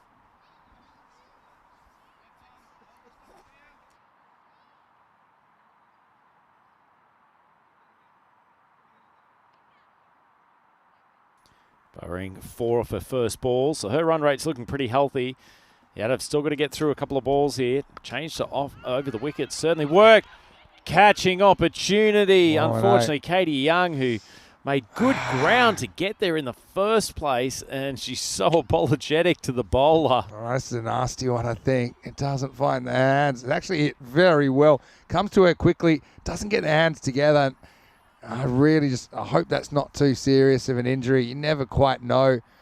You hope it's not broken the skin. Probably would make sense to rotate Katie Young off. And we really enjoyed watching Young bat. I know she had a bit of an ordeal there, obviously, with trying to hold the innings together. I mean, she looks She's looks got about tough. 8 people inspecting her forehead and her eyes at the moment. You know, she's a tough nut. I mean, that one was a well struck ball. I don't think it got too much of the hands, if anything. But then she's straight away back to business.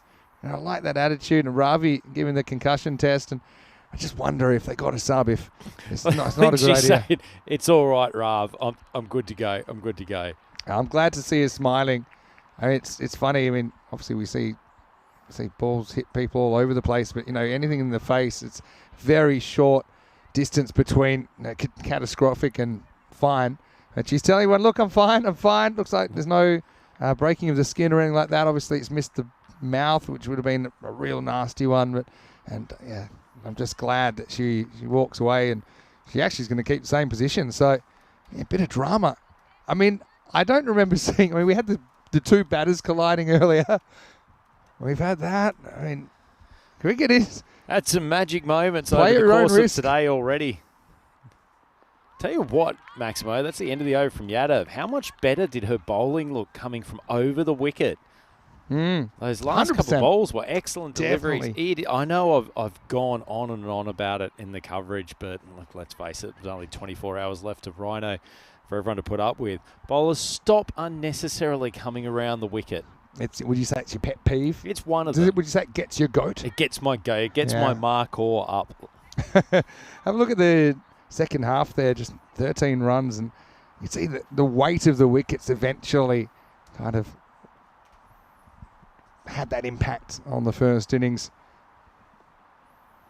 It's going to be Hansika Dasanaika, the captain, to bowl the fourth.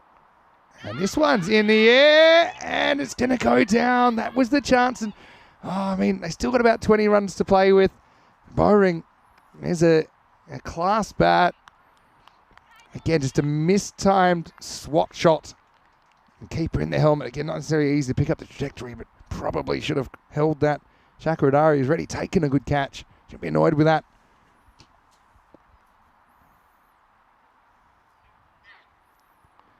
This one's a full toss. Umpire says coming down. You can see the equation there for the bonus point now, just below a run of ball. Again, with the pace of this ball, probably, yeah, I kind of agree with that. If you follow that to the popping crease, it is probably thigh higher. So the umpire is signalling there. Some challenging calls, these ones, for height. I think the umpires have been pretty good today.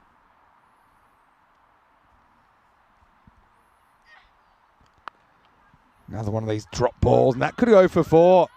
It's going to find the gap, and Bowring, who just had a life moments ago, will move into double figures. Lovely timing, wasn't it, Maximo? Raced across this Kerava outfield. Got the long handle on the full toss.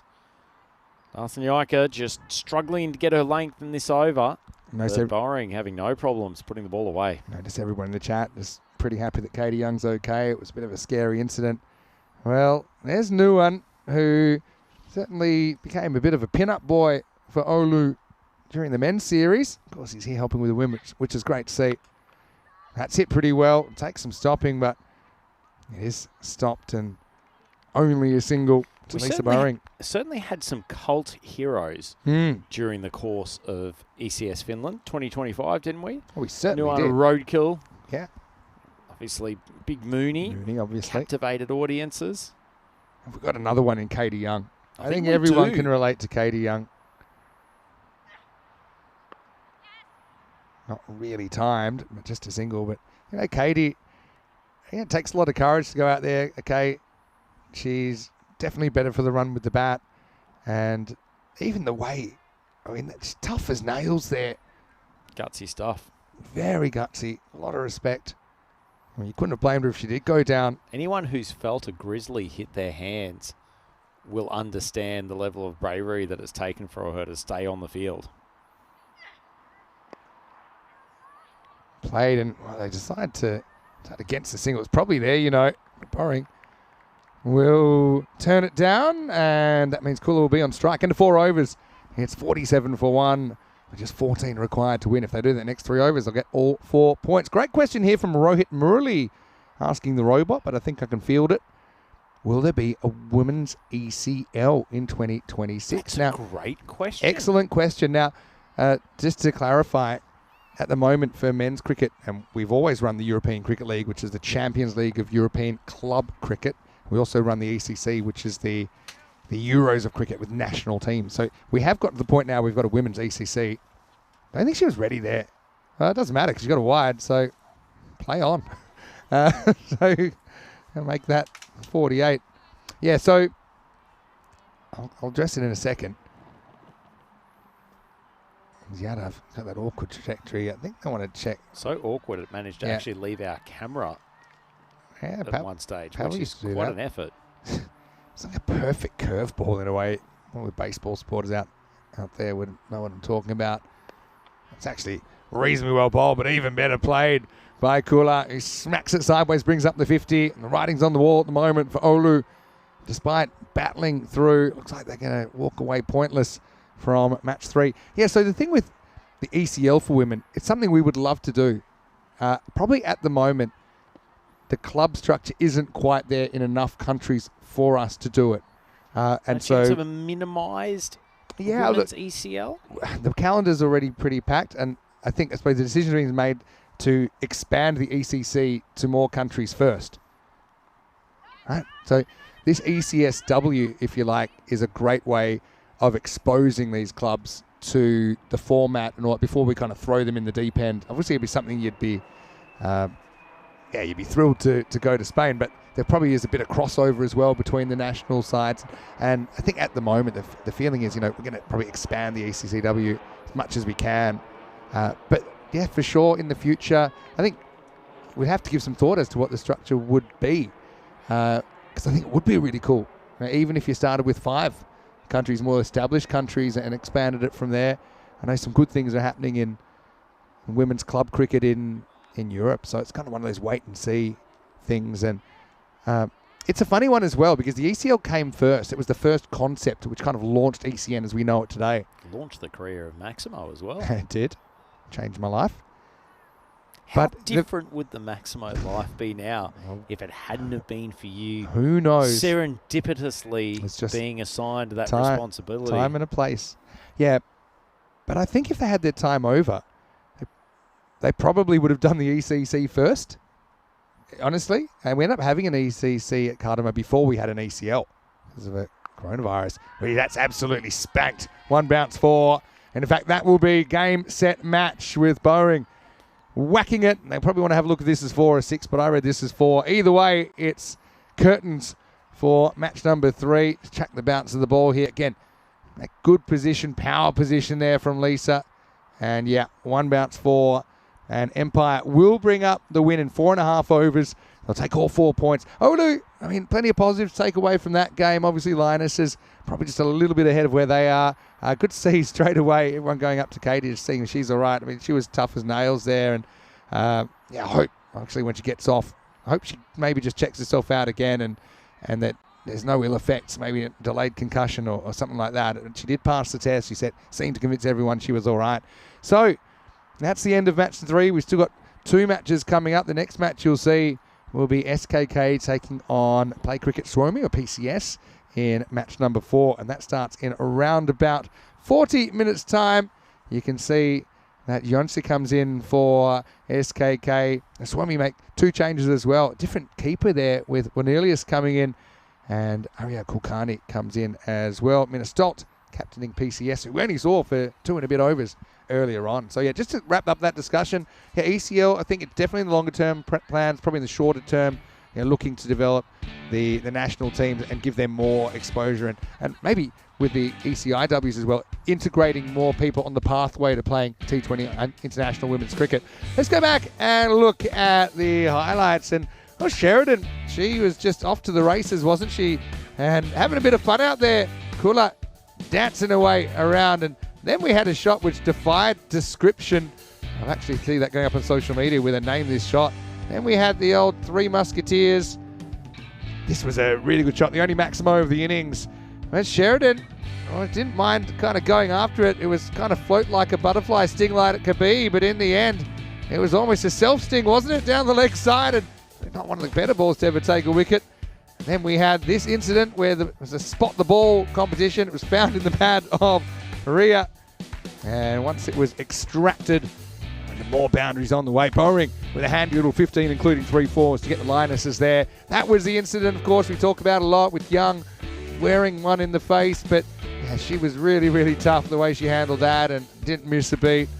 But I think we always knew, Rhino, that Oulu, their best chance maybe was to try and grab a point.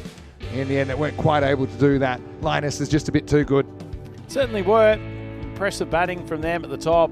Kula showing her all-round skill, and Bowring, I'll tell you what, when the ball is short of a length, she doesn't miss out too often. But I'm sure the Oulu Cricket Club, the ladies, have also learnt plenty by getting in amongst the Empire Lionesses. They have some top quality players on show here in that game, and a comfortable win for the Lionesses, racking up the target in 4.3 overs. So they've started with 2 wins from 2. Have a quick look at the batting card. Kula undefeated, 15 on 14, and Bowring really gave that chase some impetus with her 15 off 8. Stella Sheridan, excellent start, including playing shot of the week with the sweep that managed to go from a leg side down to the third man boundary. Remarkable stuff from the skipper of the Empire Lionesses.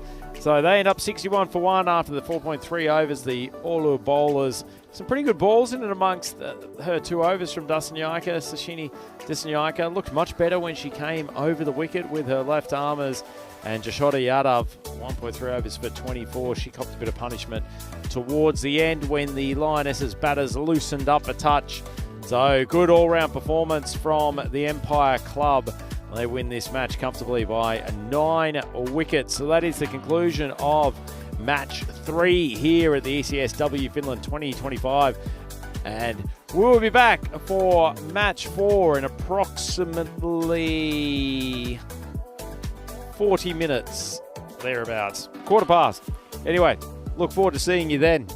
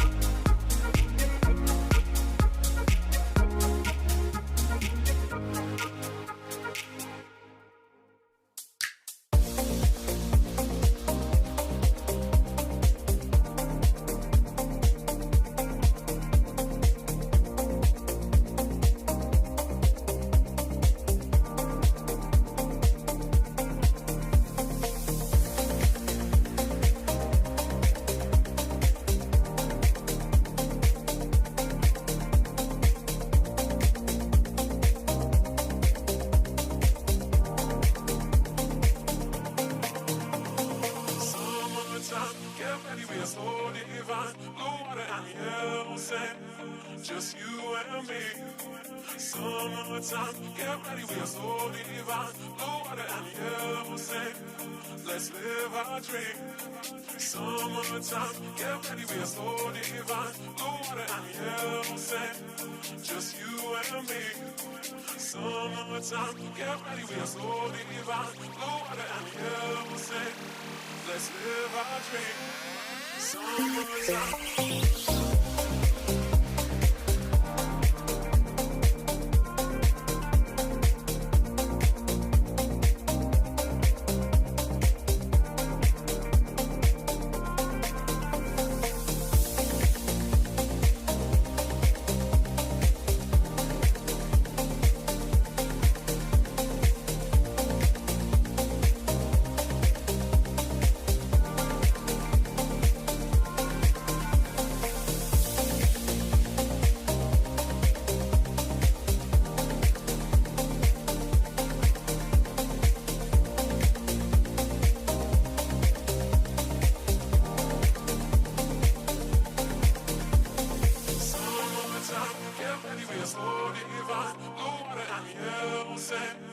Just you and me. Summertime, get ready, we are so divine. Blue water and yellow sand, let's live our dream. Summertime, get ready, we are so divine. Blue water and yellow sand, just you and me. Summertime, get ready, we are so divine. Blue water and yellow sand, let's live our dream. Summertime.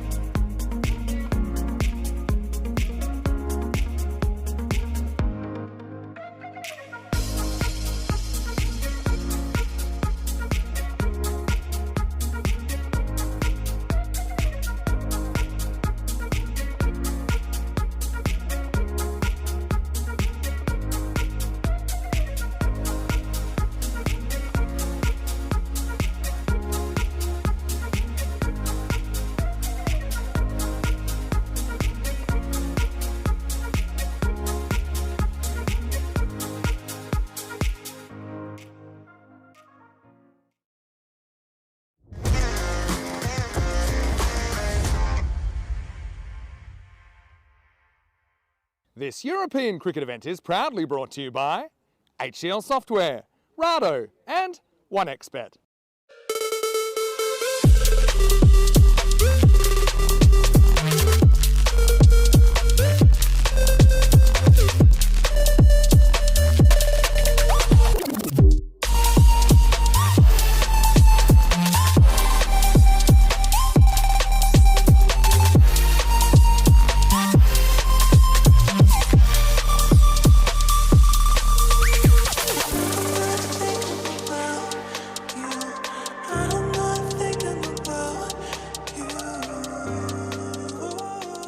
Hello and welcome back. Still 2 matches to go on the opening day of this ECS-W, and at the moment the sun is out. Hopefully it stays that way. So coming up we have match number 4, and this one will be between SKK taking on PCS. I know two teams that would love to bring up their opening victory. Let's see what happens at the coin toss with Suleiman Saeed and the two captains.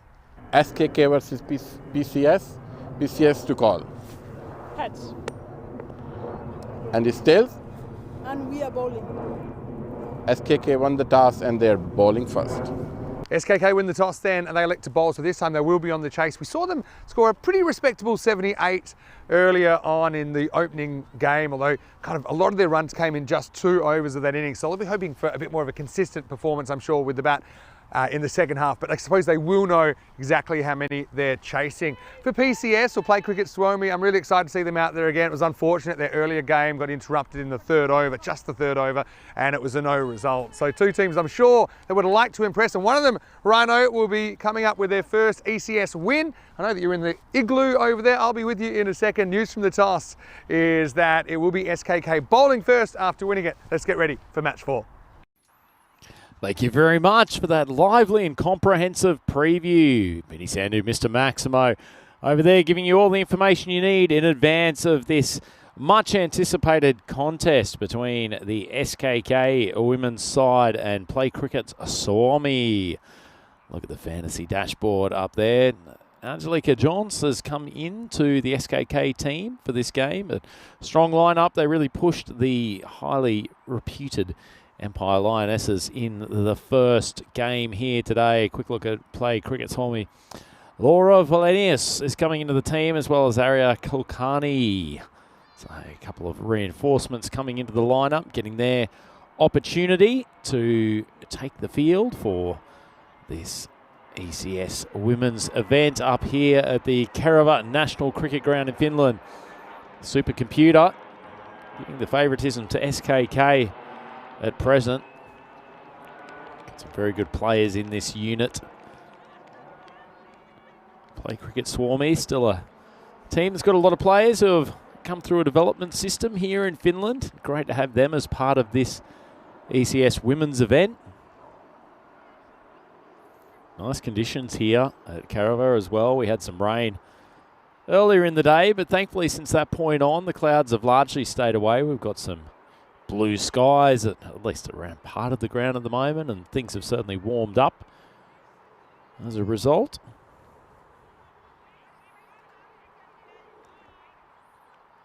There's plenty of excitement around the ground. A nice crowd that's turned up to watch this game as well. Plenty of support for the women's contest here in Finland.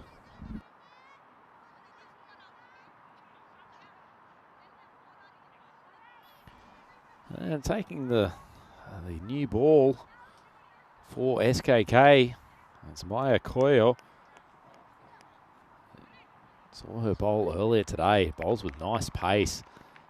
Got a ripping Yorker through one of the top order bats of the Lionesses the first game. Talented young player, certainly looking to be one of the backbones of the Finnish team for years to come. I know they're very, very keen to get her in the national setup once she hits the age qualification. Something you're seeing around women's cricket in Europe a lot, actually. Some of the better players, they're young teens. Everyone very, very desperate to get them into the full internationals. So Madan Yaika and Stolt opening the batting for PCS. And we're ready to get underway. We're at Kerava.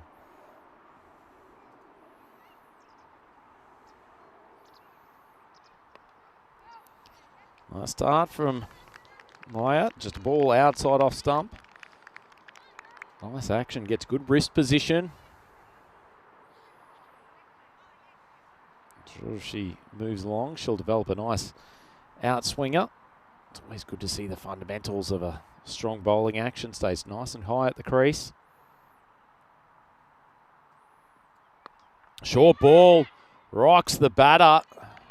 But Madana Yaika struggled with the extra bounce. A new Grizzly getting up to an awkward height. Almost over the shoulder. Excellent bowling.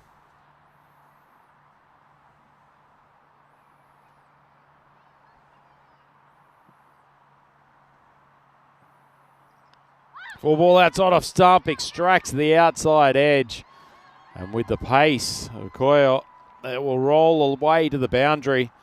First runs off the bat for PCS Swarmy, but a lovely piece of bowling. Keeper, unfortunately, standing up, Leah Martin. She's pretty good with the gloves, but might want to give herself a step or two more, given the velocity that her opening bowler is coming down with. Either way, it's 4 runs in the book for Play Cricket Swarmy.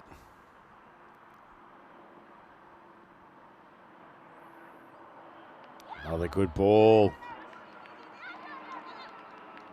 A little bit short of a length, jumping up into awkward height.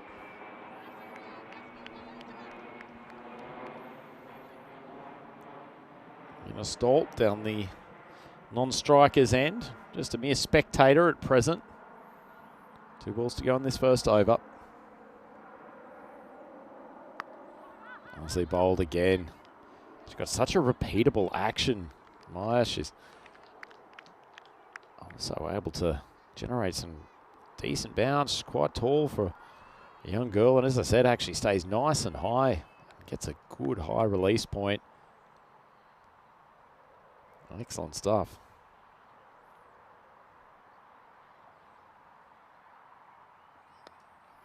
Thrash through the offside and over the top. And that ball will roll away for a boundary 4. So despite some excellent bowling, Play Cricket Swarmy have ended up at the end of the first over. None for 8. Excellent start. Geetha Madanayaika. Flashing cut shot over the top of the infield. And I guess that is the disadvantage when there's extra pace in the ball.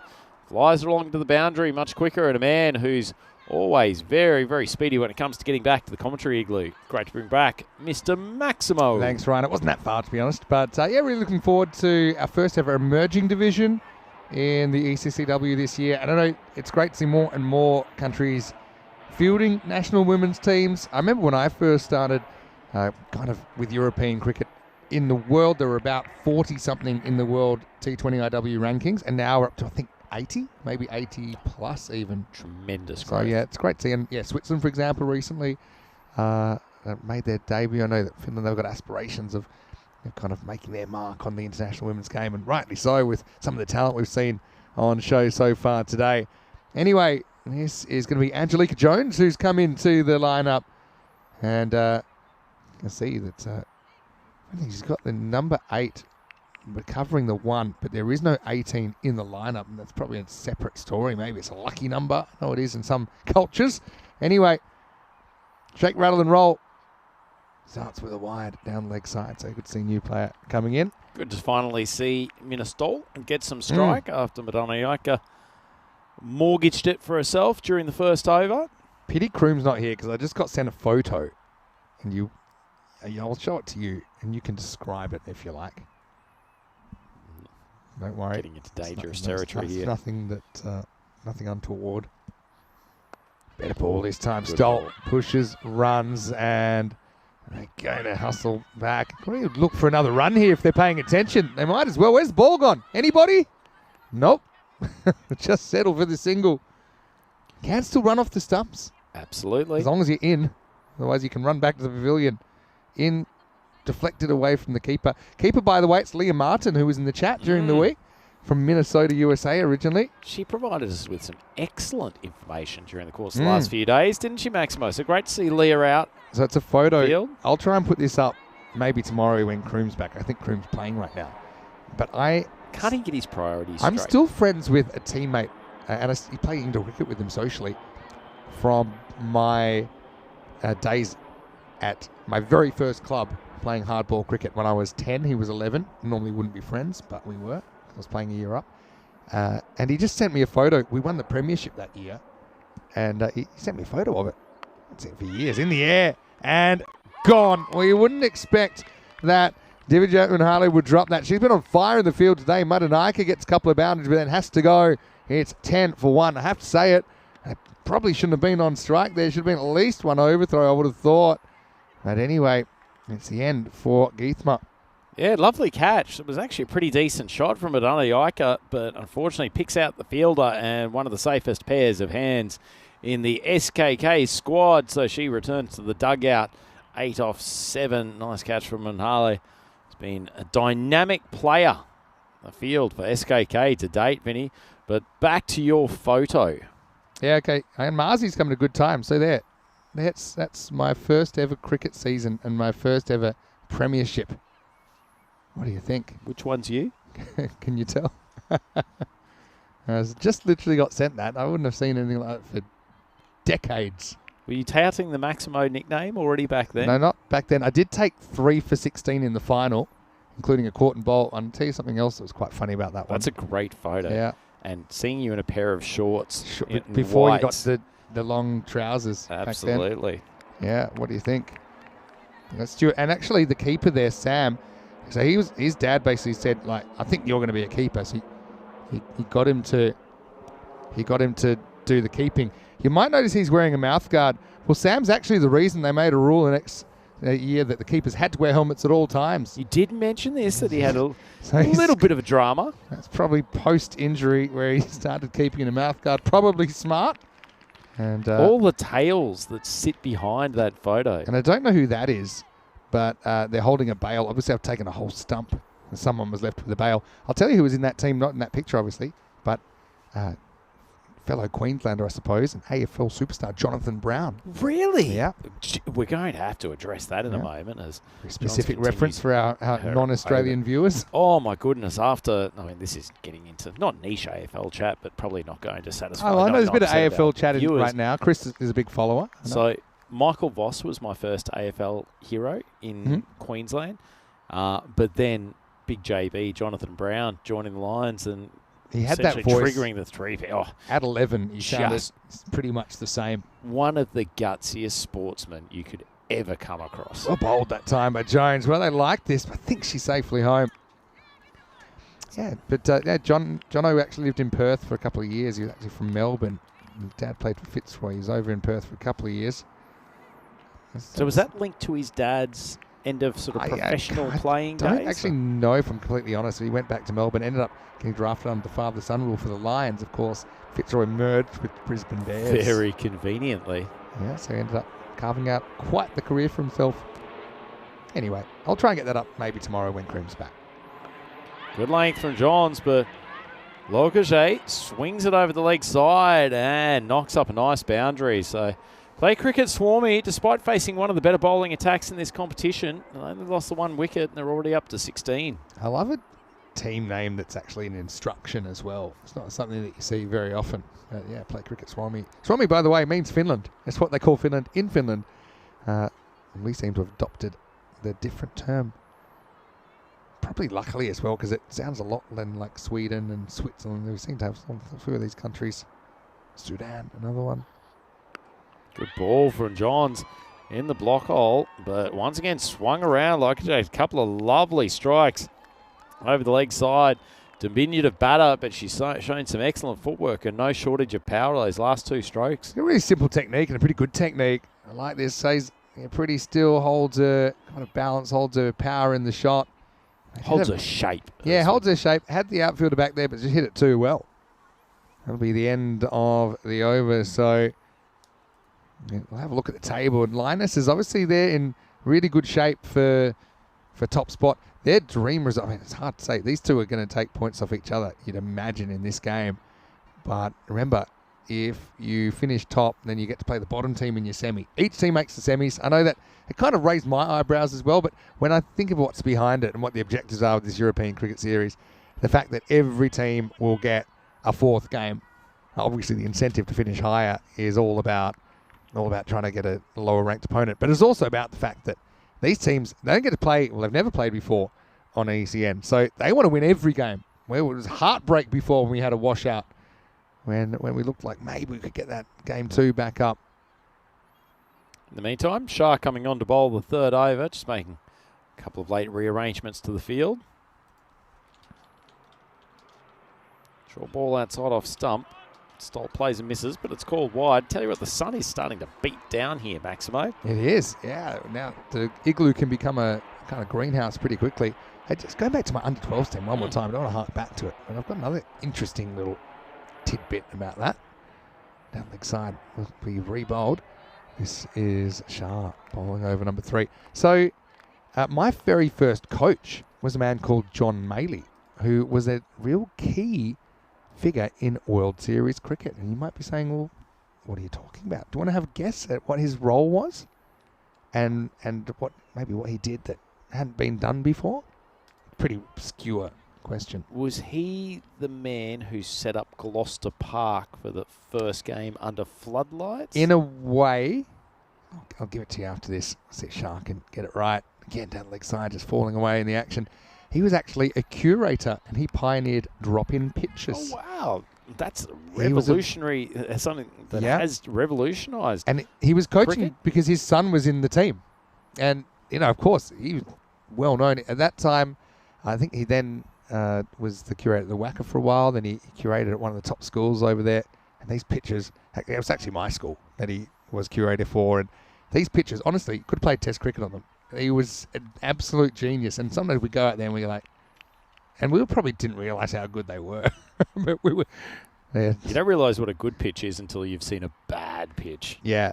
We had, for example, I played with Barry Richardson at my school, and Barry Richardson came, this is up to Nick. I'd knock up a few on this. Exactly. So he was really interesting, and he had really good knowledge of the game as well. But yeah, drop-in pitches, obviously that technology has progressed to the point that they're used quite a lot, especially in the modern day and age where more and more multi-sport stadiums are being used. It's nice. They strike over the offside. Finally, a legitimate ball. But Stolt pops it for a 1.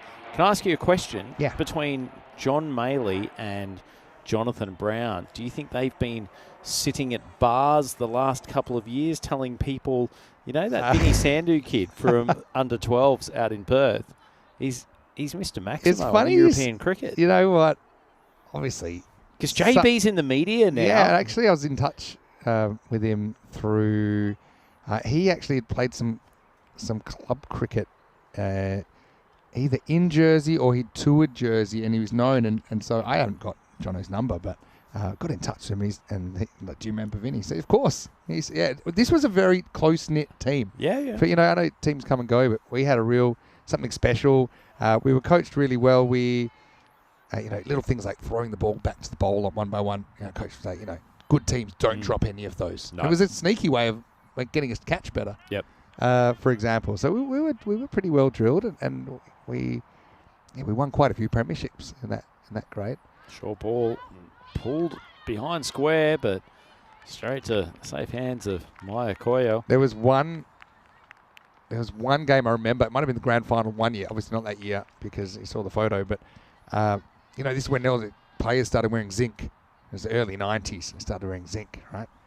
Shah tries to change of angle and loses this one down the leg side as well. But, started wearing zinc, and we decided we had red caps. You can see City Beach. We then merged with another club. I'd go as far as saying scarlet red caps. I still got that cap. It's faded. I went like the baggy green, kind of hold on to it. It's more pink. It's in my bottom drawer, actually, in my house. That exact cap. Doesn't really fit me anymore.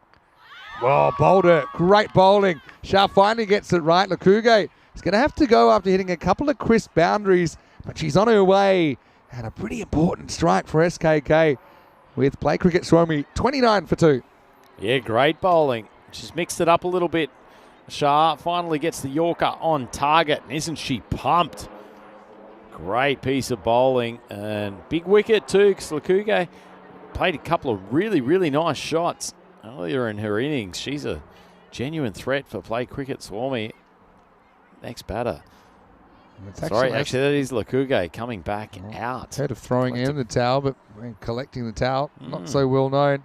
It's not 60 seconds to get off, but Dynamic innings of 8 off 6. Yeah, I mean, look, he's played a couple of nice shots. Just gets good ball. Again, look at the length. I'd love to do a heat map of balls that have taken wickets today, and that kind of length, kind of 1 metre in front of the crease or so, drawing the batter forward into an error. That time she does lose her shape and loses her wicket. So, well done by Shah. He has had issues with extras in the over, no doubt about it. It could cause clock issues as well for SKK. Anyway, new batter is Gangurude coming out at number 4. Shah can't quite capitalise on So the wicket. we wanted red zinc, but they didn't sell red zinc because we're like, grand final, we're going to be like Craig McDermott and we're going to red zinc. So McDonald's at that stage was running a McDonald's face paint promotion. I swear this is true. Couldn't make it up. Nice shot. This should just be a single well fielded down there by Rotre. So we all got Happy Meals. We requested red. I think there were various colours. Not surprising McDonald's had red, one of their main colours. And this stuff gave no sun protection. It was literally like just paint. It's like when you face paint at a birthday party.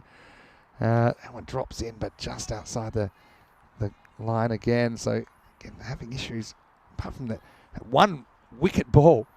Yeah, so I remember that. It's the face paint game. And again, we won the premiership. Probably looked ridiculous.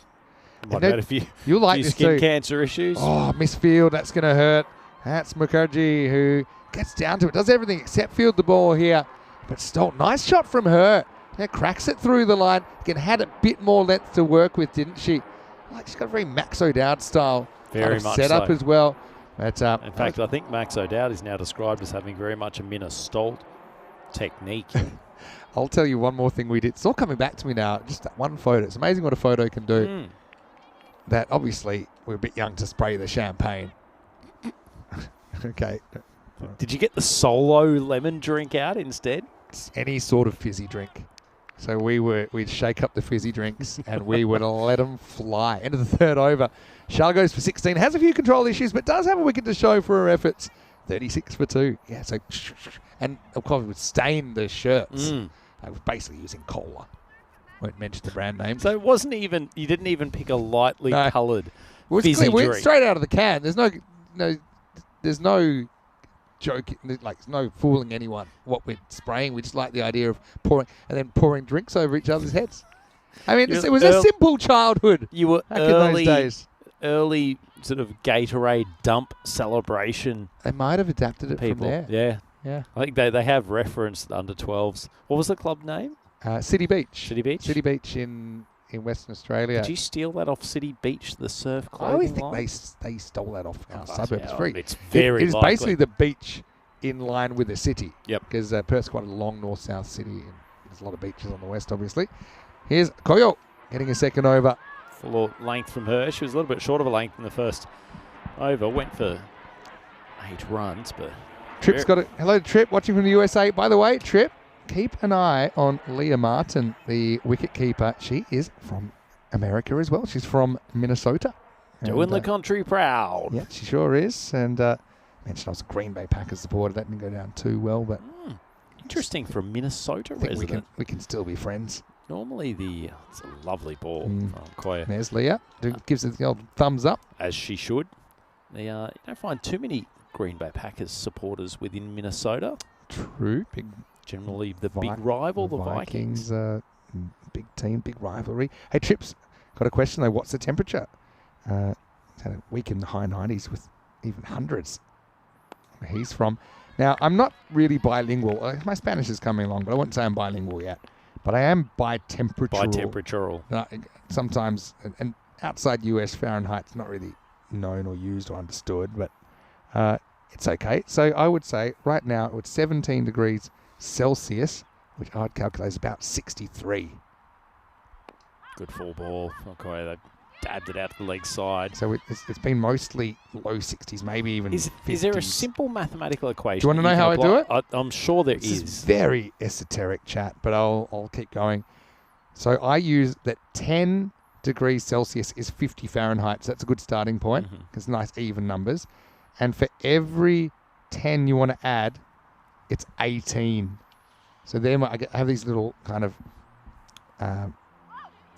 guideposts in my head. So 68 is 20, 86 is 30, 104 is 40. And so within that, you could also say for every 5 degrees Celsius, it moves at 9 degrees Fahrenheit. So yeah, I normally work it out. If you're adding every degree, your move is 1.8. But I am quite a mathematical sort of person. Might not work for everyone. Nicely whipped across the leg side by Angerde. So I'll take the single. Been a pretty tight over here from Maya, she's an impressive bowler, isn't she, Vinny? Units chat will take off. Or do you think that's probably a special segment? I think we might just do that as a special social media. It Rewind might even get its own content. You didn't get it the first time around. Just 39 for 2 after 4. This game's actually gone up in the Goldilocks zone, 40-60. But Koyo, she's impressed me a lot. Yeah, and she turns 15 in September, so I know they want to get her playing T20Is now. It wasn't always this way, but the ICC came up with a rule saying you have to be at least 15 to play. I feel based on scientific evidence, no doubt. Well, the thing is, it applies to men and women, but I think women develop quick, and I'd love to see 14-year-olds able to play because there's plenty that are capable. She's definitely one of those. Nice shot from Gangurde. Nale going for the big flighted spinner. It doesn't pay off for a full toss and put away to play cricket. Swami keeping themselves in this game. 43 for 2. One ball into the 5th over. And have a look at that on replay. Puya's not a particularly tall person. So not far off being the no ball. Swings another full toss around. It's going to take some stopping, but it's an excellent piece of work down there by Raltre. Coming around from the backward square position. Saves a boundary. She's a brilliant fielder. And that's something that's really, really clear. The presence of mind to slap this back in just in case she did fall over the line. I think in the end she didn't. But that's a real run saver. Saves 3. Super work. This is Unhale, who was brilliant earlier. She took 3 wickets and a direct hit run out. And despite her efforts, SKK couldn't come up with a win against the Lionesses. But she's a very talented with the direction cricketer. at the moment. A couple of full tosses. So it's interesting. I would mention this before, but Tina said this to me. She said with women's hands sometimes being a bit smaller than men's, even though the ball's a tiny bit smaller, but not much. Oh, Boulder. Lovely delivery. Beaten in flight. Stolt tries to swing across the line.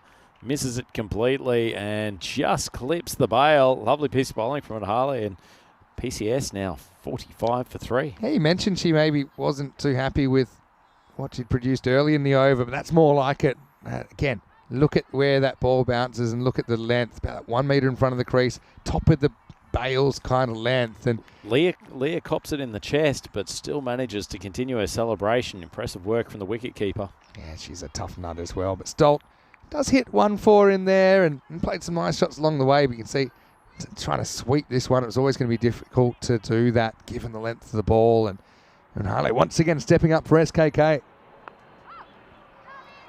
The full toss. Just worked around to the leg side. Deshmukh will have an important job for play cricket Swarmy with the ball. When it comes to the SKK innings, just gets off the mark with a single. And Gerdo becomes a very important batter now. Slightly more short of length and quicker delivery from Anhale. Tell you what, the keeper's had a crack. Here, Vinny. Oh, it's gone. Oh no, Gangurde's gone walkabout. Again, awareness, waits. Oh, it's not even close. Has to throw it at the stumps. Probably didn't have to, but Martin, not quite the hidden ball trick, but the foot had gone missing. Gangurde gets stumped, essentially. I don't think she was trying to run. And Harley has another wicket. It's 46 for 4. Mark that one under A for avoidable. Oh, genius bit of work from Leah Martin, though. Makes a nice catch to the offside. And you could see she was watching intently. Look at this. The eye goes down. And as soon as that foot pops out of the crease, she's got the stumps off. Peel goes up. And very easy decision for the umpire. I think Gangurde probably will only ever have that happen to her once. And it happened to me here on live TV. Because it's just an awareness thing, wasn't it? Cornelius, the new batter. Flighted ball from Anhale. Popped out of the offside. Go. Direct There's hit. another run there. Don't worry. Well, I wanna Lennis call- I wanna- manages to keep the strike for the start of the 6th over. 47 for 4. It's been an awareness thing. It's happened a couple of times that the balls hit the stumps. An easy run there, but you can see not too much interest. So again, something that you could learn to just, especially when runs are hard to come by. If you get an easy one, you should probably take it. Here's shades of you. I remember creating a run out in Landskrona in the 2022 series when you were commentating there with Rico. You caused a run out in the 10th over, yelling at them to go for the 5th, if you remember that. It was a classic certainly do. ECN moment. Anyone who follows Andrew.Rhino on Instagram will be able to go and check that one out from the 2022 series. Rico and I literally yelling ourselves hoarse, Ooh. trying to get a rare 5th. Oh, umpire clothesline attempt. We had a good one earlier in the week. And that Rautray luckily pulls up just in time. Cornelius on strike. Good ball. Movement inwards. Take by Leah as well. It's natural, isn't she? And yeah, she only ever played cricket here in Finland. Really? The only other, there's the clothesline attempt, but good reactions from the bowler. And, yeah, the only other American that I can remember, actually it's probably a couple, because Josh Tromp played in the World 11. Pops up and Rautray gets a caught and bowled. Excellent start from her. 2 balls right on the button. And Valenius, she goes for 1 off 3. Wickets tumbling quickly now. Play cricket swarmy, 47 for 5. Yeah, nicely anticipated as well. Just sensed it was going to the left. And a fairly comfortable take for a Suba. And we've seen this when the wickets tumble and you can get that middle order out there, then you can really shut the scoring down if you bowl well. So unfortunately for Laura, she does get 1. Hey, 1's better than none. At least we've seen all 6 batters get off the 0, but no one's actually made it to 10 yet. And that's been a bit of an issue for PCS, 47 for 5. Rautray continuing. Another ball drifting inwards. Big shout from Leah. She thought there was an opportunity for a run out there. This is great running. Really good running. Just have a look at the non-strikers end. She's doing the right thing. She's got 2 or 3 metres lead. Okay, probably holding the bat wasn't exactly right, but at least she's anticipated that. And, you know, it's a bit of an indoor cricket mentality. Get your striker out of there. You know, get them to the other end. Get them there safely. And just, you can tick the score along that way. Another good ball from Rautray. Swung across and Harley has got an excellent set of hands. She won't drop a catch that easy. This has been a master stroke of a bowling change. Rautray now has 2 wickets for only 1 run. And the 6th wicket down for PCS. 48 on the board. Yeah, no good deed goes unpunished. She gets down to the striker's end, but then just pops up a catch. Went for it, didn't quite get the power. And it's one fielder you don't want to put the ball near. As Divjat holds onto it, and SKK, well, they're pretty happy how things are going at the moment. That's a little run of 4 for 3. 4 wickets lost for 3 in the last 7 balls, and Deshmukh is the next to go. Well, taking good technique there as well, wheeling back, but Got a nice soft yeah, catching pair of hands, hasn't she, Vinny? very complete player. Leskinen is the new batter for PCS. Of course, we're seeing batters we haven't seen yet because they had a very short game earlier. Rautray doesn't give her a chance to unleash first ball. The first one she sprayed down the leg side. In fact, harp on a little bit about bowling mechanics, but I actually really like her action too, Vinny. Once again, a tall girl. Did you notice that Ash at Save Derek in the chat is also a Lions fan, Brisbane Lions Well, fan? I'd seen someone talking about Brisbane before, so I'd assumed so. As Rautray gets one just inside the wide line. Can I mention something as well? Of course Chatting you to can. Malian Hassan, the captain of SKK, she's actually heard some of the commentary. Remember, she had some issues bowling that first over. She said, I think I'm going to take your advice. I'm going to bowl a little bit later in the innings and see if my control is a little bit better, because that was an issue for her, the ball swinging, which is actually a good thing. It's just she wasn't able to get the direction right. So let's see. Coaching consultancy Um, invoices I in the mean- mail. I mean, obviously, I'd say because it's helpful. Obviously, I've been in that position, being a swing bowler growing up as well. 50's up, by the way, for PCS. Another good ball late in ducker. But then the other tip was, we had a little bit of a conversation about it. End of the 6th over here, 50 for 6 after 6. Rautray with 2 for 3 in the over continues this good mini run for the SKK side. But yeah, changing your angle of approach rather than trying to change where you're aiming with your arm, because once you start messing up with the mechanics of where your arms are going, you're not going to get the same kind of movement. So that was just something. But basically, I'm not a coach, but I've been around the game a while, and I've been coached by good coaches.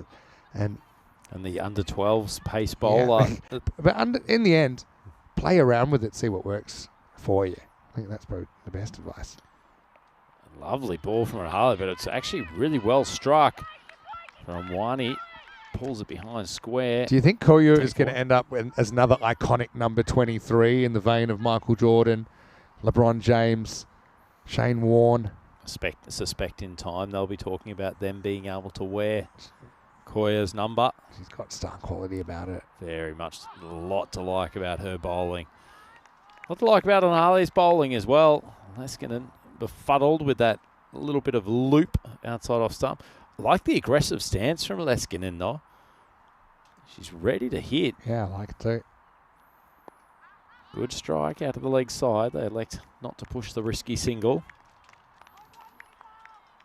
So PCS-W 51 for 6 halfway through this 7th over.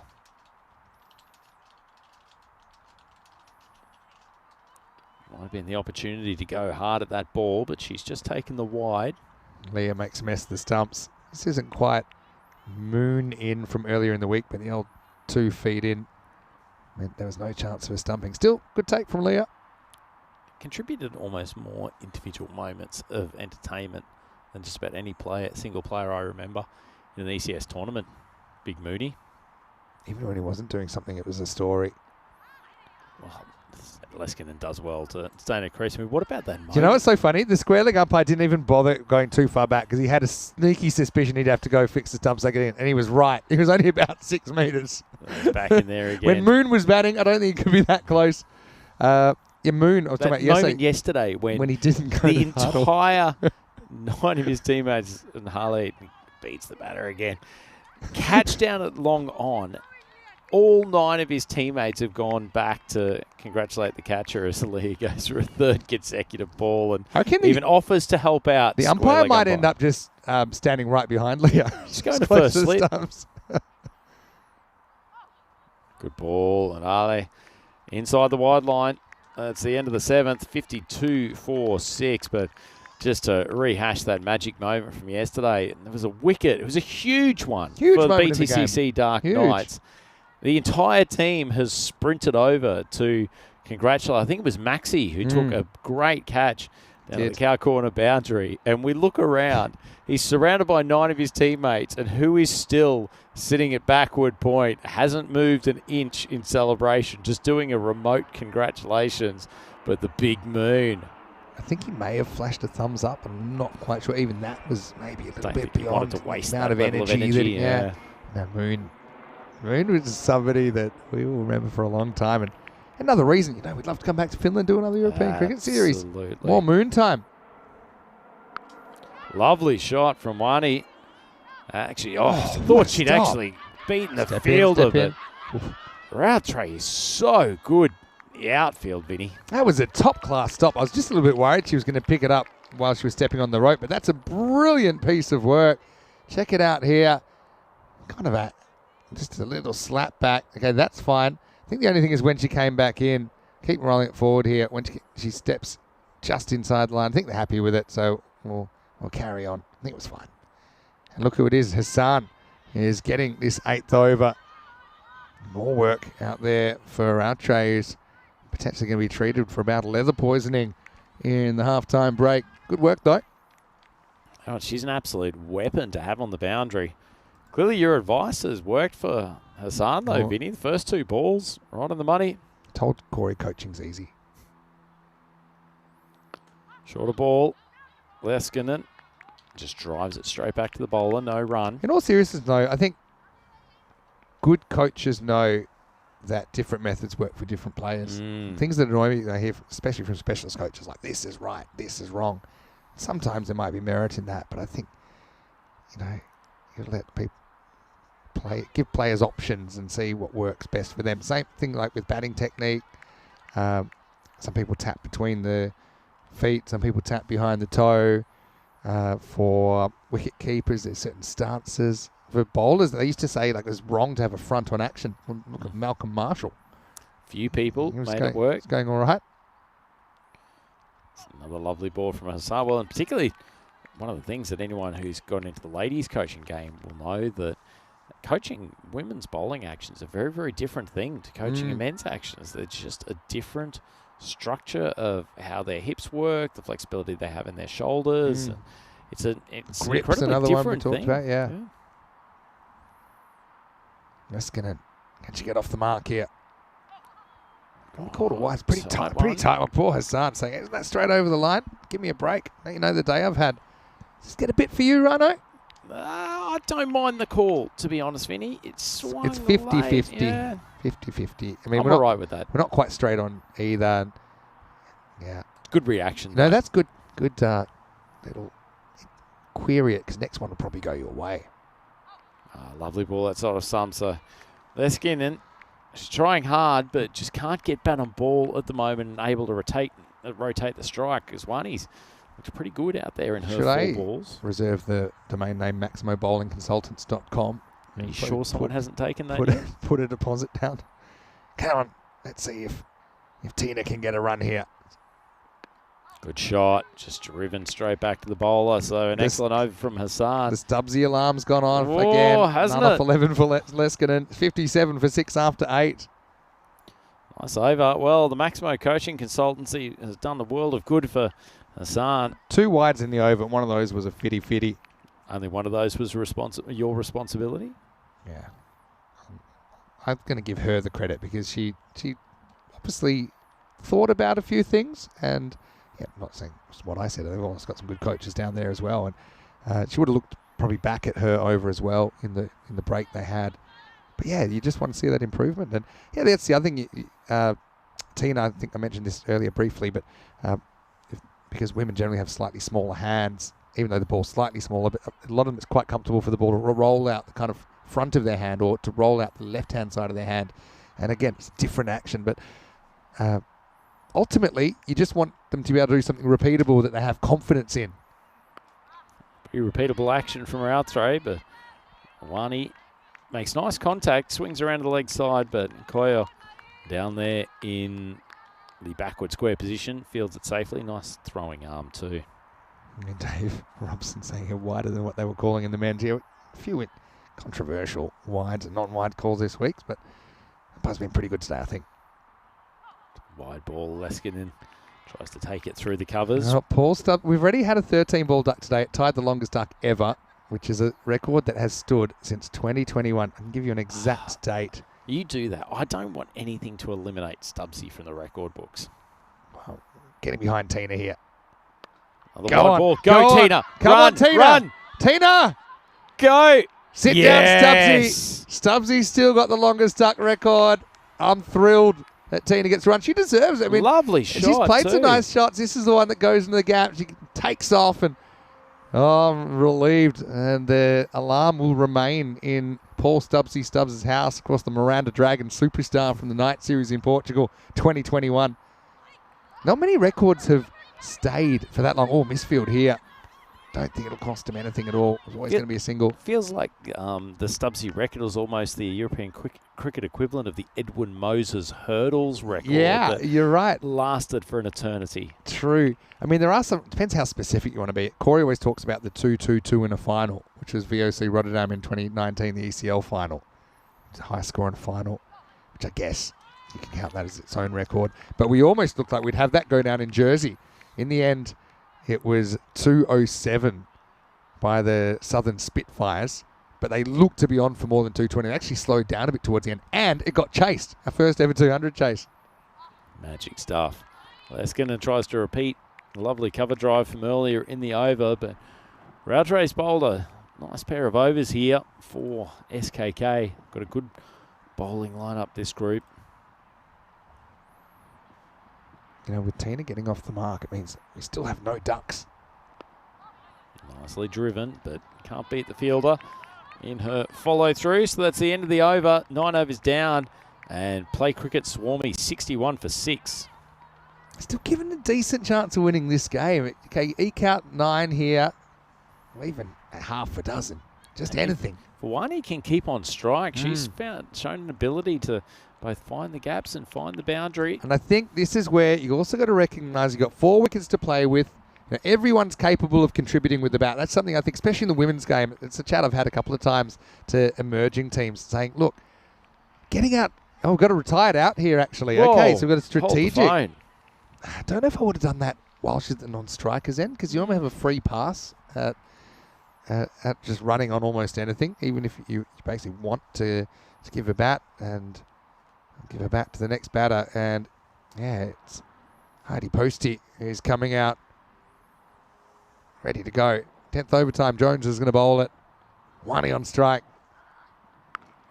Great strike. That's absolutely hammered by Wani over to the leg side boundary. Beautiful strike. I can't hit the ball better than that. It's gone all the way to the fence, Rhino. Oh, I mean, that's 4 on any ground. delicious. Have a look at this. Just good eye. Stays pretty stable. And smashed away. That's an excellent shot. Probably the shot of the innings. Well, the fielder there, Hassan, was really not that far away from it, but she barely got to take a step. Get near that ball. Beautiful strike. Oh, love to double down. Jones with a comeback ball, though.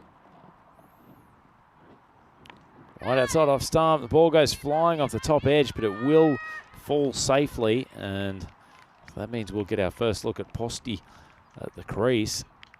Plenty of pressure on her shoulders. 4 balls to go, but a couple of boundaries, and Play Cricket Swarmy could put themselves into a pretty handy position. Field's pretty back, so I think just hit and run here. You know, take your chances. Still got 3 wickets to play with. Let's see how Heidi goes, facing up for the first time. Unfortunately for her, she's clean bowled for a golden duck. She won't get the joy of having Derek accompany her back to the pavilion, but nice piece of bowling from Jones, and Play Cricket Swarmy now 8 down for 66. Good ball. Pretty good ball to get first up. So he does the right thing. She could have easily probably blocked this, but it's not the time to block. I think she knows they're running out of balls, so it just kind of shot through under the bat. I think you've got to give all credit to the bowler there. Yeah, it's the first duck we've had, actually. So PCS have had a few scorers. For Posty, I mean, it doesn't hurt her team too much. I mean, she goes out there and has a go, and we'll see a bit more of her, I'm sure, in the second half of this game. But right now, 3 balls to go, 66 for 8. Bowling a good last over here, Johns. Attempted cut shot by Kulkarni. See, now Wani's stuck at the wrong end, isn't she? Someone that was able to whack Angelica Jones for a 4. If you were first Wani, would you just sprint? Oh, yeah, this ball? run. Absolutely. If you're Wani, you run and just see what happens. You got to get down. There's only 2 balls to go. Ready? Take your marks. Go. Good ball from Joe. Well, contact made, and it will fall out to some open spaces. So nice piece of work from Kulkarni, rotating the strike. So she's giving Wani this opportunity to take the final ball. Yeah, and that's good. Now you might as well run no matter what. Just thinking, the 100-metre sprint in the Olympics must be the hardest commentary job. Oh, you all this build-up, and you got 10 seconds to basically do it. All right. Talk about that further We'll in the come next back to innings, that. Maximo. All right, can they get to 70? Last ball. Well, maybe they'll still get there. Go on then. Good do. I heard a good podcast that I think I was telling you about the other day with Matt Hill, race caller from Australia, and who's done a lot of other events. And he was talking about the pressure of calling some of those short athletics events, that you really don't have much time to paint a picture of what's happening in the race. And especially in like a final. These events don't come up very often. Slapped across the line. No, they will cut it off. They were thinking about the second, have not taken it, but either way, lovely little cameo innings at the end from Wani, 13 off 9. With her contribution, Play Cricket Swarmy's gotten up to 69 for 8, so not an overpowering total by any stretch, Maximo, but it certainly gives them something to defend. Yeah, definitely. I mean, Wani, she's one of the few players in this tournament, actually, that's got a bit of experience. We've seen her playing for Estonia through as part of the Estonia-Bulgaria series, and also a couple of years ago against Malta. So, you know, I just think they'll probably bat her a little bit higher next time. Maybe they hadn't had too much of a look at her. She came in at 7, but I think SKK, they kind of had to deal with the openers, but they were able to get kind of all of the top 6 before double figures, and that just kind of helped. They went a couple of good runs, a couple of mini collapses. Well, they did it, I think, with some pretty good fielding, both on the ground and in the air. Yeah, the catching was very, very good, and I was also incredibly impressed with Subhashri Ratre, who was exceptional in the outfield. A couple of great stops. Yeah, you're right about that. And really, again, nice to see improvement across the board. I think SKK, they had, I suppose, a tight loss in the end to Lionesses. That was just a rare bit of a ground fielding error. But, really, really happy to see Hassan coming back and bowling a lot more accurately, looked a lot more comfortable. And she's had other bowlers that have been able to step into that kind of breach in the power play. Loved the fielding of Rautre. That was a good piece of bowling. Once again, Unhale has been excellent with the ball, and of course, with some good catches and a run out in the day as well. Certainly was, and there wasn't this a sneaky bit of work from Leah Martin. Heads up cricket. Just waited for Pooja to take a step out of the crease. Nailed her with a classic stumping. Rautre, nice catch off her own bowling. And to be honest, Vinny, actually the catching was just excellent all round from SKK. They're a well-drilled unit. Rautre with some athleticism on the boundary as well. But Wani, she's kept her team in it with a couple of late boundaries. And this is set up nicely for an intriguing chase. Yeah, that piece of fielding from Rautre, I mean, she almost had time to go buy a hot dog and come back. She's so far past the boundary. It was great bit of work. And look, yeah, 70 chase, got a fighting chance. The big question for PCS will be, can they take early wickets? If they take early wickets, they've got a chance. If they don't, I think it'll be really tough, and the 69 will be a little bit light on. In the end, it's Wani who top scores with 13 off 9, including a boundary that went all the way to the picket fence. And then, you've got 7 8s in there, just the one duck to postie, but yeah, often I talk about, using all your resources at this level of T10, and you don't want to be kind of none for 40 at the end. You might as well, try and push for runs, take some calculated risks. Extras 21, probably about par for the course, I'd say, in this series. Jones with 2 wickets, good to see her in the lineup. Unhale was brilliant again, 2 for 10, but it was Rautre with 2 for 7 and some brilliant stops. It was my player of that 10 overs, Rhino, and it's all set up for the chase. 70 required for SKK to get their first win on the board. Or would it be PCS with their first ECS win? Join us in a few minutes to find out. Vinny Sandy, Mr. Maximo with Andrew Ryan. More cricket coming your way shortly from Finland. You're watching the European Cricket Series.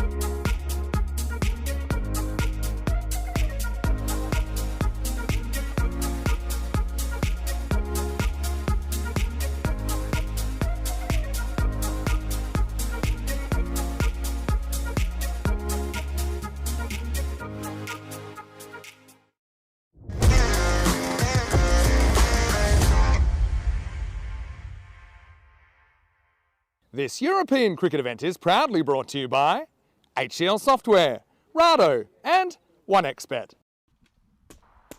Hello and welcome back. Great to have you with us as we get ready for the second half of match 4. Still a game and a half to go on the opening day of this European cricket series in Finland. So 69 the score on the board. That was PCS, Play Cricket Suomi, that put that on the board. And if their opposition SKK can chase it in 7 overs, they'll take all 4 points. Alternatively, you might have a 48 or less score, and if that's the case, then it will be PCS that'll take all 4 points. As long as it's closer than that, it'll be 3 points to the winner and 1 point to the loser. Each of these teams only getting 3 matches before we know what those semi-final matchups will look like. Teams are guaranteed a semi-final as well, so each team will play a minimum of 4 games. Of course, the 2 finalists will play a 5th game, and that game is the final. Pretty cool, actually. We don't often have a final on a weekend series. Often, especially with 3-team format, you'll have just a 9-match kind of triple round robin. So the fact that we'll get a final means we'll get that same kind of finals buzz that we had last night when the Empire men's side, Hadley's Empire 11, were able to win the trophy despite coming from outside the top 2. Here's Lakuge. It's the first one, more or less right. And Harley asked to open the batting earlier on. We saw her batting 3. She was actually kind of sent in there tactically. The retired out was their only wicket from memory earlier on. So the main issue was that they couldn't really get enough runs in the first place, despite only using 3 batters. 1 retired out, the 2 not out batters. They scored 78 against Empire. Empire were able to get over the line with 10 balls to spare. In that loss, SKK did hold on to their point. They did exceed, well, they did stay out in the field into an 8th over, and even a 9th actually. Now he's looking for the single, won't get it that time. Vinny Sander here, Mr. Maximo, joining me once again. It's hard to believe it's his first day of women's cricket because he's quite knowledgeable, and of course you've been following the Cossonay women's side in Switzerland as well. It's Andrew Ryan. Welcome back, Rhino. Thank you very much, Maximo. Lakuge continues with some nicely flighted spinners. Just dabbed down to the 45, and Ale gets off the mark. Well, the big news for the viewers, because I know you've all been waiting on the edge of your seats, Cossonay women have completed a double win today, only moments ago, getting themselves safely up to the top 2. I knew there was something. I saw a little fist pump over there from your side of the igloo. Just quiet celebration. Lakuge, a little bit too much spin on that delivery. Railthray steps inside. So a little bit of a break before the finals game, though, so plenty of time to work on things. And actually the national women's team from Switzerland will be up here at Kerava to take on the Finnish and Estonian team. So they'll see plenty of the girls that we've seen out here today, and Railthray showing that she is a player for the future indeed. A lovely stroke. Look at the footwork here, Maximo. Gets onto the back foot very quickly. Very and smart. Then swings the long handle around. A little bit kind of across as well. That should open up that leg side. Excellent batting. Picks up length very quickly there. Got to say, I like the boundary distance. I like it. Reward these shots with boundaries. I know they're a lot shorter than you get, for example, in a T20 International. Flight again from Lakuge, but it's pulled well. And let's see a little bit of confusion between the batters, but fortunately, no dramas in the end. More than a little bit of confusion there, Rhino, but they get away with it in the end. The old stop-start Formula One penalty. Not sure what Anale was doing there, just holding a crease at the bowler's end. But anyway, it's the end of the over, and SKK 7 for none after 1. Yeah, so just going back to the boundaries, I don't know what the par's been so far today. Probably look it up. The average has been about 8.3 and over. So, yeah, 83 par. Okay, I know we've had some rain interruptions. We don't have too much evidence to go on there. But, you know, it's nice to see some sixes. It's nice to see batters be rewarded for good shots. And it also puts them in the hot seat to maybe hit multiple boundaries. And quite often when the boundaries are bigger, because you don't see the women running as many twos as well, you know, batters can't get so hot. Huge swing across the line from Raltre as Madonna Yaika comes on to bowl the second over. Fair bit of flight coming from these two openers, Lokage and Madonna Yaika for play cricket Swarmy. Oh, geez, that was a tough call. Madonna Yaika, I thought that ball actually travelled over the top of leg stump. Have a look on the replay. Yeah, if leg stump was higher, would it have hit it? Maybe, maybe not. Oh, tough call on the bowler, Maximo. Big swing across the line, not well timed. Fielder takes a slightly defensive approach to the ball, but does manage to keep it to 1. Keeps it in front of her, so that's something. But yeah, maybe if she'd judged a little bit quicker, might have been able to step in and attempt to catch. I think it does really come down for me if they can create and take chances in the first half of this innings. Nice footwork again, this time from Anale, and an excellent shin stop. That is quality outfielding. I think that's Minna Stolt out there on the boundary. I thought maybe you're seeing the future because your call of excellent footwork came just moments before this, which certainly isn't in the textbook if you're reading it the right way. Bring back the shin pads.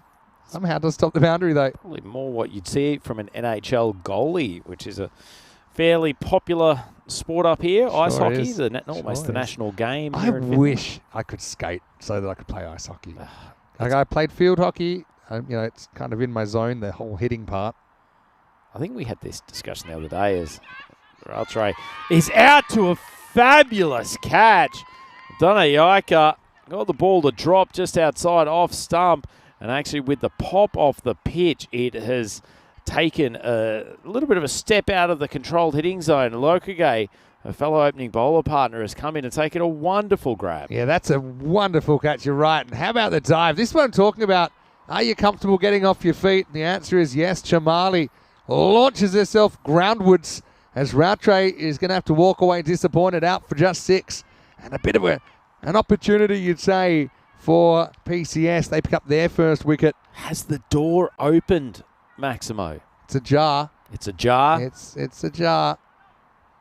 Great catch. I like the way she even held it and was like, okay, I don't care what hits the ground, but it's not going to be in my hands because that ball's staying put. Stunning fielding. Great stuff from Lokage. Talented young cricketer.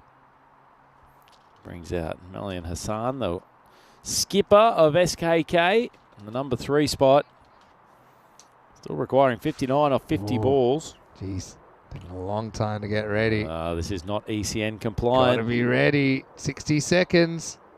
I reckon they've been a bit generous with those here. Maybe time moves a little bit slower when you get this far north. Can't put pressure on with a good first ball. It's cut out to the offside. Fielded safely, and they'll rotate the strike for the 1. So SKK 12 for 1. 1 ball left in this second over. Hello, by the way, to Paul Kempen. Say hello to us. Hello to Adion as well. Good to see you.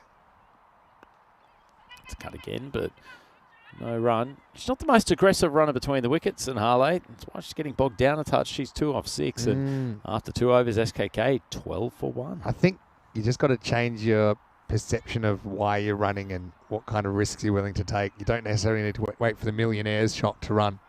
I think, and I say this a lot. I remember I had a chat to Gibraltar when they first played ECI-W cricket. It was our first ever ECI-W back then. They've come a long way in the last 2 years.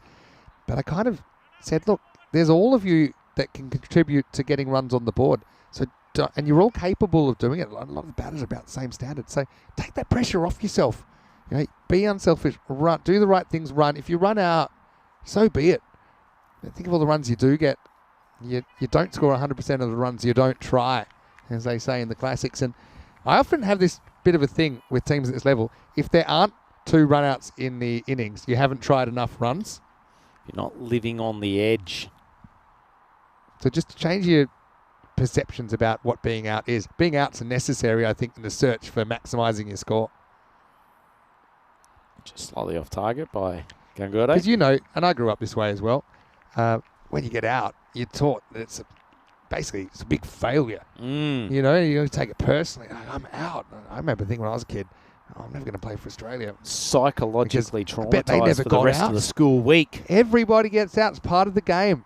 Lose the stigma, especially in this format, so short.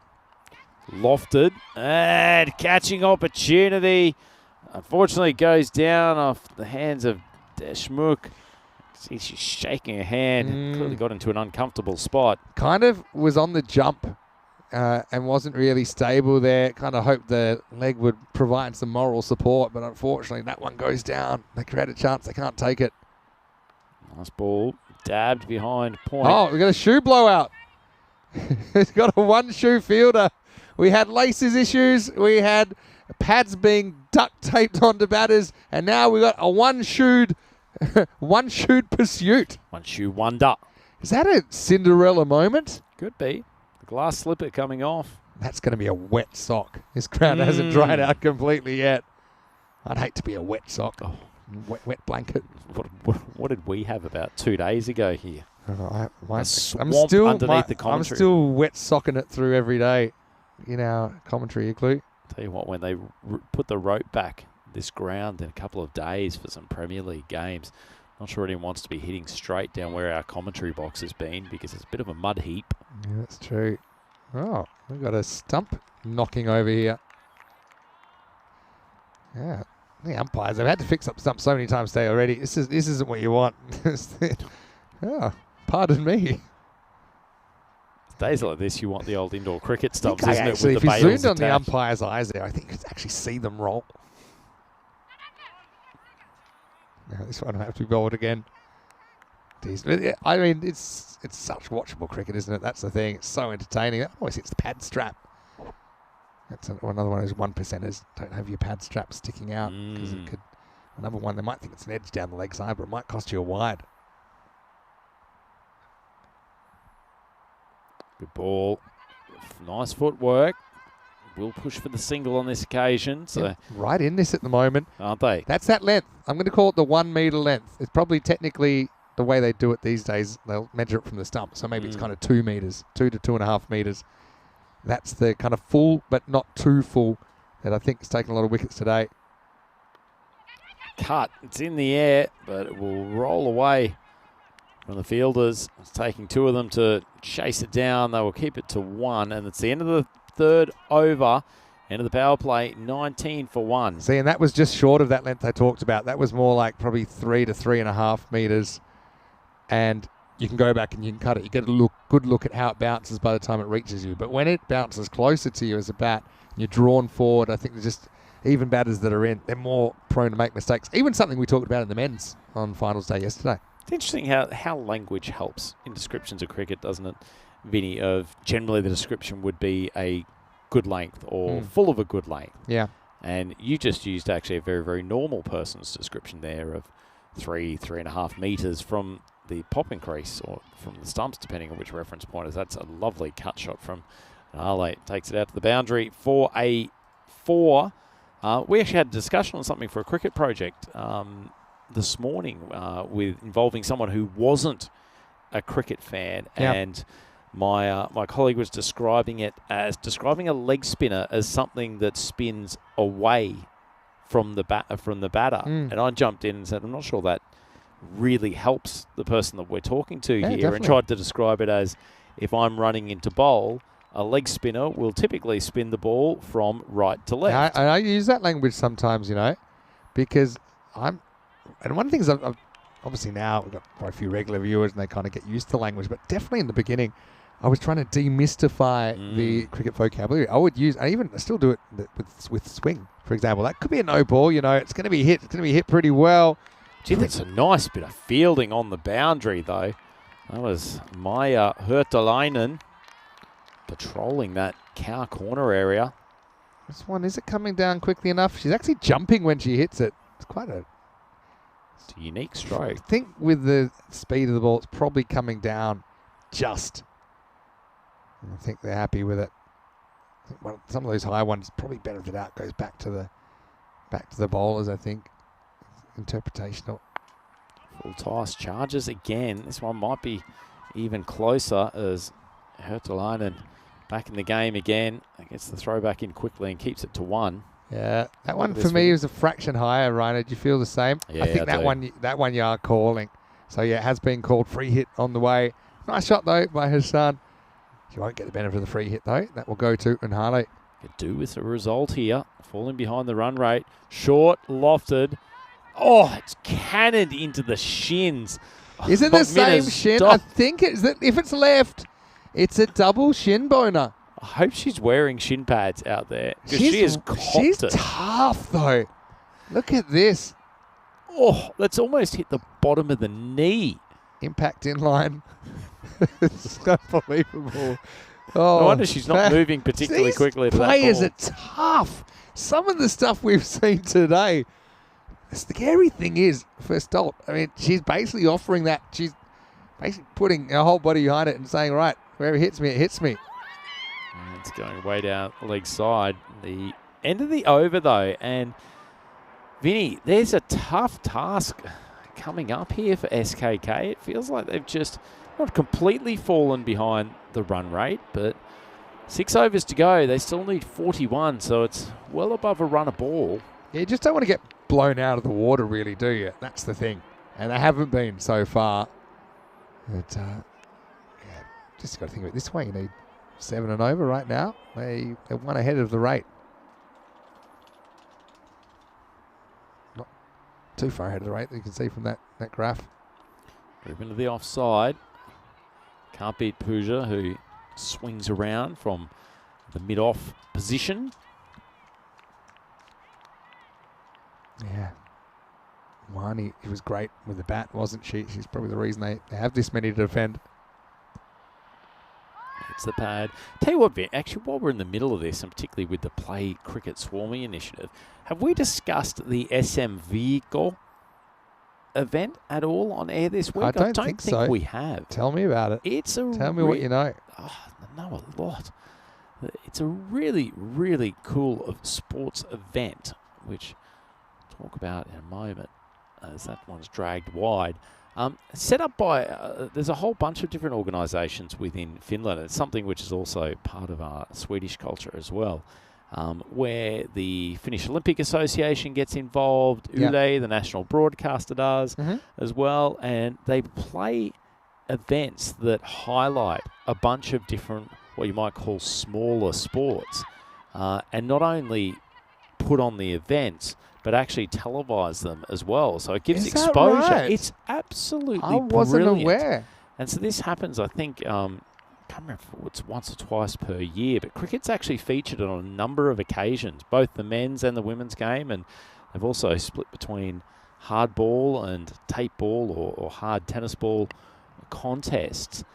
And it's a great showcase. The throw comes in, batter gets back safely. Great showcase for sports that are flying under the radar. And when you talk to the great people of Cricket Finland here, actually, those broadcasts have done a lot in exposing the sport to both more sort of, I guess, expected populations in terms of the South Asian immigrants who have come to Finland, but also to actually native Finns, and particularly on the women's side. We can kind of see that with the makeup of these teams. They're very diverse backgrounds, these teams. And we don't talk about that much, but it's a free hit, by the way. Pretty good ball. More work out there. They've filled it on the ground pretty well. That's the time the hand method is used from Stolt. Probably sick of copping them in the legs, but excellent bit of work. But we don't talk often about immigrants that have come from cricket playing countries that might just not have been aware that there's cricket. Absolutely. They've not even looked for it because they've just assumed. Absolutely. Well, they on strike to a ball that's just dragged a little bit down the leg. So the next SM Vehicle event is actually coming up in Leppävaara in Espoo from the 14th to the 17th of August this year. And so it will be a T10 hard tennis ball championships for both men and women. Ball is actually struck pretty nicely. Sunglasses down, hat off. And Daniake basically tracks the bill, and they'll scoot through for the second. So national exposure for the event with Ule, the state broadcaster, showing plenty of it on television, and really sort of a big push to get new players into the game as a result. It's just such a brilliant concept. Yeah, awesome. Yeah, that kind of platform is certainly going to keep things moving the right direction. And of course, with us, we've got a lot of viewers in India and a lot of Hindi speakers. And if you are, then why don't you join the Telegram channel, European Cricket Network Hindi, and you can get all the kind of match info, previews, and there's a lot of statistical information and links in there as well that'll help you get the most out of your European cricket experience. Anyway, Wani's back, and first one swept away. No, give credit to him. I know that Stoltz had a couple of bone-crushing stops, but she's let nothing past her. She's an absolute wall out there. Done a fabulous job in the outfield. Just one more thing on the SM Vico before we drift off. Apparently, cricket is the only sport, as that is a beautifully lofted shot by Unhale. Finally, she just opened up the shoulders, knocks up a boundary 4. But cricket's one of only 3 sports to have featured in every one of those events since 2016. Do you have any other random events, like any other random sports that are in there? Oh, there's plenty. Let me just check. No, something about random. Let me check what's on the SM Vico. Emerging sports in Finland. I'll call this one in. It's well bowled, actually, from Madanaika. Gets Unhale chasing. Unhale and Hassan here, look at their strike rate. So basically the rate required is more or less a run a ball. So they should be going at least run a ball. They're not quite there, but they might be if a ball like that is not put away this time. So just have a look at that. 27 off 27 now, so exactly 6 and over. But can they force a wicket? Can they get someone new out there? PCS. Again, quick to put up the stop sign. Dots are the way that you do get back ahead. What do you got for me? Well, so I've got a page which has the entire list of sports that have been featured since 2016. Nice shot there. That's going to be knocked away. And Madanaika not helping herself really. It was short. It was down the leg side. In a tight game. That's the last thing you want really. Well put away though by Divijat Unhale. So I'm trying to find what are the most random that we've got here. Beach Taekwondo. Feels like all right, hold on an a sec. unnecessary derivative. Hold on a sec. I mean, beach volleyball, I get it. But beach taekwondo? Beach Taekwondo. I mean, I like it, but it seems ridiculous. Okay, let me reel off a few. All right, hold on. End of the over, because I want to give some attention to this. Last ball coming up from Madanaika, because you've already blown my mind with beach taekwondo. Pretty good way to finish, actually. And so 23 required of the last 4 overs. SKK 47 for 1. Here's Andrew Ryan with Niche Sport Chat. Niche Sports. So Ultimate Frisbee's in there. Heard of it. Pole dancing. Never heard of it. Not going there. Continue. It's what's been translated as practical shooting. I'm not sure if there is sure if there's impractical shooting. There could be a lot of incidents that are called impractical shooting. Crime be sorted out pretty quickly. Practical shooting. 3D archery. When do you have 2-dimensional archery? 3D archery is in there.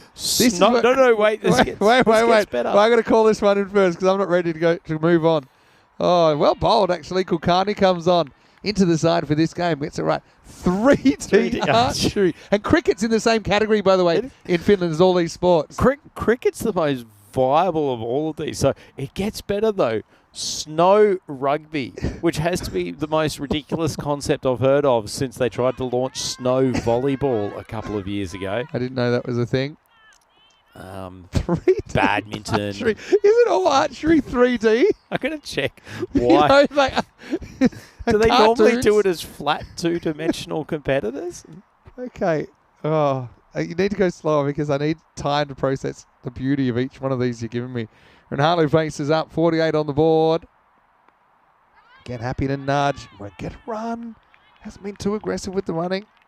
Okay, Snow so- rugby, okay. Well, can I? So Do you I have to had wear a little quick shorts? Look, I had a It's not quick, snow rugby? don't know. I had a quick look at 3D archery.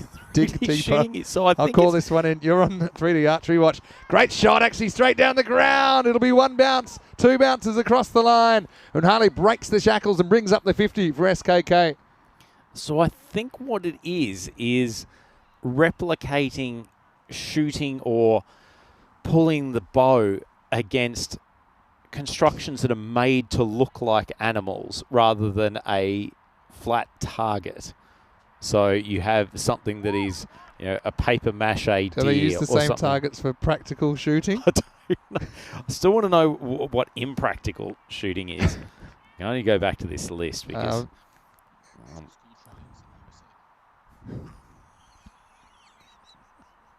That has his own suggestions. It won't Just be heard a different voice in types my of head shooting that well, maybe that Yeah, let's not go there. we'll leave that. Looking at some of these ones, looking at the under 13 division, under 15 division. Frisbee golf and the frisbee long throw. Okay, those I've heard of. Actually, Frisbee golf is actually, or disc golf is actually very popular in Finland. in the air, this is going to be between the fielders, and it might just run away for 4 at Darnswood Harley, getting them closer to the target. You will love this from our discussion the other night. Mm-hmm. They've had cornhole in Love cornhole. in SM Vico. That's great. Can you TV. describe cornhole Cornhole's for viewers basically who don't know it? You're throwing bean bags at a board. You go 1 for 1 with your opponent, and you basically anything that lands on the board, you get 1 point. Anything that goes in the hole, you get 3 points. And it's an awesome sport. You get 4 bags each. Let's have a quick look at what's coming up. PCS versus Empire Lionesses in the last game of the day. For Empire, by the way, this is their last game. And actually for PCS too, I think their last game. It is the last game of the day. For the Lionesses, last game of the qualifying. As Esther Amoako comes in for the Lionesses. Sheridan, just having a chat to her about her way she got into cricket. Baseball background. I think that comes through in her batting. She's really impressed me. PCS, of course, going back to back to finish the day. I'm going to give you one more of this before we drop this. You can give me heaps more. And I know you're going to love this because you noticed it when we went around the shopping mall the other day. Competitive murky. Yeah, I love Mulkey. I won't say it right. But they call it Finska. Do you know that in Australia? Unacceptable. I think it's because Australians can't quite work out what Mulkey is. But anyway, this is going to be a tough stop, but a good stop. Love little handoff, making someone else's problem. Good running, though. They get back for 2. Eking towards it. By the way, because we've gone into an 8th over, it's actually known now that at least PCS-W will actually get a point as a minimum. Finding hard to defend this target. 11 off 16 needed. Paddled around the corner for 1 by Hassan. Molke's a full extra discussion that's going to take a couple of overs because I love it. My whole family love it in Australia. But it's basically you have a big wooden kind of throwing stick. It's kind of more do you of a think small you could log. transform it into a televised sport like darts or cornhole? Yep, definitely. I knew you'd say It's yes got- to that. well, the wall has been breached. And Harley's going to get 4 and just starting to look like that 69 is not going to stack up. They fought bravely. They've got their point. And this could have been 3 times not so much a charm. The shin was near it. It took a little bit of a left turn at Albuquerque, didn't it, for Stolt? And the captain not happy with herself. 6 to win now. Can they do it with the 6? Good strike out to the offside. Found the gap. Lovely batting. And as Harley's got into the game here, she's played a range of super shots. Opened up the offside. Don't have much time. Got to go to the comments. I think going back to beach taekwondo, David Robson saying you never know when you'll be attacked on a beach. Just a very, very clever comment. Practical I life really hope skills. they don't win it off this ball because they've got more to come. Well, they might though. It's in the air. Oh, it's dropped. They'll get 1. Will they come back for the winning run? They won't. Game's tied. It's been an amazing catch. Credit to her for taking it on. That's Wani down there. Other comments, there's Bossaball mentioned, a mixture of volleyball, soccer, gymnastics and trampolining played on an inflatable court. Have you heard of fistball? I love that's in the World fist, Games. Is that spike ball? No, I think I know fistball, yeah. Fistball is literally sort of volleyball on a mega court Yeah. with a sort of soccer ball type ball. Huge court. Yep, huge court. We're running out of time, so I'm just going to mention Paul Kempen saying practical shooting would be shooting with water pistols in the hot weather. That's a good one as well. Jacob Stewart mentioning that there's beach wrestling where he lives. Yeah. And Adian mentioning, giving a good description of practical shooting, which we might not have time for. Well, we might, because score's tied. 12 chances to win the game for SKK. He says that practical shooting, or something they call it cowboy shooting in the US, basically sport, shooting a pistol as fast as you possibly can, trying to hit as many targets as possible in a limited amount of time. This should be it, and I think it will be, unless this is caught. But what a way to finish. You said it right on Maximo for Unhali. And SKK, they do get the first win in an ECS-W for their club that has a proud history and a proud future as well, I'm sure, as they will bring up the win. And once again, it's a win with 10 balls to spare. Well, they were behind the rate for a decent bit of that innings, Maximo, but the Harley soon got a game into gear after she got through her first sort of 15 balls and has rocketed along since that point. And so they take the win with 10 balls left in the kit bag. It's pretty comprehensive stuff and shown they are probably the second best team in this group or in this tournament and are really about to challenge the Empire Lionesses for this title. But PCS, they put up a great fight, didn't they, Maximo? And halfway through this innings, you would have thought that there was a bit 50-50. Yeah, you would have thought so, but they just pulled away. And I think I talked about the only way that the PCS could have won that create and take chances. Well, they created a few. They weren't really able to take them, unfortunately. Last game of the day coming up then with PCS playing their third and final game before the semi-finals. They're playing that against the Lionesses. Lionesses will go in big favourites, I'm sure about that. PCS, though, confident move. They're going to win the toss. They're going to bat and hope that they can get a good score on the board. Let's have a look at this second innings, which was kind of tough going, more ways than one, wasn't it? So many highlights. The Shin Buster was there. We had some interesting chat. That was a top catch. That could be HCL Software Player of the Day, actually, from Lokuge, who threw herself at it. Kind of a similar technique here, but hopping mad, the fielder on that occasion. They had the one shoe pursuit. I mean, that kind of flew under the radar in the end, didn't it? But when it all came down to it, that 69, not quite enough. I feel like that 80s is becoming par. I can just kind of feel it. I think that the captain, Stolt, felt that as well. She had both legs pummeled. The wall out there did make a lot of good stops. But, yeah, ultimately, the boundaries would start to flow and SKK would do it fairly comfortably in the ninth over. Yeah, it certainly did. It was great to see a little bit more attacking batting. Divya Unhale played some excellent shots, used her feet to get to the pitch and ball, particularly in the later overs. Great footwork there, and a rare one that went through the wall. Minna Stolt. She was excellent in the outfield outside of that, but Raleigh found the boundary a number of occasions. Unfortunately, that last ball, or second last ball, I should say, slipped through the hands of the outfielder coming in, but it did allow it to finish the game with a Maximo. And referred to quite rightly by Adiun in the chat as a walk-off six, a walk-off Maximo, if like you it. like. That's a baseball term, but yeah, it is time to walk off and walk away, but they'll be walking back in around about half an hour when we get into match 5, and a bit of a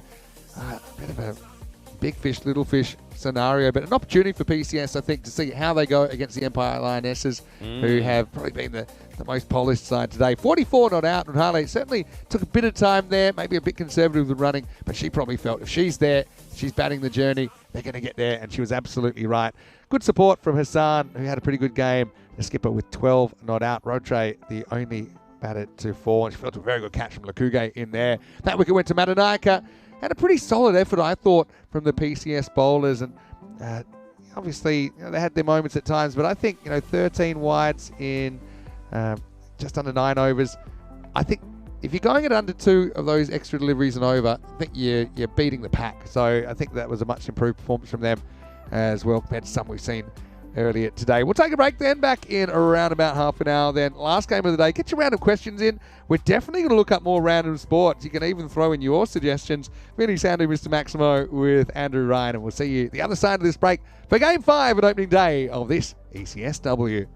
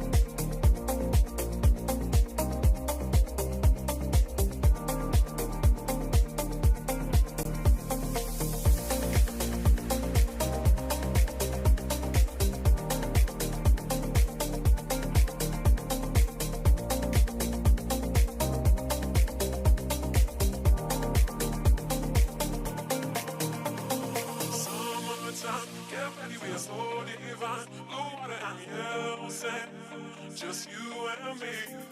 Summertime, get ready, we are so divine. Blue water and yellow sand. Let's live our dream.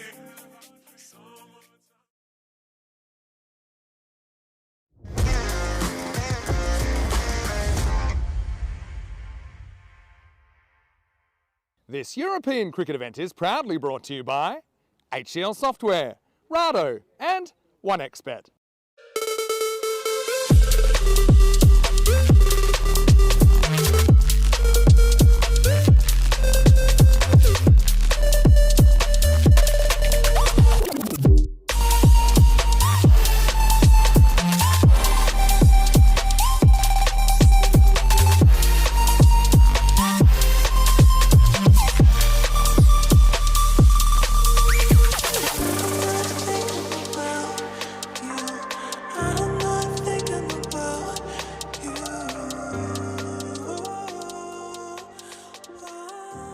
Hello and welcome back. Well, it's been action-packed today, hasn't it? In the first ever day of ECS-W cricket in Finland, and coming up it's match number 5, and we'll see PCS Play Cricket Suomi to take on the all-conquering Empire Lionesses. Let's see what happens at the coin toss with Sully, and I know he's got the 2 captains and the gold coin. So it's PCS versus Lionesses. Lionesses to call. Tails. Tails is the call, and it's heads. So we want to bat. PCS won the toss and they will bat first. PCS win the toss and they elect to bat. So a good confident move that they can hopefully put a good score on the board against this Lionesses lineup. Lionesses of Empire earlier, especially first game, I think they really did well with the ball, restricted the extras and put the ball in dangerous areas, and I think probably didn't bowl quite as well in their second game. I will say it's their third game of the day. In fact, for the Lionesses, this is their third game and final game of the campaign. And if a good win here, I think locks up top spot and a spot in the 1 versus 4 final, semi-final tomorrow. But look, I think there's plenty of players to watch. Also with the Lionesses, I think they might throw the ball around again to a few different bowlers just to give them that experience. And PCS, a great opportunity for someone to make kind of that 20 or 30 score maybe that can get them to a competitive total. Andrew Ryan standing by in the commentary box. Had a great day with you, Rhino. Let's bring it home, maybe some random questions as well. Maybe even some food chat with the news from the toss in match number 5 is that PCS won the toss and they're going to have a hit. Thank you very much for the preview, Mr. Maximo, the doyen of European cricket commentators. And welcome to the European Cricket Network for the coverage of this final game on day 1 of the ECS Women's Tournament here in Finland for 2025. It is the Play Cricket Swarmy group up against the currently undefeated Empire Lionesses. Plenty of good players in both sides. I see that Esther Amoako has been added to the Lionesses squad and Sarah Tanner has been brought into the Play Cricket Swarmy group. Ragnar Hullick also included for Empire here as the wicket keeper. So she'll be swapping the gloves with Stella Sheridan, so we might even have Sheridan rolling the arm over during the course of today. She's done an excellent job with the gloves. Looking at the supercomputer, I think they're suggesting it'll be a big upset if Play Cricket Swarmy takes this match. Well, they've got the opportunity to put down a good total. Batting first here in fairly favourable conditions. There's a little bit of wind around the Caraba National Cricket Ground, but apart from that, the sun is out. The outfield's in fairly good nick, still running very quickly despite the fact that it's been some rain today, but hasn't been anywhere near as bad as a few of the other days in which we have had it bucketing down here at Caraba, and it's severely interrupted play. So unfortunately we did lose the second game today, where it was only 2 and a bit overs from the first innings that we were able to complete, but after that the sun has been shining, smiles have been on the faces, and we've seen some excellent cricket here at Caraba. So looks like the opening over, as per usual, for the Empire Lionesses will be taken by Ria Kular. Gone through a few runs the tournament to date, but a very talented young bowler. Bowls at a pretty good clip. Bit of bounce and some sideways movement, so she continues to develop. She'll become an even more and more difficult customer for top order batters to deal with. Opening the batting for Play Cricket Swarmy, it is Madana Yaka, and she's partnered by Binish Owani, who played a really, really good innings towards the back end of the 10 overs up against SKK in the last game.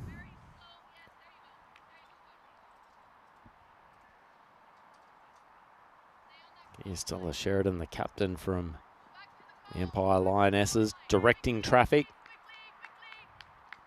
Trying to push her team along to get in position. Ready to go. Kular steaming in for the first ball. Drifting wide down the leg side to get the Play Cricket Swarmy account underway.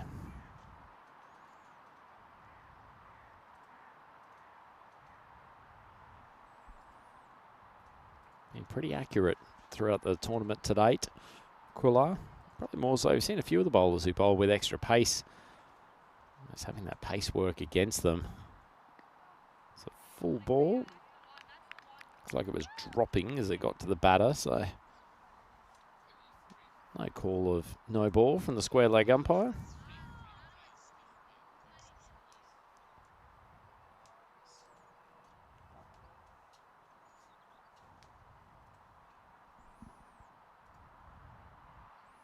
It's a better ball from Kular Appeal. I think that one was just drifting down the leg side, and the umpire agrees. Nice little bit of late in swing, though. Batter caught on the crease. Drifts in from wide of the bowling area. It's a good decision, but a nice piece of bowling nonetheless. ECS won't want to lose any of these too early. Short ball, outside off stump, swatted, and it just drops in front of Esther Michael. It's been brought into the side for this game. Does well, though, to keep it otherwise for a single. And we'll get to see Wani on strike for the first time. Looks like she was deceived by the spin on the ball, but recovered well.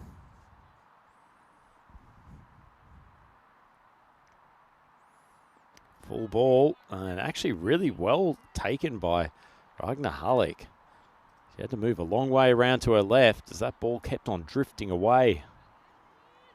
Further and further down the leg side. So not the most accurate over here from Kula.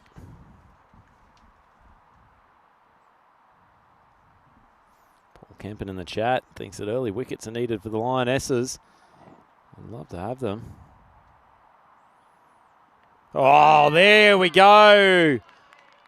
Middle stump pumped back out of place. And Kula gets her first.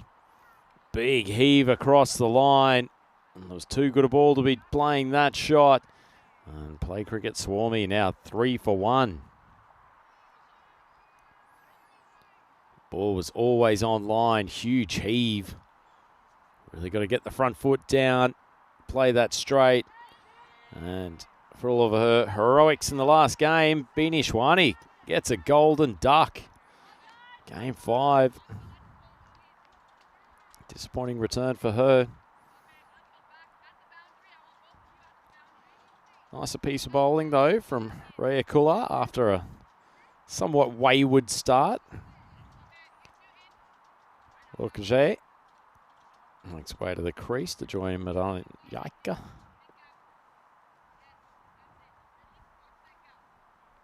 Two balls to go on the over, so even though there's been a few extras, it's still been pretty tidy. Full ball, swung across the line, and it's well fielded out there on the deep square boundary. Lisa Bowling patrolling that area.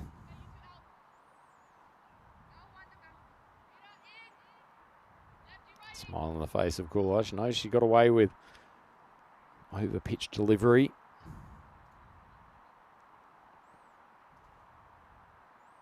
It's a better length. Cracked back, though, and it beats the fielder coming around from mid-off, and despite the chase by two of the Empire players, runs for a boundary. So nice finish to the over, and play cricket Swarmy reach 8 for 1 after the first. Seems like an opportune time after an action-packed first over to welcome back the man who gave such a comprehensive preview to this game not that long ago, Vinny Mr. Maximo Sandu. Nice to be back. A quick look at the ECS-W, which is our final event of 2025, and goes to actually one of our favourite, if not the favourite events. Santa Claus even makes an appearance towards the end, 20th of December, the end of the season. We started all the way, I think it was the 31st of January, so we get cricket in all 12 calendar months on ECN these days. Crazy. Started being only 3 days back in 2019. But anyway, Agarwal is going to bowl over number 2. She's had a pretty good day. Okuge, the lefty, possible player of the day candidate for her catch last game. It was an excellent diving effort. Special indeed. Talking of diving, that's one thing that, especially when I was coaching a lot of kids, I used to love, especially the last training session of the term or something like that, because a lot of them, it might just be skills that you're doing, not really playing a lot of games. Okuge will get one here. She's short. A throw comes in. Oh, I love that commitment. Ends up wearing it. Oh, she spent a lot of time on the ground today, hasn't she, Chamali? But you can see the desperation to reach her ground. Been plenty of desperation shown by the players across his first day of play. Look at that. Face first dive. Stuff you love to see. A grizzly in the grass. Being picked out of the helmet there. But what I was going to say, one thing I used to love doing was getting cheap blow-up mattresses. Blowing them up and saying to the kids, right, diving practice. And the rules where you had to dive. So you'd throw balls, so they had to take a run up and dive. Just get comfortable with the sequence of steps. Because I often say you have to plan a dive 3 or 4 steps out. Whether you're running between the wickets and you're diving, or whether you're attempting a catch or even a piece of fielding. So dive isn't a fall. A dive requires a little bit of preparation. So that was one way that we used to do it. And of course, a lot of fun, taking catches and falling on the mattress. We used to practice that in in my friend's pool. Oh yeah, another good one. Great place during summer to practice your diving catches. Ragna's off. I don't know if she's going to catch this one. It goes down the leg side. I think with Ragnar as well, because she has that certain mentality of she wants to be perfect. She wants to be perfect, and it's not a bad thing necessarily as a cricketer, but you can see the frustration. It's something ultra competitive people have. It's actually a very good piece of keeping, the way that her footwork went. Both gloves get ejected. Both gloves, but also she got the glove off really quickly. Keeps you symmetrical. Yeah. Take both gloves off. But that was a great skip step left. So it actually was, in theory, good keeping. The ball was just a bit too wide and kept going away from it. So the minimo, and obviously that'll help PCS. In fact, it counts for a third of their runs so far. But one thing I'd say about Ragnar is, you can strive for perfection, but don't worry if you don't achieve. In fact, realize that you won't achieve it. And don't be too hard on yourself. Still strive for it, but just go easy on yourself, because she's improved so much in the time I've seen her. I suppose she might say it's because of her take no prisoners attitude. I know you're quite a competitive nut yourself, Rhino. Like what Ragnar brings to the game. Apparently in North Macedonia right now, it's 42 degrees. Can you adjust that to Fahrenheit for us? Feels that, I can. It'll be about 107, 108. Tasty temperature. Ragnar in the game again. Glove goes off. She threatens to hammer throw. And apparently it's a feels like temperature of 53. What do you think this is? I know what this is 53 an American construction that feels like. I know what the feels like temperature 53 feels like, or even more, because we were at the sauna last night. We haven't really talked about it, have we? No, actually, that random question time, random chat time. Last game of the day, of course, tradition. All right, in the air, it's perfectly placed between the two fielders down the ground. It's popped over the bowler's head. Bit of a lucky one for Lokugate. Well, it really was quite a special evening. Lolu is where we were. Yep. Lolu. I love saying it because apparently it's the only thing I'm pronouncing well. Lolu. You have received compliments for your pronunciation of this one. Down leg side, Ragnar does well to block this one. How will you describe it? I mean, you're the sauna meister. Sort of nice stretch. So it's Cold a very. water meister. I think we've covered a little bit about the venues. Quite an upmarket sauna construction that sits right on the edge of the sea, which provides you easy access after you've had some time in one of the 4 saunas there. So they've got just a couple of larger ones. So that one is very typical. The other is a smoke sauna, which you got to experience for the first time. That's PCS, very good. 19 for 1 after 2. Yeah. Does it have a Surgeon General's warning, the smoke sauna? I don't think so. I think you just... I mentioned to you last night, I quite like it, Lola, that you essentially don't get a briefing of what to do. They just expect that you'll use your common sense. You're a person. There it is. Go for it. Don't hurt yourself. What can happen when you're going between 90-degree rooms and jumping into the cold Baltic Sea? What do you think with Lionesses here? Even if they were to lose but take a point out of the game, I still think they're pretty hard to top for top. Although I suppose it's possible if they get a win, then they won't be touched. They'll be in the 1 versus 4. I thought the batter might have actually gotten a touch on that ball, Vinny. My eyes could be deceiving me at this time of afternoon. Almost, but I'm not so sure. It was close. Just the fact that the ball actually got directed downwards. If there was a noise, probably you'd say it did hit, but I guess it was already on its way down. I'm going to tell Ragnar she's getting charged with a drop. Cooler outside off stump, swatted, and there's a great catching chance. She's generally got pretty safe hands. Mira Sustamoinen, but drops what probably should have taken. Yeah, I mean, it wasn't necessarily the simplest catch we've seen all day because she had to come in. I actually like the technique she used. She kind of got her head, got her head down further, got on the knees and gave herself a better chance, I suppose, of taking it. But she was on the move.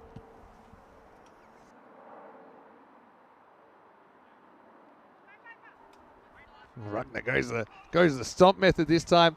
Ragnar's been involved in this more She's than any everywhere. wicket-keeper over the rest of the day so far. She's tried the Minna Stolt ice hockey stop with the shins. At least made sure that the ball didn't go too far away. Look at that. Facing Kula. Nice ball, but slapped away to the leg side. Yeah, good fielding that time. I suppose, it's one thing to practice catches in training and off the field, but also it's a very different thing when, you're not necessarily expecting it. I know you can say you should expect every ball to come to you in the field, but probably not that practical. And then, the moment comes and certain things happen, your heart races and you kind of recognize what's happening. The adrenaline's right up there. So again, that's something you only can really experience and then get used to. Yeah, it's very hard to practice that. Like, for example, slips catching or even keeper catching. There's no drill in the world where you kind of don't do anything for an hour and then they get you out and you take a catch. Well, meanwhile, you're just watching balls fly to other people. It would replicate the task, though, wouldn't it? Yeah, it would, but only 24 hours in the day. That's in the air and dropped. Right in the breadbasket of Agarwal. Now has a pop of the stumps. That might be out. I have a feeling that the ball ended up getting deflected onto the stumps. I'm going to have a second look at it. But I think it bounces off Kula. I don't know how, but how do these stumps go down? Yep, bounces off, and the ball smashes into the middle stump, and it's going to be run out. That is strange. So Kula plays the role of human backboard, and it's going to be the wicket, and probably I'd like not. to see this slowed down, though, Maximo, because, her arm does thrust towards the wicket at the same time.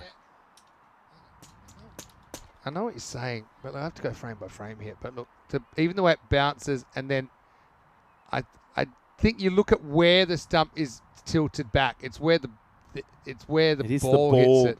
You can see the hand, the arm. I don't think would have made the stump go like that. I think it's out. I mean, for me, it's very clear. But I guess they're going to look at it because I can just tell by how the stump's hit.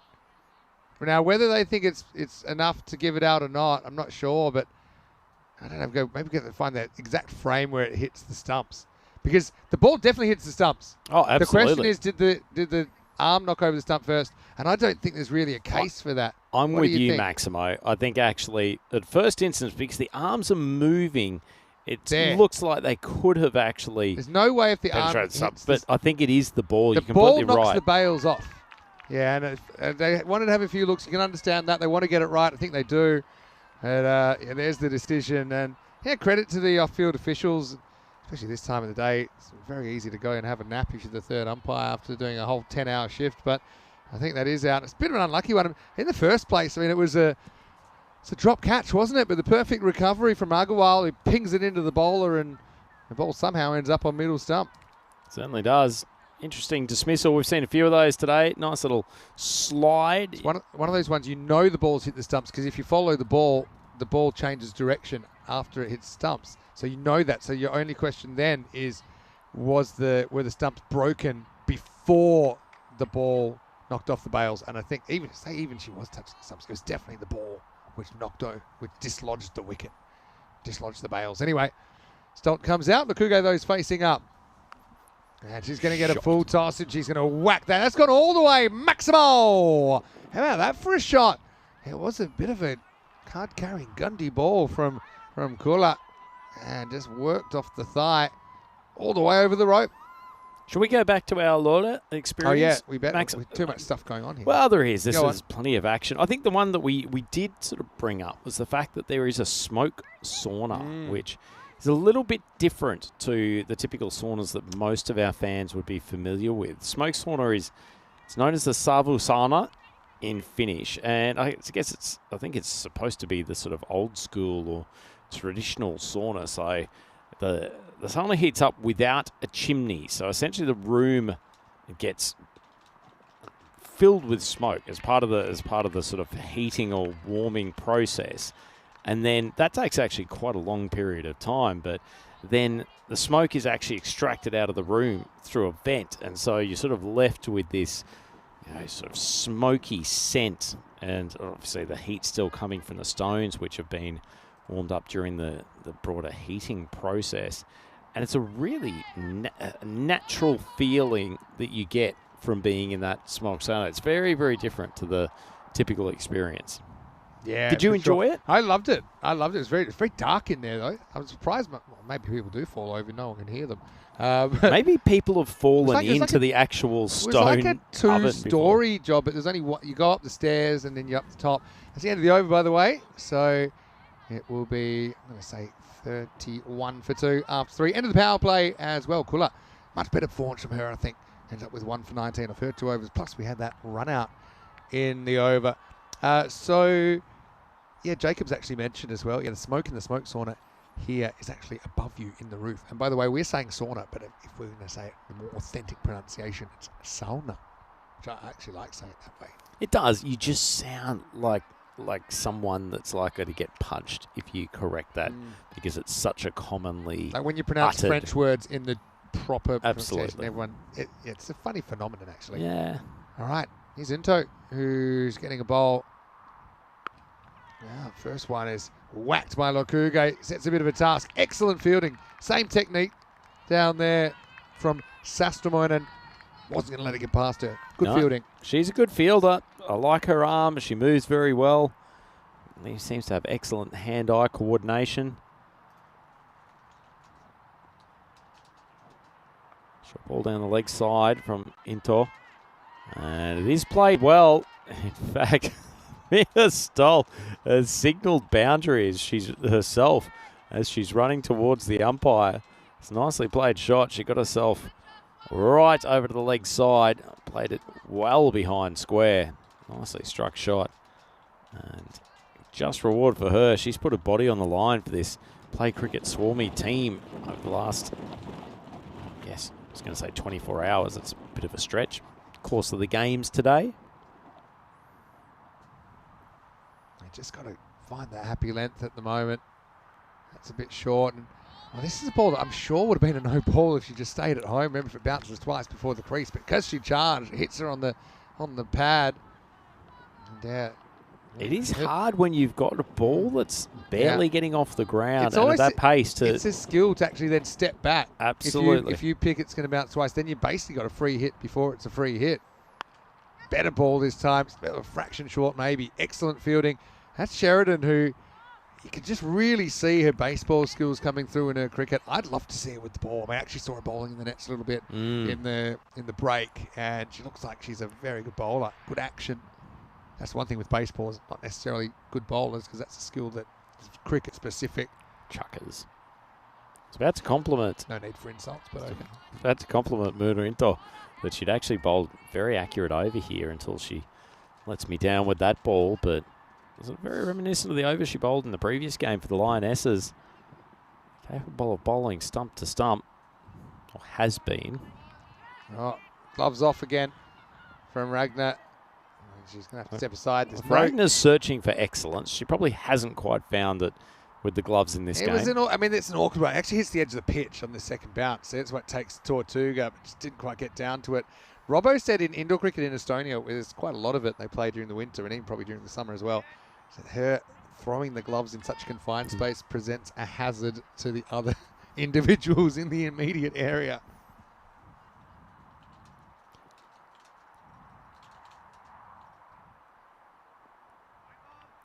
Pinto just drifting down the leg side a touch. So the radar's gone astray. Second half of the over. PCS making a reasonable fist of this batting innings. They've got the free hit now, still from the previous infraction. 41 for 2. A couple of balls left in the fourth. A better ball. That's a funny thing with Muna, that she, when she gets it right, looks very, very good. Just doesn't quite have that consistency yet. But there's plenty to work with there.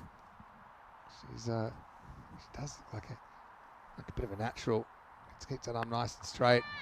And this one, not a bad ball at all. Stolt will knock it for one and maybe come back for two, but doesn't get a lot of response from Lukuge, who'd run through at the other end. End of the fourth over, and it's 42 for two. She's a feisty cricketer, Minna Stolt, isn't it? It's great to see her internal competitiveness that comes out very clearly when she's playing this game. It's brilliant in the outfield, throwing her body around, getting the shins and the knees in front of balls in the previous contest, and out there with the bat, she's hustling, she's trying to take every run.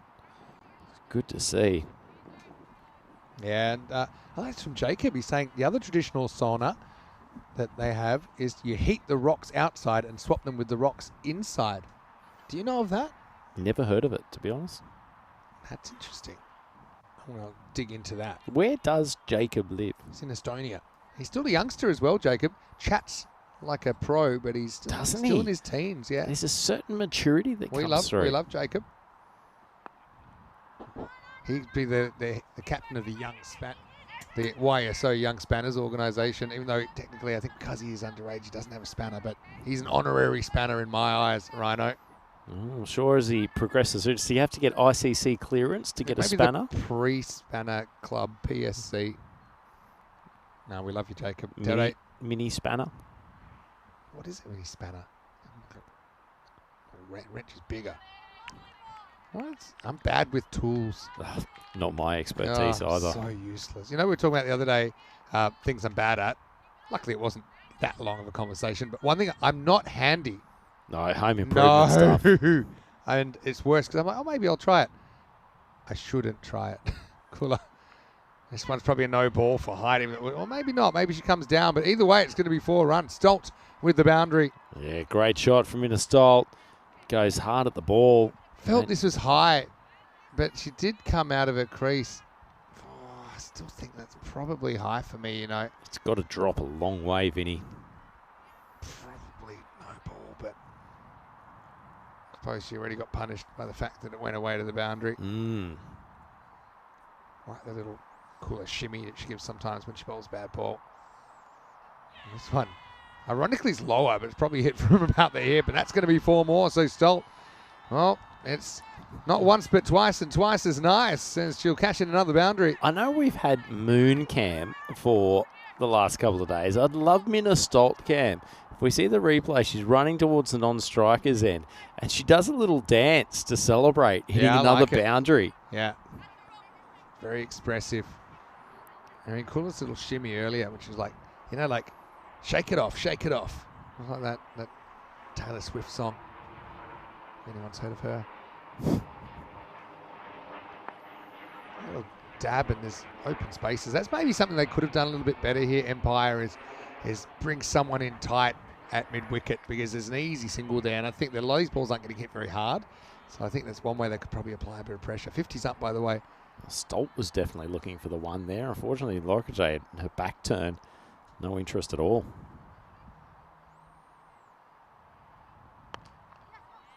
Pretty solid shot this time. Fielding needs to be done. It is done by Sustermoinen, who's been pretty good through the first 5, even though she did put a catch down. She's been good on the ground. And it's the end of the 5th over. It's 51 for 2. Yeah, nice bright start from Play Cricket Swarmy. Taking advantage of occasional loose bowling by the Lionesses.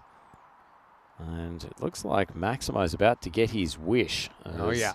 The skipper, Stella Sheridan, possessing one of the most magnificent names we've heard from any ECS-W event to date. I don't know what position she played, but if she was a pitcher, I'd love to have her kind of walk to the bowling crease to some sort of music, just like the pitcher coming out of the bullpen. That's something we could do better in cricket. Ricky Wild Thing Vaughan type tunes? The one that comes to mind. Anyway, as you can see, pretty handy bowler. There goes the glove again. Always needed. Oh, it's going to be a minimo. Oh, Ragnar just couldn't quite get down to that. I'm trying to pinpoint it. I mean, one thing with her stance, maybe she's a little bit with her crouch. She's leaning forward, but she almost needs to keep her upper half straighter and that would allow her maybe to keep a better position rather than the moment when she's going down, her head's coming forward and she's losing a good sight on the ball. That was a good description. But I really practiced, and obviously she's not really a specialist keeper. She's someone that does it now and then. She's a very good fielder, obviously. But in my crouch, to keep the top side, the top half of my body in line, so straight, rather than lurching forward. What happens then, obviously you see that when you're crouching down, you're actually crouching forward at the same time and you're kind of overbalanced. It's just a bit of a technical thing that maybe you should want to look at. Still Sheridan getting him through. It's good heat, isn't it, from the captain? Generates some solid velocity off a short run up. Nice action, actually. It's very repeatable. Talented young cricketer here in this finished setup. God, it's absolute commentator's curse today with some of these but positive. Whoever is, or however she's learnt to bowl, she's done it well. You know, it's a very good action note, a kind of hint of a kink in the arm. Short ball just dragged away to the leg side, and like a roll for the single. Yeah, so I mean they're on for 89 here. This would be a big upset, but for PCS would put them right in the mixer. Actually, could potentially get them up to 6 points. Maybe they could then get second. Again, we don't know with the weather tomorrow. I know there could be some rain around, and finishing second versus third is a big advantage because that's one of the semi-finals. It's actually first semi-final. If it's no result, the second team will survive to go to the final. Certainly permutations that will be in mind for all of the skippers as we get through the latter stages of the qualifying games for this ECS-W event. This game, look, 43% now PCS. They've steadily been building. Well, there's some folks on the chat demanding that they should be given more respect by the supercomputer. Wild pitch. I got a feeling that's probably only wide. I think it bounces after the stumps. I think you're right, but regardless, it's going to be a minimo. Let's check it out. What's the height like anyway? Yeah, show that bounce actually if you can. Where that bounces, just past the stumps. Rock and roll that one. Let's have a look. So the only difference is it won't be a free hit. So yeah. I think we've talked about this before. I hate that rule. Yeah, I don't. It's a ridiculous outcome that you can bowl a ball that is so tragically bad that simply because it bounces after the wickets, but you're not charged with the no ball. I agree in a way, but I think the problem's the other way, that I don't agree with no balls off the pitch that are just basically big wides. I think the free hit is too much of a penalty. I don't think that's the spirit of the free hit rule when it was brought in. Anyway, so it won't be a free hit here. And it might result in a wicket up in the air. It's just out of the grasp of Halleck, who was after it, galloping after the ball was the keeper. That will be the end of the 6th over. So Sheridan goes for 10. Funny old over, really. Had 4 byes in it as well. So it was 14 in total off the over. And PCS really thrown down a challenge to the Lionesses here. They've had a big day, obviously, playing 3 full matches. It's 65 for 2 after 6. Yeah, coming back to that no ball point, Maximo, the no ball free hit really should be left for behaviour that you're trying to dissuade, whether that is front foot no balls, back foot no balls, keepers taking the ball in front of the stumps, just bowling an incredibly garbage ball that is wide enough to not be a wide that's bouncing on the pitch. As you say, it's an undue punishment to then have a free hit as well. That's just a skill error. I mean, I'd fix it quite simply. I'd say that balls off the pitch aren't inherently no balls. They're just wides. And if you do get a ball, then you have a kind of a clause to it, sub-clause, which says, you know, if the ball is hit by the batter, or if it hits the batter, or it hits the stumps, well, then it can be called a no ball. See, I think this is where we... It's 1 in 1,000. This is where we differ a touch. Can I tell you why? I'm going to give you supporting evidence as well. Go for it. This is another one that's gone. That ball goes as a dot to the batter, and it's a strike rate kill. It's a ball she had no opportunity to hit, and I don't think that's fair. So I'd much rather this be called a wide than a no ball. But you know why it is like that? It's this line of the stumps. It's to do with that they're worried that the ball might take a crazy turn off the grass or the edge of the pitch and hit the stumps. That's why Oh, the completely. stumps is used as the gut. Yeah, maybe they want to see it again. Maybe they weren't watching the first 3 or 4 times that we showed it, so we show it again. And there we go. It's definitely a no ball from off the pitch. Good call. Yeah, as signalled by Lokuge. All right, free hit then. Use your lawyer skills and give Jeez, me a ball reason why seemed- you think that. So you think that any ball that bounces off the pitch, even if it's after the stump, should be a no ball? Is that what you're telling me? Yep. Okay. I Give your genuinely reasoning. don't appreciate the distinction that because there's an extra. Well, let's just say this is very relevant because there is an extra penalty currently attached to a ball that bounces off the pitch but in front of the stumps, and I think it's ridiculous as that is a lovely shot from Lokuge. Uses it feet well to get to the full toss, drives it down the ground for 4. Great shot. Love the way she turned it into a full toss and actually hits it with incredibly good shape. See, look at that. She crouched down, beats him it off. There's no chance for the fielder. Yep. So given there is that penalty in terms of the free hit that's attached to it, I find it ridiculous that you can bowl a ball that is effectively off the pitch in terms of the side of the pitch, Yeah. but just because you've bowled something that is tragically bad because it's also so full that it's bounced behind or past the stumps, that comeback. you don't have that penalty. I know what you're saying, but again, I feel that the penalty was never intended to be used this way. And I'll give you another scenario. Say you're on for like a 9-ball 50, and then you get a ball that's 2 meters off the pitch that you had no chance of hitting. Bye-bye 9-ball 50, or bye-bye quick 50.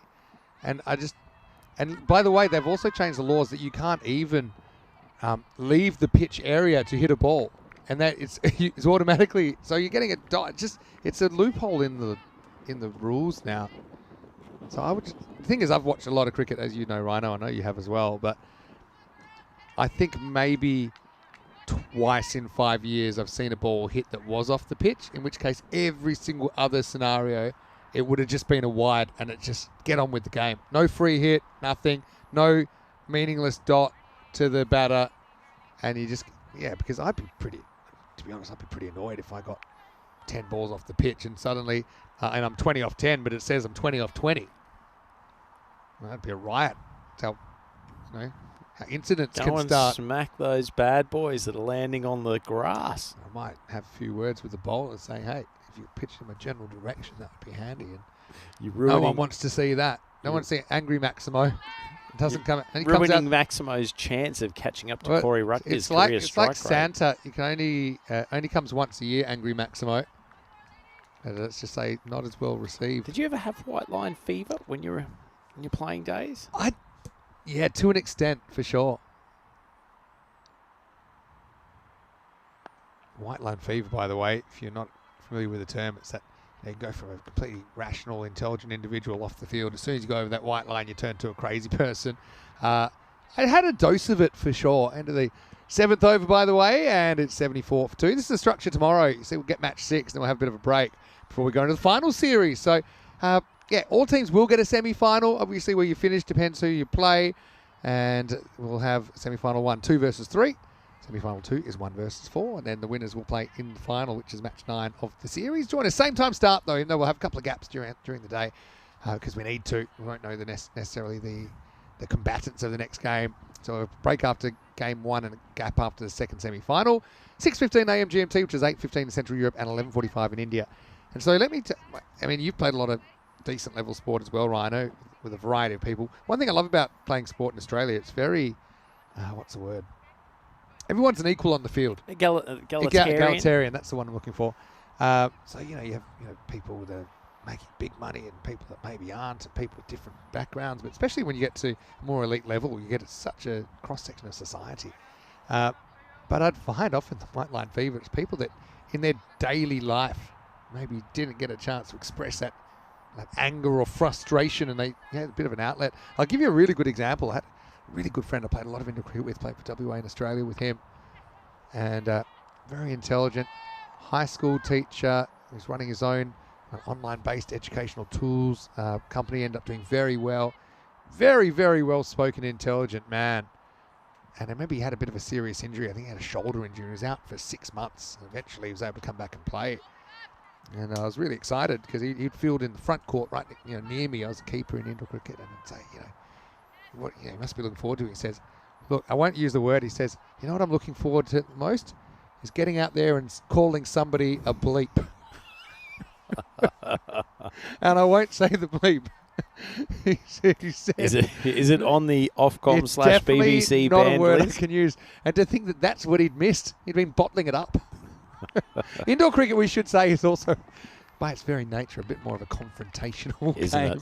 Isn't it? In Australia. I But used isn't to that find funny? outdoor cricket so sedate after playing through a season of indoor cricket. Oh, it's claustrophobic. It's kind of like close-range bullying, competitive bullying. Anyway, Oh, it's gone. lovely ball. Wonderful ball by Mulapati. And that's the length again. It draws Lukuge forward into an error. And the Lionesses pounce here in the 8th over. Excellent piece of bowling. 75 for 3. Well, they need it too, the Lionesses. It was quite a good partnership that had developed for play cricket Swarmy. They are certainly showing that they can play cricket indeed. Pushing the Lionesses the whole way. Jamali Lokajay, 18 off 18. Very good innings. Boundary and a maximo for her. Yeah, probably just frustrated, I suppose. Couldn't get more boundaries in 18 balls, considering, she's capable. Was able to get the maximo. Again, that's that length. It's top of the bails. And, take note, bowlers. So Kangurity comes in. Still 2.5 overs to go, Maximo. So some good blows towards the end. They could get this up towards 3 figures, which in the context of today, Ooh. be a pretty good total. Does the 60 seconds apply to blown shoelaces? And if you're the umpire, are you then obligated to do up the shoelaces in a certain amount of time? Otherwise, the batter can appeal against the penalty. I'd love to see penalties applied to umpires. So, okay. Press you on that in a minute. Down leg side, this is the wide. So what's an umpire penalty? What's the... It just How sort of do you almost penalise creates them? a triangulation of competition between the two actual teams and then the umpires. I'm not sure how they play the same game. Or maybe the umpires can compete with each other I got a way you can do it. for then. mediocrity. Yeah, but actually, I was in Prague the other day and I saw there was a 3-way chessboard, which I saw and I did not understand. Is that like 3D archery and 3D shooting? Maybe it's one of those sports talked about. By the way, can we go back to that in the second innings of the obscure Absolutely. sports? But so yeah, and they tried this. There was a kind of a South African tournament. I think it was in 2020 where they had 3 teams playing each other, and it was so complicated. About then ultimately there's a winner. There's one A bats against B bats against C, and yeah, exactly. Has any sport ever been a success by making itself more complicated? That's a very simple way to put something that makes a lot of sense, Rhino. But I think I've got some ideas. Let's get a bit random. Let's think how we can get the umpires being competitive. Oh, that could be It's gone. tight. That's out. Yeah, for sure. It's full, and Stolt's going to have to go. Unfortunately, it's the legs once again, and I think this is clearly pad. I don't think there's any bad in it, and if it is pad, it's hitting in front of middle, and it's going on to hit middle and leg. And good piece of bowling. Look at the length again, Rhino. Hates to sound like a broken record, but that's the length that's been effective today. And as I said, bowlers take note. Practice that length. Stoltz out for 19 and run a ball, and it's walking sticks, 77 for 4. Nice bowling from Mulapati. She's been very good today for the Lionesses. Doesn't bowl with quite the same velocity as some of her teammates, but she's there or thereabouts through most of her overs. It's been a good contributor to their success throughout the day. So this is actually probably right on cue. So how you make the because basically you're saying the umpires are competitors, they can win, they can lose. You quantify some system where umpires get points for good decisions and they lose points for bad decisions. So at the end of the game, if they have made, let's say they've had a perfect game, umpires win. They should win. Both teams have to go off kind of trudging off. And the umpires get to celebrate. What's the best comparison? Is it almost... Oh boy! Well, they're going to get through for a run, and poor Posty, who didn't last too long last time around. she could have been run out for a diamond here. Ragnar had more time than she probably realised. It was the old stutter step, but the ball misses the stumps. They get through for one. Bowering coming on for this 9th over. It all happens in the 9th. Heidi Posty. Can she get her first run? Oh, I think about it. They're going to go. Hits, it's gone. It is gone. And Posty can't take a trick. It's a good throw by Bowering, kind of the shot put method, but middle stump is disturbed. And cue the music. It's a golden duck. Poor Posty. I think that's a king pair for her on opening day. She's pretty unlucky here because she's taking a punt that Bowering is going to miss with the shot. The stumps very entitled to do it towards the back end of the innings. It feels like she has been unlucky today. Anyway, it goes for a golden duck. I still think that runs on, from a strategic point of view. This is what I talked about earlier about being unselfish and risking your wicket in the search of advancing the score. Now, they shouldn't run out of wickets here before the end of the 10. They still got 5 in hand. There's 10 balls left. So can we come back to this umpire competition? Yeah. So I'm trying to think, is the best comparison I can think of where there's almost an official who gets involved in a game in a different... Oh, that's a beautiful in-swinger. The finger goes up. So wickets on consecutive balls. Change to bring Bowering in the 9th. It's worked a treat. Yeah, it's a good piece of bowling. Again, look at the length. People, sometimes I'm making sense. Now, how do you practice that as a bowler? Well, 2 ways. You can do it with a batter or without. We used to do it without and just have a hula hoop. and you hula hoop, target disc. Yeah, hula hoop's cool because you probably get it more often. Because sometimes if your target's too small, obviously you're not going to hit it that often. It's great if you can. But, search for excellence, Maximo. Yeah, something I like hula hoop. Or even you can draw lines. These pictures over here, they have lines that aren't meant to be there, but they're actually quite useful for showing you where good length is that you should be searching for. So before we get to the next ball, I want to finish this. Yeah, thought. please. Okay, please. so the officials getting involved in gameplay. Poker. You've got the house. Yeah. That's the only thing I can think of where almost the still administrator or official... It's a two-way transaction. Well, two-way, but you've got a lot of different players. Yeah, but they're all... It's a succession of games being played at once. It's not really a third party, right? But then, well, to quote The Simpsons, if the umpires are now part of the game, who's umpiring the umpires? Philosophical question. Think about it. Desmond is going to get a chance to face up here. Valenius is on strike. In The Simpsons, he said, I'll tell you the actual quote. Is that one. We'll get past and jump a bit on Halleck. Gloves off. This time she holds on to it. It's, so if we're the police, who's going to police the police? And Homer says, I don't know, Coast Guard. Classic Simpsons quote. End of the night. A pretty competitive score here, but is it enough for PCS? 79 for 6 after 9. Deshmukh and Valenius ready to take. Hold the phone. Oh, we missed a ball here. 5-ball over, so they're going to bowl the last ball, which probably makes sense.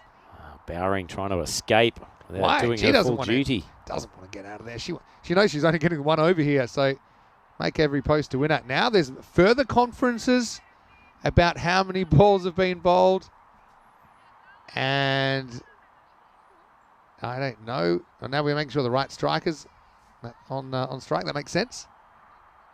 It's always helpful. Okay, I want to know about 3-sided football. You don't keep score of how many goals your team scores. You record how many scored against you. So it makes teams allies or foes as things change. Interesting. Oh, well, gloves off again. Ragnar launches. Misses. A bit of pin the tail on the donkey there, and it's going to result in an overthrow. So plenty happening. The extra ball caused a bit of extra action as Bowering's over ends up going for 4, and it's 81 for 6 after 9. Yeah, so is that 3-sided football? Is that played on like a triangular?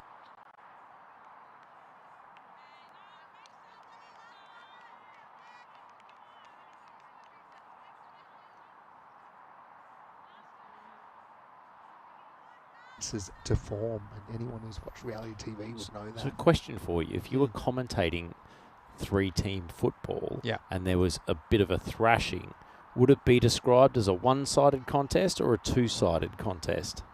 Well, that's a very, very good point, and I really can't tell you. I think we have a time penalty here. We can keep my eye on the clock, but there's been probably get an allowance for the umpires thinking it was the end of the over before it was. We'll have a little peek. Looks like the captain Sheridan's coming back for the 10th over. Here we go. First one goes a bit wrong, and Alec does well to get it to her left. I think they're okay for time. Looks like about a minute 50 on the clock, so it's definitely not that. Sheridan's going to go around the wicket now. Yeah, Stella's a really interesting. So 5 runs to the batting team. Is that for weird. slow bowling, Maximo, or what's the... I actually don't think it was. I think that might be been a misinterpreted signal, because I've got nothing that's telling me that. So many questions. Yeah. So yeah, what's our equivalent of when the umpire crosses his arms to say that I'm wiping that decision? I'll get Anders to work something out there who's pushing the buttons, because I actually don't think. Oh wait, hold on, because now it might be. That's going to be a minimal, I think, unless there's somebody down there. Oh, there is. Good timing, Esther. Just appeared out of nowhere. Yeah, no, I don't think there's any penalty runs applied. So they've made the time. Well, let Anders get creative. He's pretty good with that kind of stuff. Oh, okay. Very good. Thank you. And the world is now in perfect balance again. Might as well run last over. Throw comes in and hits the batter. Millennius was pretty smart there to run on that side. Kind of legally and ethically got in the way of the throw. So Very get much through so. for one. Could be a few teams from the ECS men's competition that could learn a thing or two from the women's running today. That's good bowling from Sheridan. That angle across working for her that time. I suppose there are. There's always Umpire of the Year awards and things like that. I mean, that in a sense, the umpires are competing, aren't they? To an Think extent, about it's it. just not really an award that anyone takes a huge amount of notice of, do they? Doesn't open too many doors, let's be honest. But yeah, we do encourage anyone to get into umpiring if you're interested. It's an important part of the game. Don't let us dissuade you. No, just because we're sitting here in the tent, preferring this to just blazing in the middle of the cricket ground. Do we need to encourage people to get into commentary? Maybe. Is there ever going to be a Maximo commentary school that people can sign up I mean, for? it's kind of unofficial at the moment, isn't it? By the way, I'll say quite honestly, I love umpiring. It's easy to do it from here, but yeah, because especially if you've got a fairly good knowledge of the laws, it's always nice when you can apply that, and it's good for the game. Need good officials to play good cricket. 86 plus this last ball coming up, and it's hit. Got to run. It's another one I think that's gone onto the stumps, or has it? Let's have a look. Oh, good luck. I think it bounced off a knee onto the stumps. Oh, that's not going to help. All right, let's go to another camera. I think the ball, honestly, but I don't know if it'll show it. I think the ball went off her knee. This might actually show it. Look, knee, bang. Is that 2 in the innings that have bounced off the ball? Extraordinary run-outs today. Oh, man. Human backboarding. Put that in the obscure sport. You add to the one earlier in the day when we had the bowler who had to take 2 swipes at the stumps from half a foot away. Great to see Esther Amolko just bounding off the field. She's got energy. Yeah, Put her at the top of the innings. That's why. Bring someone in that's fresh, Absolutely. Lionesses. It's the 3rd hunt for the day for them. Hell yeah. And PCS going to finish 86 for 7. Let's go back and have a look at the highlights. I mean, 86, it's par score, I think. And the Lionesses, they're going to have to work pretty hard to rock and roll this target over. PCS, I think, are certainly in with a fairly good chance of an upset. I would agree with you, Maximo. Bit of a turn up for the books. The supercomputer wasn't giving them too much love, but they've shown that they've got some good batters, and they managed to keep the run rate up for most of the innings. Probably a bit of a shame that they didn't get a little bit more of a boost in the last couple of overs, but either way, you'd say that it's certainly a winnable target that they've set there, and they've just got to bowl very well, because we know that Empire Lionesses have a couple of very quality bats. Yeah, for sure. And good striking here. That was the Maximo. Just the one in the innings. Look, Hugo's had a pretty good day. I actually think that Sastamoinen fielded really well, even though I know she put the catch down, but I like the way she's prepared to put her body on the line. That glove of Ragnar's spent probably more time on the ground than on the hand, and she had a few tough ones to deal with. That was the lunging, kind of beats Taekwondo style attempts. That was the other boundary. I mean, Hugo throws the thing is, if the ball's in between, she did get a little bit bogged down at times. Eventually, it's that length. I've talked about it all day, haven't I? That kind of 1-2 metres from the popping crease. And this was out as well. And I think the umpires, hey, maybe they're the real winners in that innings. So I think they pretty much got everything right. Even a couple of tricky ones that bounced onto the stumps. Poor Heidi, who ends up with a king pair. Or is that a queen pair in women's cricket? I'm not sure, but Has to be queen. yeah. Well, queen's most powerful piece on a chessboard, and I do want to find out how to play three-dimensional chess, but this is another human backboard. A bit of a patella pounder for Stella, but it ends up crashing into the stumps and saves the Lionesses 1 run at least. Imagine if it goes down to the last ball, that could become pretty crucial. But PCS, certainly a competitive score. Even better than that probably. They end up 86 for 7 off their 10 overs. Yep, nice job from the PCS batting lineup. Particularly those 2 middle order bats, Jamali Lokajay with 18 off 18, and then Minnestolt continuing on with the 100 strike rate. 19 off 19, she top scored, played a very good innings. Some feisty cricket from her as well. Really enjoyed watching Stolt do her stuff today. Quick look at the Lioness bowling card. They used 7 bowlers. No one coming up with extraordinary figures aside from Amula Party, who's been very good for them today. 2 for 2 off her 1. Kula went for a few runs at the top as well, and Agarwal not necessarily as successful as she's been in the past, but anyway, still plenty of good deliveries in there. So PCS have set a target of 87 for the Lionesses to take their 3rd consecutive victory here at the European Cricket Series for Women for Finland for 2025. Centre right here on the European Cricket Network with Mr. Maximo. We'll be back in a few minutes' time to take you through the 2nd innings.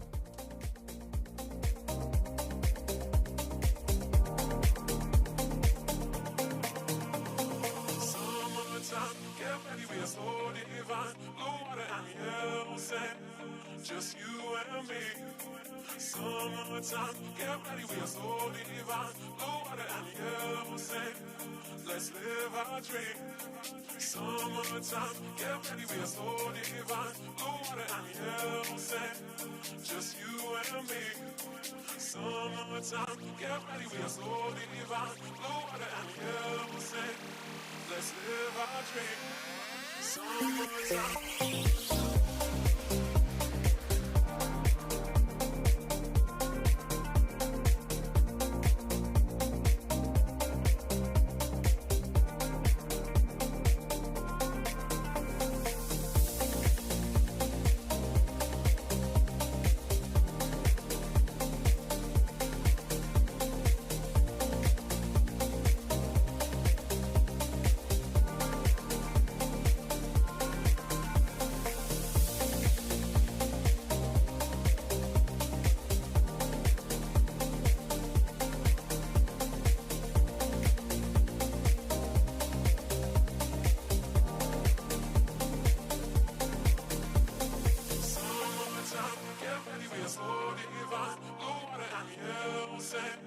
Just you and me. Summertime, get ready, we are so divine. Blue water and yellow sand. Let's live our dream. Summertime, get ready, we are so divine. Blue water and yellow sand. Just you and me. Summertime, get ready, we are so divine. Blue water and yellow sand. Let's live our dream. Summertime.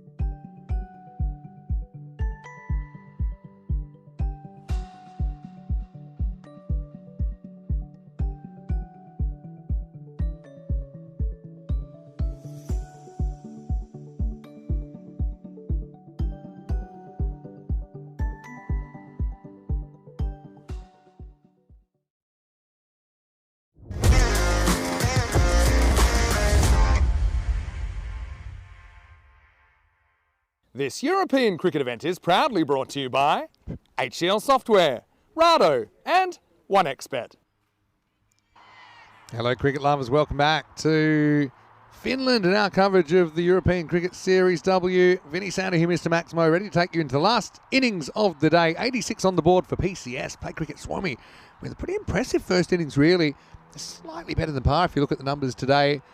And that means that, well, always in the second innings at 7 overs or less if you want to chase the 4-pointer. If you're defending a total, you need to restrict the batting team to 70% or less. In that case, it's 60 in this case. So let's get ready. And I think this is quite a achievable, quite challenging target for Empire Lionesses, hoping to go a perfect 3 for 3 in their group stage.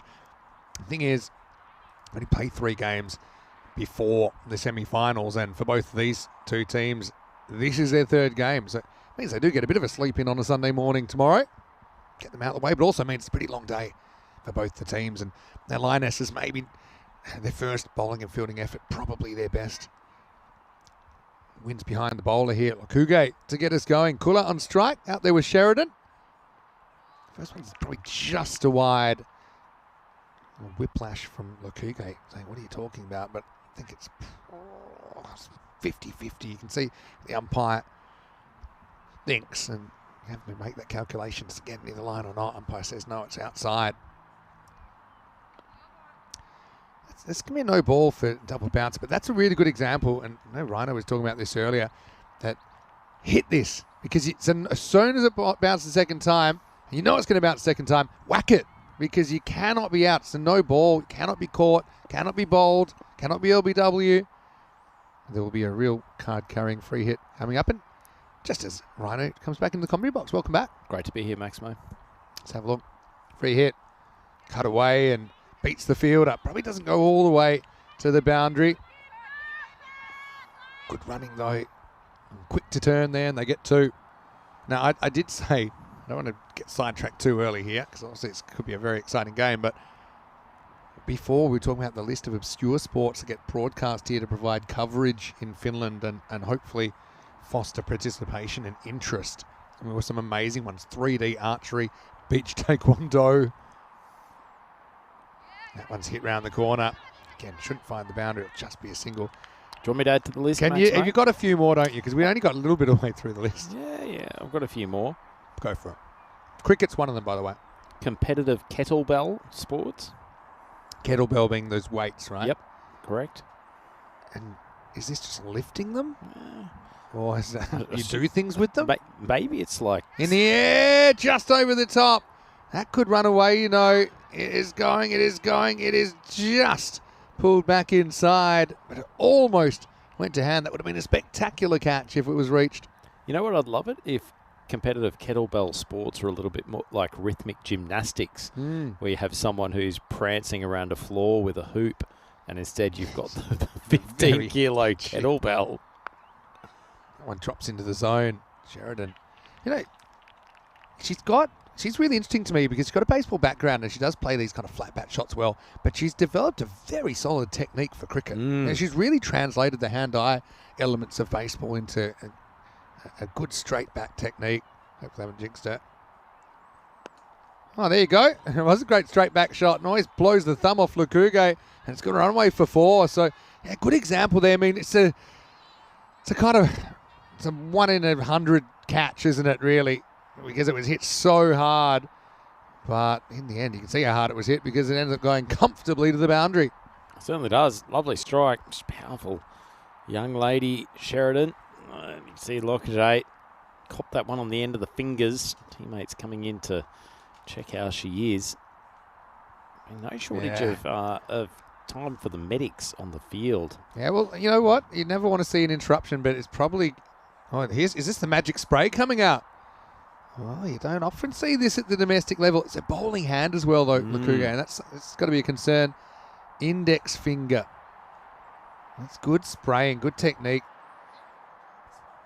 While we're waiting for this, do you want to go through a couple more of these? I would love to, but first, you know, I think we've got to go back and, yeah, the magic spraying is certainly one of the skills in European cricket we've seen. The Magic Spray Mary, of course, using the Magic Spray Hall of Fame, but this is also a pretty good effort. You know, it doesn't muck around out there pretty quickly. Good distance from the skin. Don't want to cause one of those cold Question burns. for you: Could competitive magic spraying become know part it. of SM Vico down the track? Well, just Okay, have a look down our lane. give I'm us some trying to more. find. I'll give you the most ridiculous one I can find for those that we after have the not over, quoted. because I'm not ready yet. All right. Oh, shot. She's pumped that one over the leg side. That one's a dinger for Sheridan. Maximo! Just what the doctor ordered for Empire, and they'll finish the first over comfortably ahead in this game. 18 without loss after one. I'll just give you the golden ball count while we're here, because I feel like there's 28 matches since the golden ball. That'll probably flash up while Rhino tells us the most ridiculous sport that's being broadcast here. You won't get this. You won't guess this. Well, 27, by the way, because this game's not finished. Competitive grips strength. I told you it was absurd. What? Competitive grip strength. So is it just you grip something and it kind of a machine tells you how far, How I'd many be- pounds of pressure that you're putting on? I guess so. And that's a spectator sport, is it? And Well, has good there luck been to any the folks that- scandals, people tipping their machines in their favour? Good luck to the folks at Ule trying to turn that into a television Competitive product. grip. You know what's so funny as well is these sports that need to put competitive at the start of their title, as if because it's Well, just no, a that's thing. been me. It's like Oh, listed okay. in Okay. the title, Right. in the list Fair as enough. just grip strength. Well, yeah, because grip strength's just a thing. It doesn't seem like a sport. So this is, and to make it even more, it's Where are you this going? is grip strength is part of the World Heavy Events Association. Reputable organisation. Unbelievable. So yeah, it's just I'm looking what it is. They use a hand dynamometer to measure grip strength. It's a machine, and so kind of is there a bit of theatre to it? I can imagine someone coming out the robe and someone rubbing their hands, like a trainer or something. And is there mixed? You know, do you do right hand then left hand? Is it like like you have the different weightlifting? I was just going to say the clean and jerk Yeah. as part of weightlifting Is there versus the snatch. is there a two-handed kind of division? Oh, in the air. She got it. Oh, twice in the day for Lukuge. Brilliant catch at point. She owns that part of the field. Matanaika will have the wicket, and Empire lose a key batter. Cooler out for just 3. It's 20 for 1. Great catch. Yeah, wonderful stuff. Lukuge's been an athlete in that part of the ground, and after a pretty quick start from Empire, you mentioned, Vinny, they really needed a wicket sooner rather than later. It was a slightly tentative shot from her, just popped up, and Lukuge really read it well, actually. She came a couple of steps in from the fielding position she had. Takes a nice diving catch. That's actually the magic spray in action, isn't it? Because she just had that hand sprayed when she had a spicy one off her own bowling, but that one came a bit more of a comfortable pace, but she still had to get there, got under it. Excellent catch. And if you're trying to defend a pass score against a team like the Lionesses, who've been the cream of the crop today, they're the kind of chances you have to take. Here's Bowring coming out at number 3. Okay. Do you want to hear what else is in the World Heavy Events? So just to recap, in case you just joined us, that's going to test the outfielder, but should be stopped. It is, and good to see they've still got Stolt out there. He's had a lot of the ball. Yeah, so competitive grip strength is one of these sports, and you said it's part of say it again, the World Heavy Events Association. I would love to. So now we've gone down another rabbit hole. These aren't necessarily broadcast in Finland. Too short, and even Stolt's not going to get that. It's going to bang off the fence. Dunk. Well, so 4 runs. One of them is actually the World Strongman and Strongwoman Championships, which actually Finland has done very well. They are good at that. Over the years. They do wife carrying here as well. Is that on TV? I think maybe back in the day it used to be. Certainly always just one of those funny news items. I think there's some marriages which are just for the purposes of trying to win that event, trying to find your right I'll go a different sized way. wife. Do you think some marriages have never happened because the pair has actually said, look, we're not an appropriate combination? I got dreams, baby. You're not part of them. That's going to be stopped. Pretty good. Good stop there from Leskinen. Imagine just a lightweight young chap trying to make his way in the dating world here in Helsinki. By the way, 26-1 after 2. We're very pro-equality here. Absolutely. Bring on the husband-carrying championships. Indeed. Sometimes I've heard and read in Cosmopolitan that some of the smaller guys feel like they're not getting a fair go. They'd become a pretty prized commodity, wouldn't they? Wouldn't they? The featherweights would seemingly 100% increase in value. Win for the little man. Anyway, here's Gangurdi. That's lifted up, and it's going to go 1 bounce 4. Excellent shot by Sheridan. She's very, very good with the straight bat. Also, good with those flat batters as well. But I'm really impressed with her technical ability with the bat. Technique's fantastic. She's clearly been a well-coached player. It's a beautiful shot straight down the ground, and only hit it as hard as she needed to. Cleared the 30-metre circle. She's making short work of this chase. Oh, this is going to go for another boundary. Sheridan is making light work of this at the moment. Excellent shot this time along the carpet. Tell you what, Vinny, that's a shot that a lot of the better batters in women's cricket around Europe have had to develop and play very well. It's not quite a sweep. It's not quite a pull shot. It's for that poppy ball on a length that still allows you to free the arms and whack it to mid-wicket. And it's difficult because you have to judge the bounce of the ball. Absolutely. You have to make a calculation. When you start swinging, it's before the ball bounces. It requires a lot of timing. It's it's a lot of subconscious, unconscious judgments you're making. We're still in the power play, remember, so it's only 2 outfielders allowed. That was a question as well. What are the rules as far as outfielders? 2 in the power play, and then up to 5 allowed after that. Oh, does this hit the leg? Maybe hit the bat, actually. It was on the way down. There's an example of where I suspect, because she's been coached to be a front foot player, that Sheridan's actually missed an opportunity there, because she actually should have just gotten down and slogged that to deep square. That was right in the wheelhouse. She'd almost tried to play a drive to it. You know what I like about her a lot is she's prepared to risk her wicket because she knows of the upside potential, and she knows there's other batters. We've seen her get out today, but look at the damage she's done before she's gotten out. And we don't want to overvalue wicket, even obviously when she's probably pound for pound the most destructive batter they've got in the lineup. Plays it with a straight bat here, Bowering. Just get a single. Throw comes whistling in. End of the over. It's 37 for 1 after 3.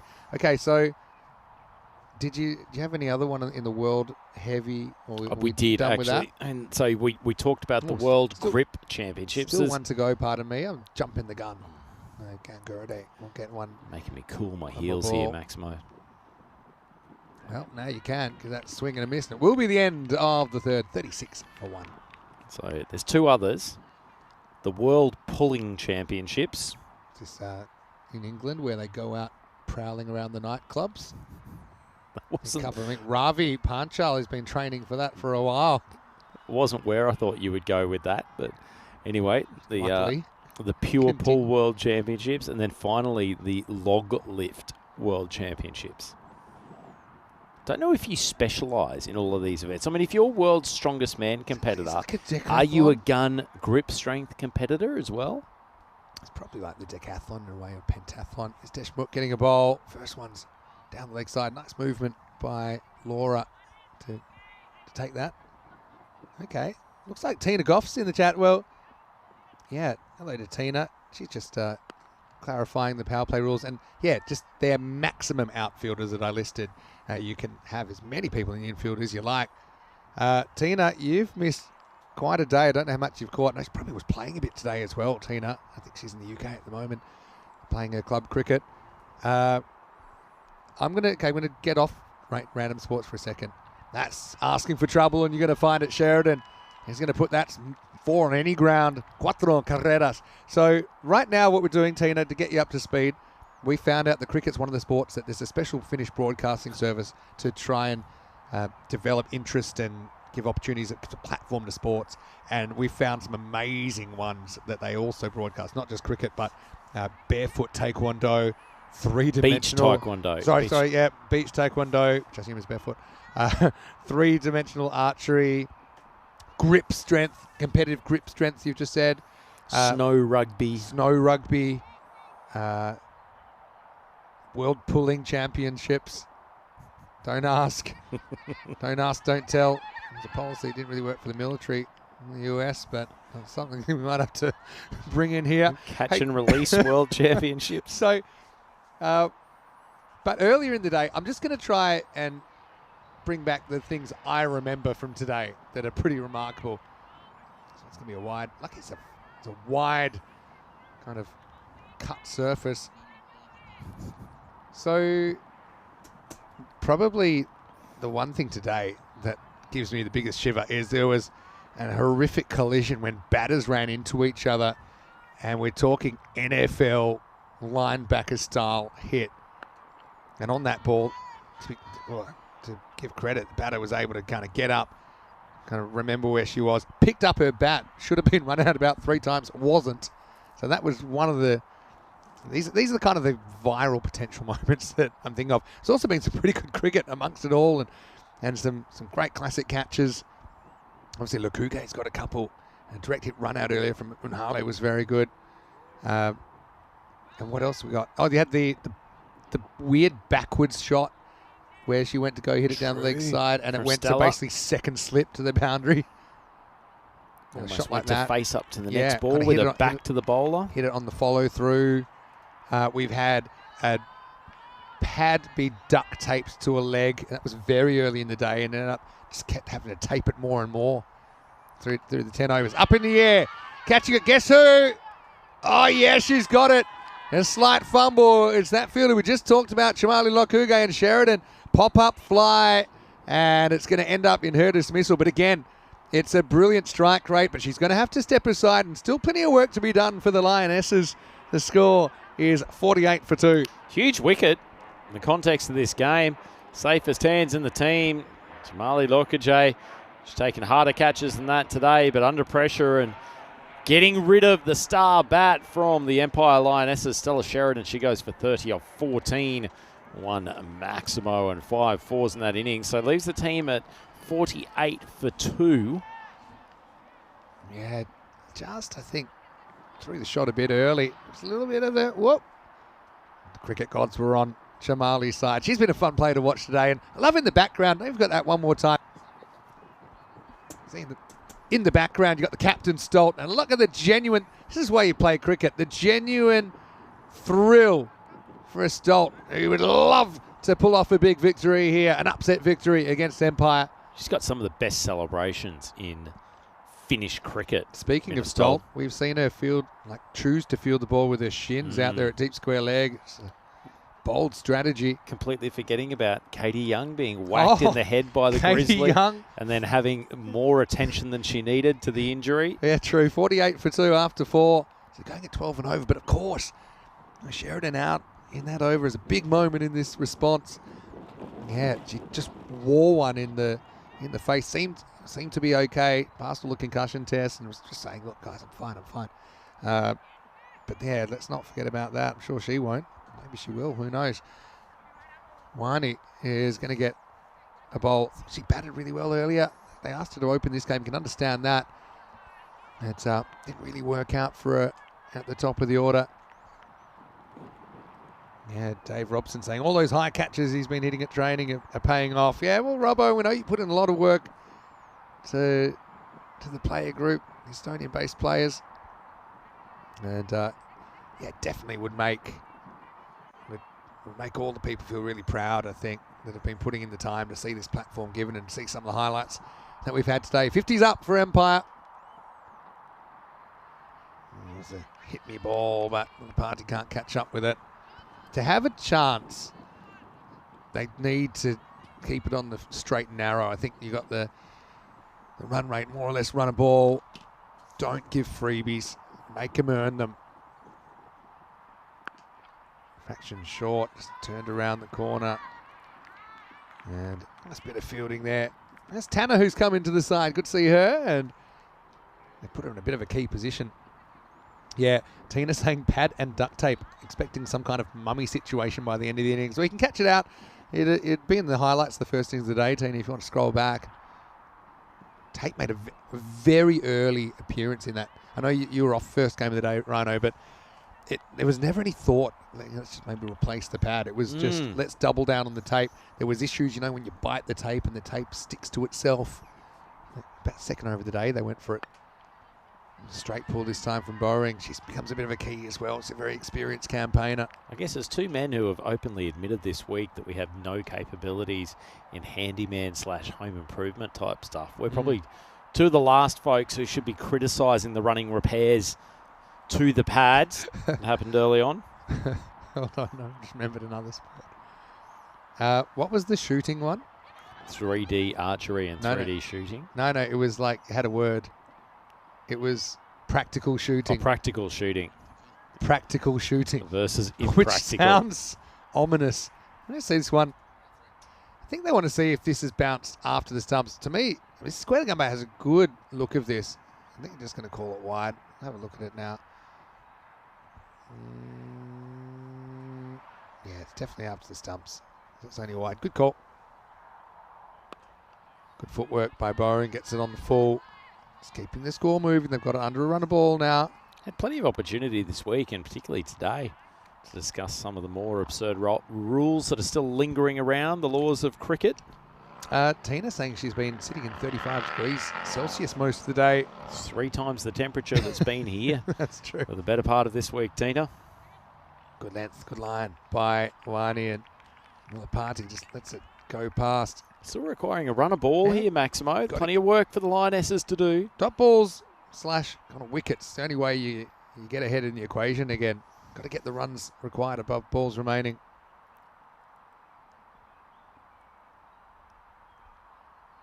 Good again from Wani, and they won't be able to get this one away. So we're halfway through the response, and 57 for 2. We certainly have seen some second half of innings fall off a cliff, haven't we? And the scoring really dry up to do that. I think you still need a couple of wickets to potentially squeeze a win here if you're PCS, but still, with 30 required off the last 5 overs, the game is very much alive. Don't forget you can get in touch with us at European Cricket as well, and check out all the social media platforms. Play of the day, there's a few. And Lukuge catches, I think, right up there. I think the... Which one? Yeah, well, I actually think you might be able to cut them together. The 2 diving ones. Or even maybe throw the third one in as well. It's just going to pop over the fielder. And that's another one I didn't think of until now. Posty, who someone was retired out for at a bat. She got bowled first ball, first game. And then this game got run out, pretty unlikely run out as well, where direct hit middle stump. So she got which I was a queen pair. So you got a feel for her. But yeah, plenty. And if you remember things that I haven't from the day in the chat, let us know what you've enjoyed. Had a rain delay, of course, as well. Kind of knocked out a game after 2.5 overs. But now we've got sunshine. Good length. This is the length I've talked about all day, which is, it's kind of a metre in front of the crease, or about, let's say, 2.5 metres from the stumps. So have a look where this bounce. Looks at the stumps, actually, for point of reference. Where did it bounce? Yeah, 2.5, 3 metres. Nice back foot defensive shot. You could go back to it, yeah, but it's hard to then turn that into an attacking stroke. Again, like this from Mananaika. Competitive here. And if you are the PCS team, you're throwing your weapons at the game now. Don't want to leave them too late when the game's gone. They have crept back to overrun a ball now. This is a good shot. It's going to find the gap. It's going to find the boundary. Mullapati had been bogged down a little bit. They bowled well to her, but this is one that she's able to get back.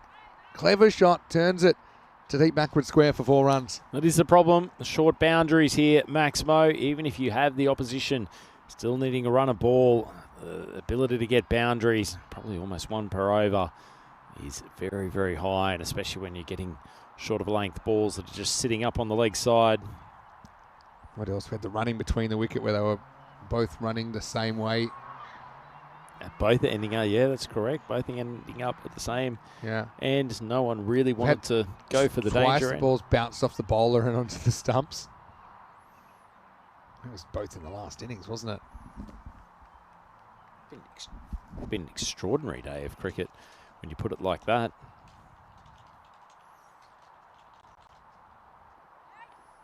Seen the odd wide, but generally the bowling's been pretty good quality.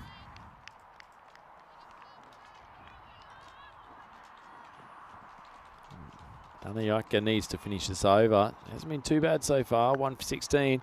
It's a bit of length, difficult to Here we pull go. hard. There we go. Oh, that was a chance for Heidi to right the wrongs of innings past. She had one stump to aim at from downtown. It's like a 3-point shot in basketball, but if this hits, it would have been out. Oh, geez. Pretty good piece of fielding, You know, actually, Maximo. For her sake, I would have loved if that had been a direct hit run out. That might have been a late play of the day. They're going to take 2 here. Heidi's going to have another pop. And this time it's well judged. The outfielder just kind of handed it off because they'd lost their footing. Wonder if she's another one of the Pesapalo players that they've picked up, because she's got a lovely throwing Well, action. you mentioned in Finnish baseball, the ball's kind of coming down at you from quite a height. And so there's a bit of a theory that the Pesapalo players, the Finnish baseball players, actually excel against those dropping deliveries because it's kind of replicating, in a way, what they would be used to. Anyway, it's the end of the 6th over. The score 68 for 2. So there were 11 off that one. 19 required off the last 4 overs. If they can somehow get 19 off this over, by the way, they'll take all 4 points, Empire. But I think even a 3-point win will be enough for them to lock up top spot. Very true, Maximo. Man who's right on the button of the tables as we get to the pointy end of the group stage. Obviously, one more game still to play tomorrow, so the action continues before we get into the final stage. Pooja coming on for her 2nd over. Wide first up. So can Gurdy be the difference maker? Need wickets, need them now. Need a few things to all happen at once. Extras to dry up. Wicket or 2. New batter to struggle. Dot ball pressure. 3-point plan. And then maybe you can steal an unlikely win. Supercomputer's not believing it. And Gurdy's going to lose another one outside the off stump. As the supercomputer knocked off early. When the supercomputer goes to sleep, it's because it actually thinks they're down to 0%. 0%, which is... Or they're rounding it down to 0%. No, it's obviously not completely 0. You're telling me there's literally no chance. Uh-oh. Oh, she's copped it in a sensitive region, I think, here. Pooja's struck her with a big in-swinger. I think it's probably just hit her in the shirt, lower part of the shirt. Not sure about that, Maximo. I know my stuff. Well, a party. It's only really had the one ball she was trying to get hold of.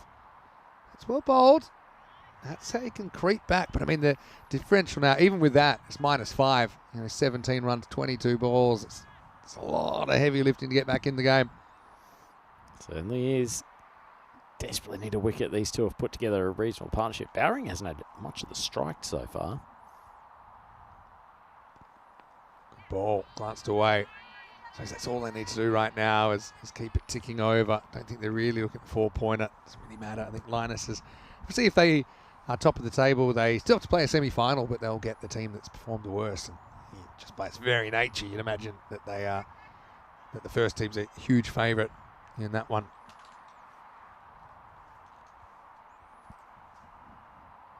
Bowring. Taking the time at the top of the mark.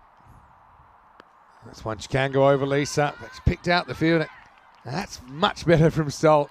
She just didn't really trust her hands early and was throwing the legs at it. Not that smart, but that was more like it. You can see why she's out there. Gutsy competitor. Yeah. Have we discussed the concept of Sisu during the coverage this week, I Maximo? don't think so. I think the word Sisu applies to Minna Stoltz's ball. Here we go. Here we go. Go, Heidi. Oh, she's got a good arm. Not quite. Not quite. Heidi needed to try and that. It's almost like a hole in one. Oh, Posty, she's quite a weapon in that mid-wicket area. She really reads the ball off the bat quite well. And beautiful throwing action. Really had to press the striker to make it ground on that occasion. Good effort by the bowler. Good to get back, but just ran out of time.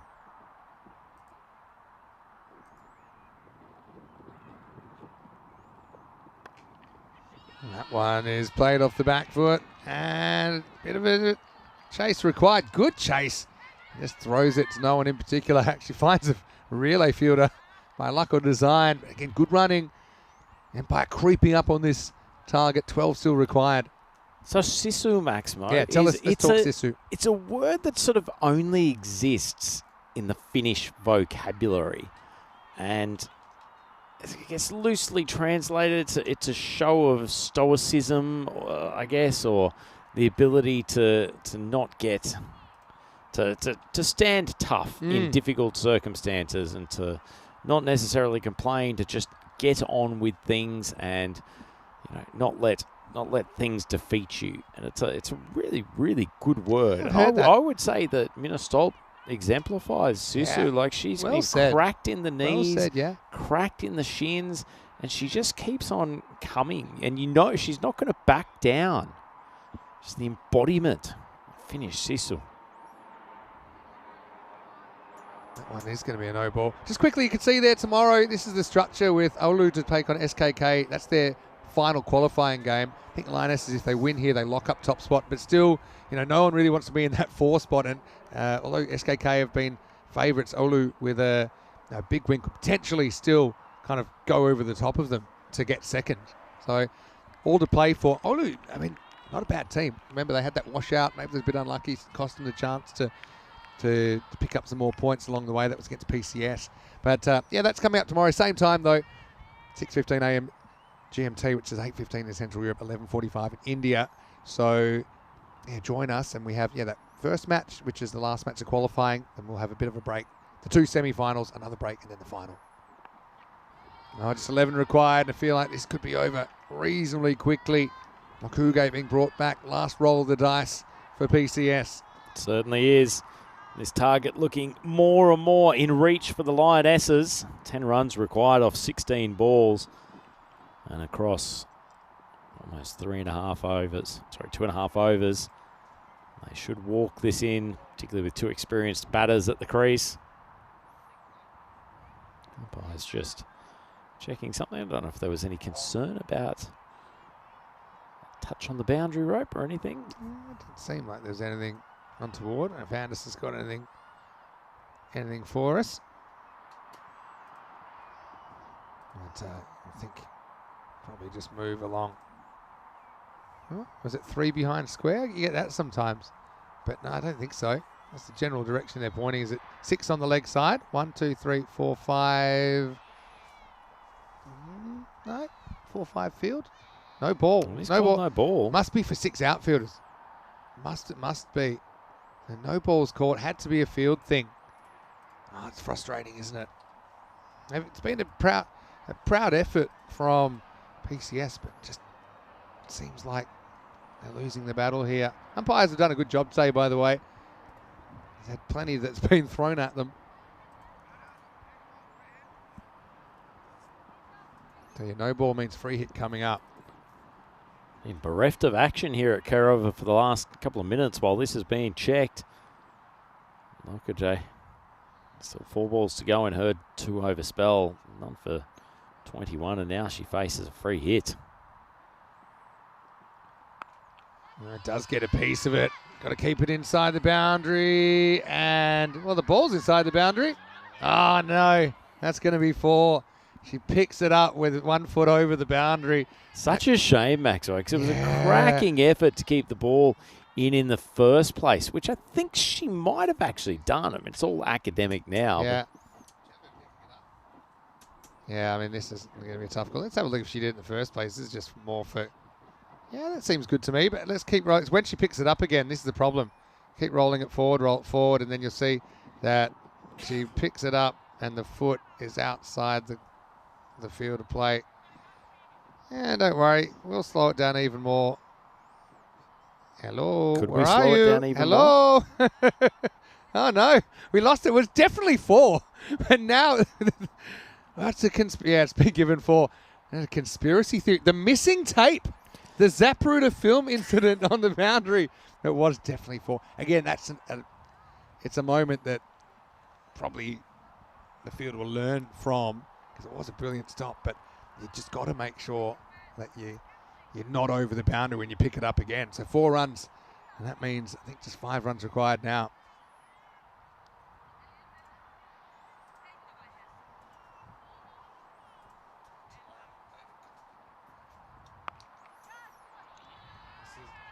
That's going to tie the scores. Bowring, well, she played a pretty smart innings here, I think. I mean, she just kind of shorted up. Didn't really matter about the 4-pointer. She said, look, I'm just going to chip it around, and then she's kind of got more aggressive as this innings has gone on and the target's become closer. And she's played that shot very well. Lovely shot. Very, very small gap between those two fielders, and she's managed to bisect them. Quality batting.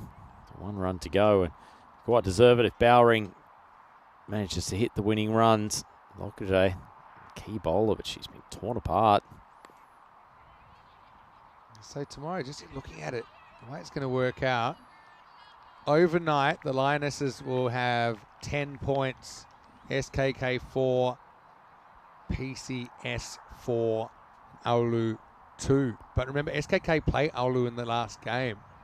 So that means that if Oulu could take 4 points out of that game, then that would be a bit of an upset, but it would get them into second. That is the end of the game, though, as you can see there. Winning runs hit, and they end up winning it with 14 balls to spare. Lionesses certainly challenged, but again, you look back, I know it was not the longest innings from Sheridan, but it was pretty important, wasn't it? Ending up with 30 or 14 balls. Bowring ends up with 22, not out of 14. And PCS, a lot of positives out of their day as well, but they will walk away without the win. Bit like Oulu as well. And yeah, this is where we're at then with tomorrow. We can already lock in the Empire Lionesses to finish top of the table. They'll take on whoever finishes 4th. And obviously the other 3 teams will be there, but obviously I think the situation where Oulu, they're going to have to play really well to get out of 4th. But if they do, they'll avoid running into the Lionesses. But I suppose when it comes to semi-finals, if you want to win the tournament, you need to be able to beat everyone. And yeah, we think that game showed that even though on paper Lionesses were big favourites, you could still get a really competitive game. In the end, PCS not quite able to get the victory, although very competitive and earning their point, I think, which they richly deserved. They got close, and there were times during that game, if they just had a little bit more experience and a little bit more quality and execution, they could well have taken the points, but ultimately it was the class of a few of the Lionesses players who shone through, in particular Stella Sheridan at the start. Magic Spray Mary, or the Finnish equivalent, maybe Magic Spray Maya is the way forward over here. Could be. Had a lot of work to do today, but Stella Sheridan, she played some very, very good shots, particularly on the front foot. This was a wonderful catch, though, from Jamal Lokajay. She's taken a couple of diving beauties in that cover region. As Maximo said, will provide plenty of highlights fodder for the ECN socials. Yeah, that's no doubt about that. But, I mean, the Empire side, even though this was a good catch from Lokujay, but just look at what Sheridan did while she was there. I love it that she's unselfish enough to risk her wicket rather than just kind of bat time. She's got that natural aggressive streak that I really love. She's been, yeah, certainly one of the players of the day. This would have been an amazing run out if the ball had hit direct. But yeah, with Empire, they just seem to get it, don't they? They just seem to get the format. Even the first win they had, they lost 5 wickets compared to really no wickets going down in the other innings. There was a retired out, but they were prepared to take those calculated risks, to keep the score moving. And I suppose they've got better depth than a lot of the other teams as well, and that's another reason that they end up going through undefeated. And really, it'd be probably an upset based on what we've seen tomorrow. If they don't win the trophy, could be Empire sweeping the men's and the women's here in Finland. Let's look at the chase. 87 to win. They get there with 14 balls to spare. Certainly do. Stella Sheridan, the top scorer, 30 off 14. The skipper for the Lionesses. She's led them well. We got to see her with the ball in that innings as well. She was given some good support by Lisa Bowering, who's very, very helpful addition to this lineup. She's a quality player. She's got some power as well. Have a look at the PCS bowling figures. Only the 2 wickets there to the bowlers. Deshmukh actually bowled a decent over, 1 for 11, and Madanyaka 1 for 19 off her too. She was probably the pick of the bowlers. Lokajay just too expensive. They needed her to step up if they were going to take down the Lionesses, and unfortunately, despite her heroics in the field, she couldn't quite deliver with the ball. And so in the end, the Empire Lionesses win that game against Play Cricket Swami by 8 wickets. And that concludes a pretty interesting day's play from European Cricket Series Women, Finland 2025, Maximo. Yeah, a bit of history, another bit of history. Day of first wicket, first 6, first 4, first win. But Empire certainly looked like the team to beat on the evidence of what we saw today. But this is T10 cricket and anything can happen game to game. Let's see what's happening tomorrow. Olu CC to take on SKK in the first game. Then we'll have a bit of a break before the finals get underway, which going to be 2 versus 3 first. Again, we can't really tell you what those would be. On current form, it'd be SKK versus PCS, which would leave Empire Lionesses to take on Olu in the second semi. But again, we can't really lock that in. And Olu, they are a non-zero chance for sure to knock over SKK, but they'd have to do it very well because they need it to be a 4-pointer, I think, given the net run rate situation between the two teams. Need it to be a 4-pointer to get in second. But it is possible. So join us 6:15 a.m. GMT, which is 8:15 in Central Europe, and 11:45 in India for day 2 of this ECS-W in Finland. Big thanks to all of our wonderful community. I think they always enjoy firsts and the fact that we're pushing new frontiers, and it's really great to see so many new players get their moment in the sun on ECN. And yeah, I do mean it, because the sun did make an appearance here on day 1 of this ECS-W. If you haven't already, please like this video, subscribe to the channel, tell your family, tell your friends about ECN. That's the only way we get bigger, and that's the only way we continue to grow European cricket. Don't forget our social media. There it is, at European Cricket, and also our website, europeancricket.com, if you're a Hindi speaker.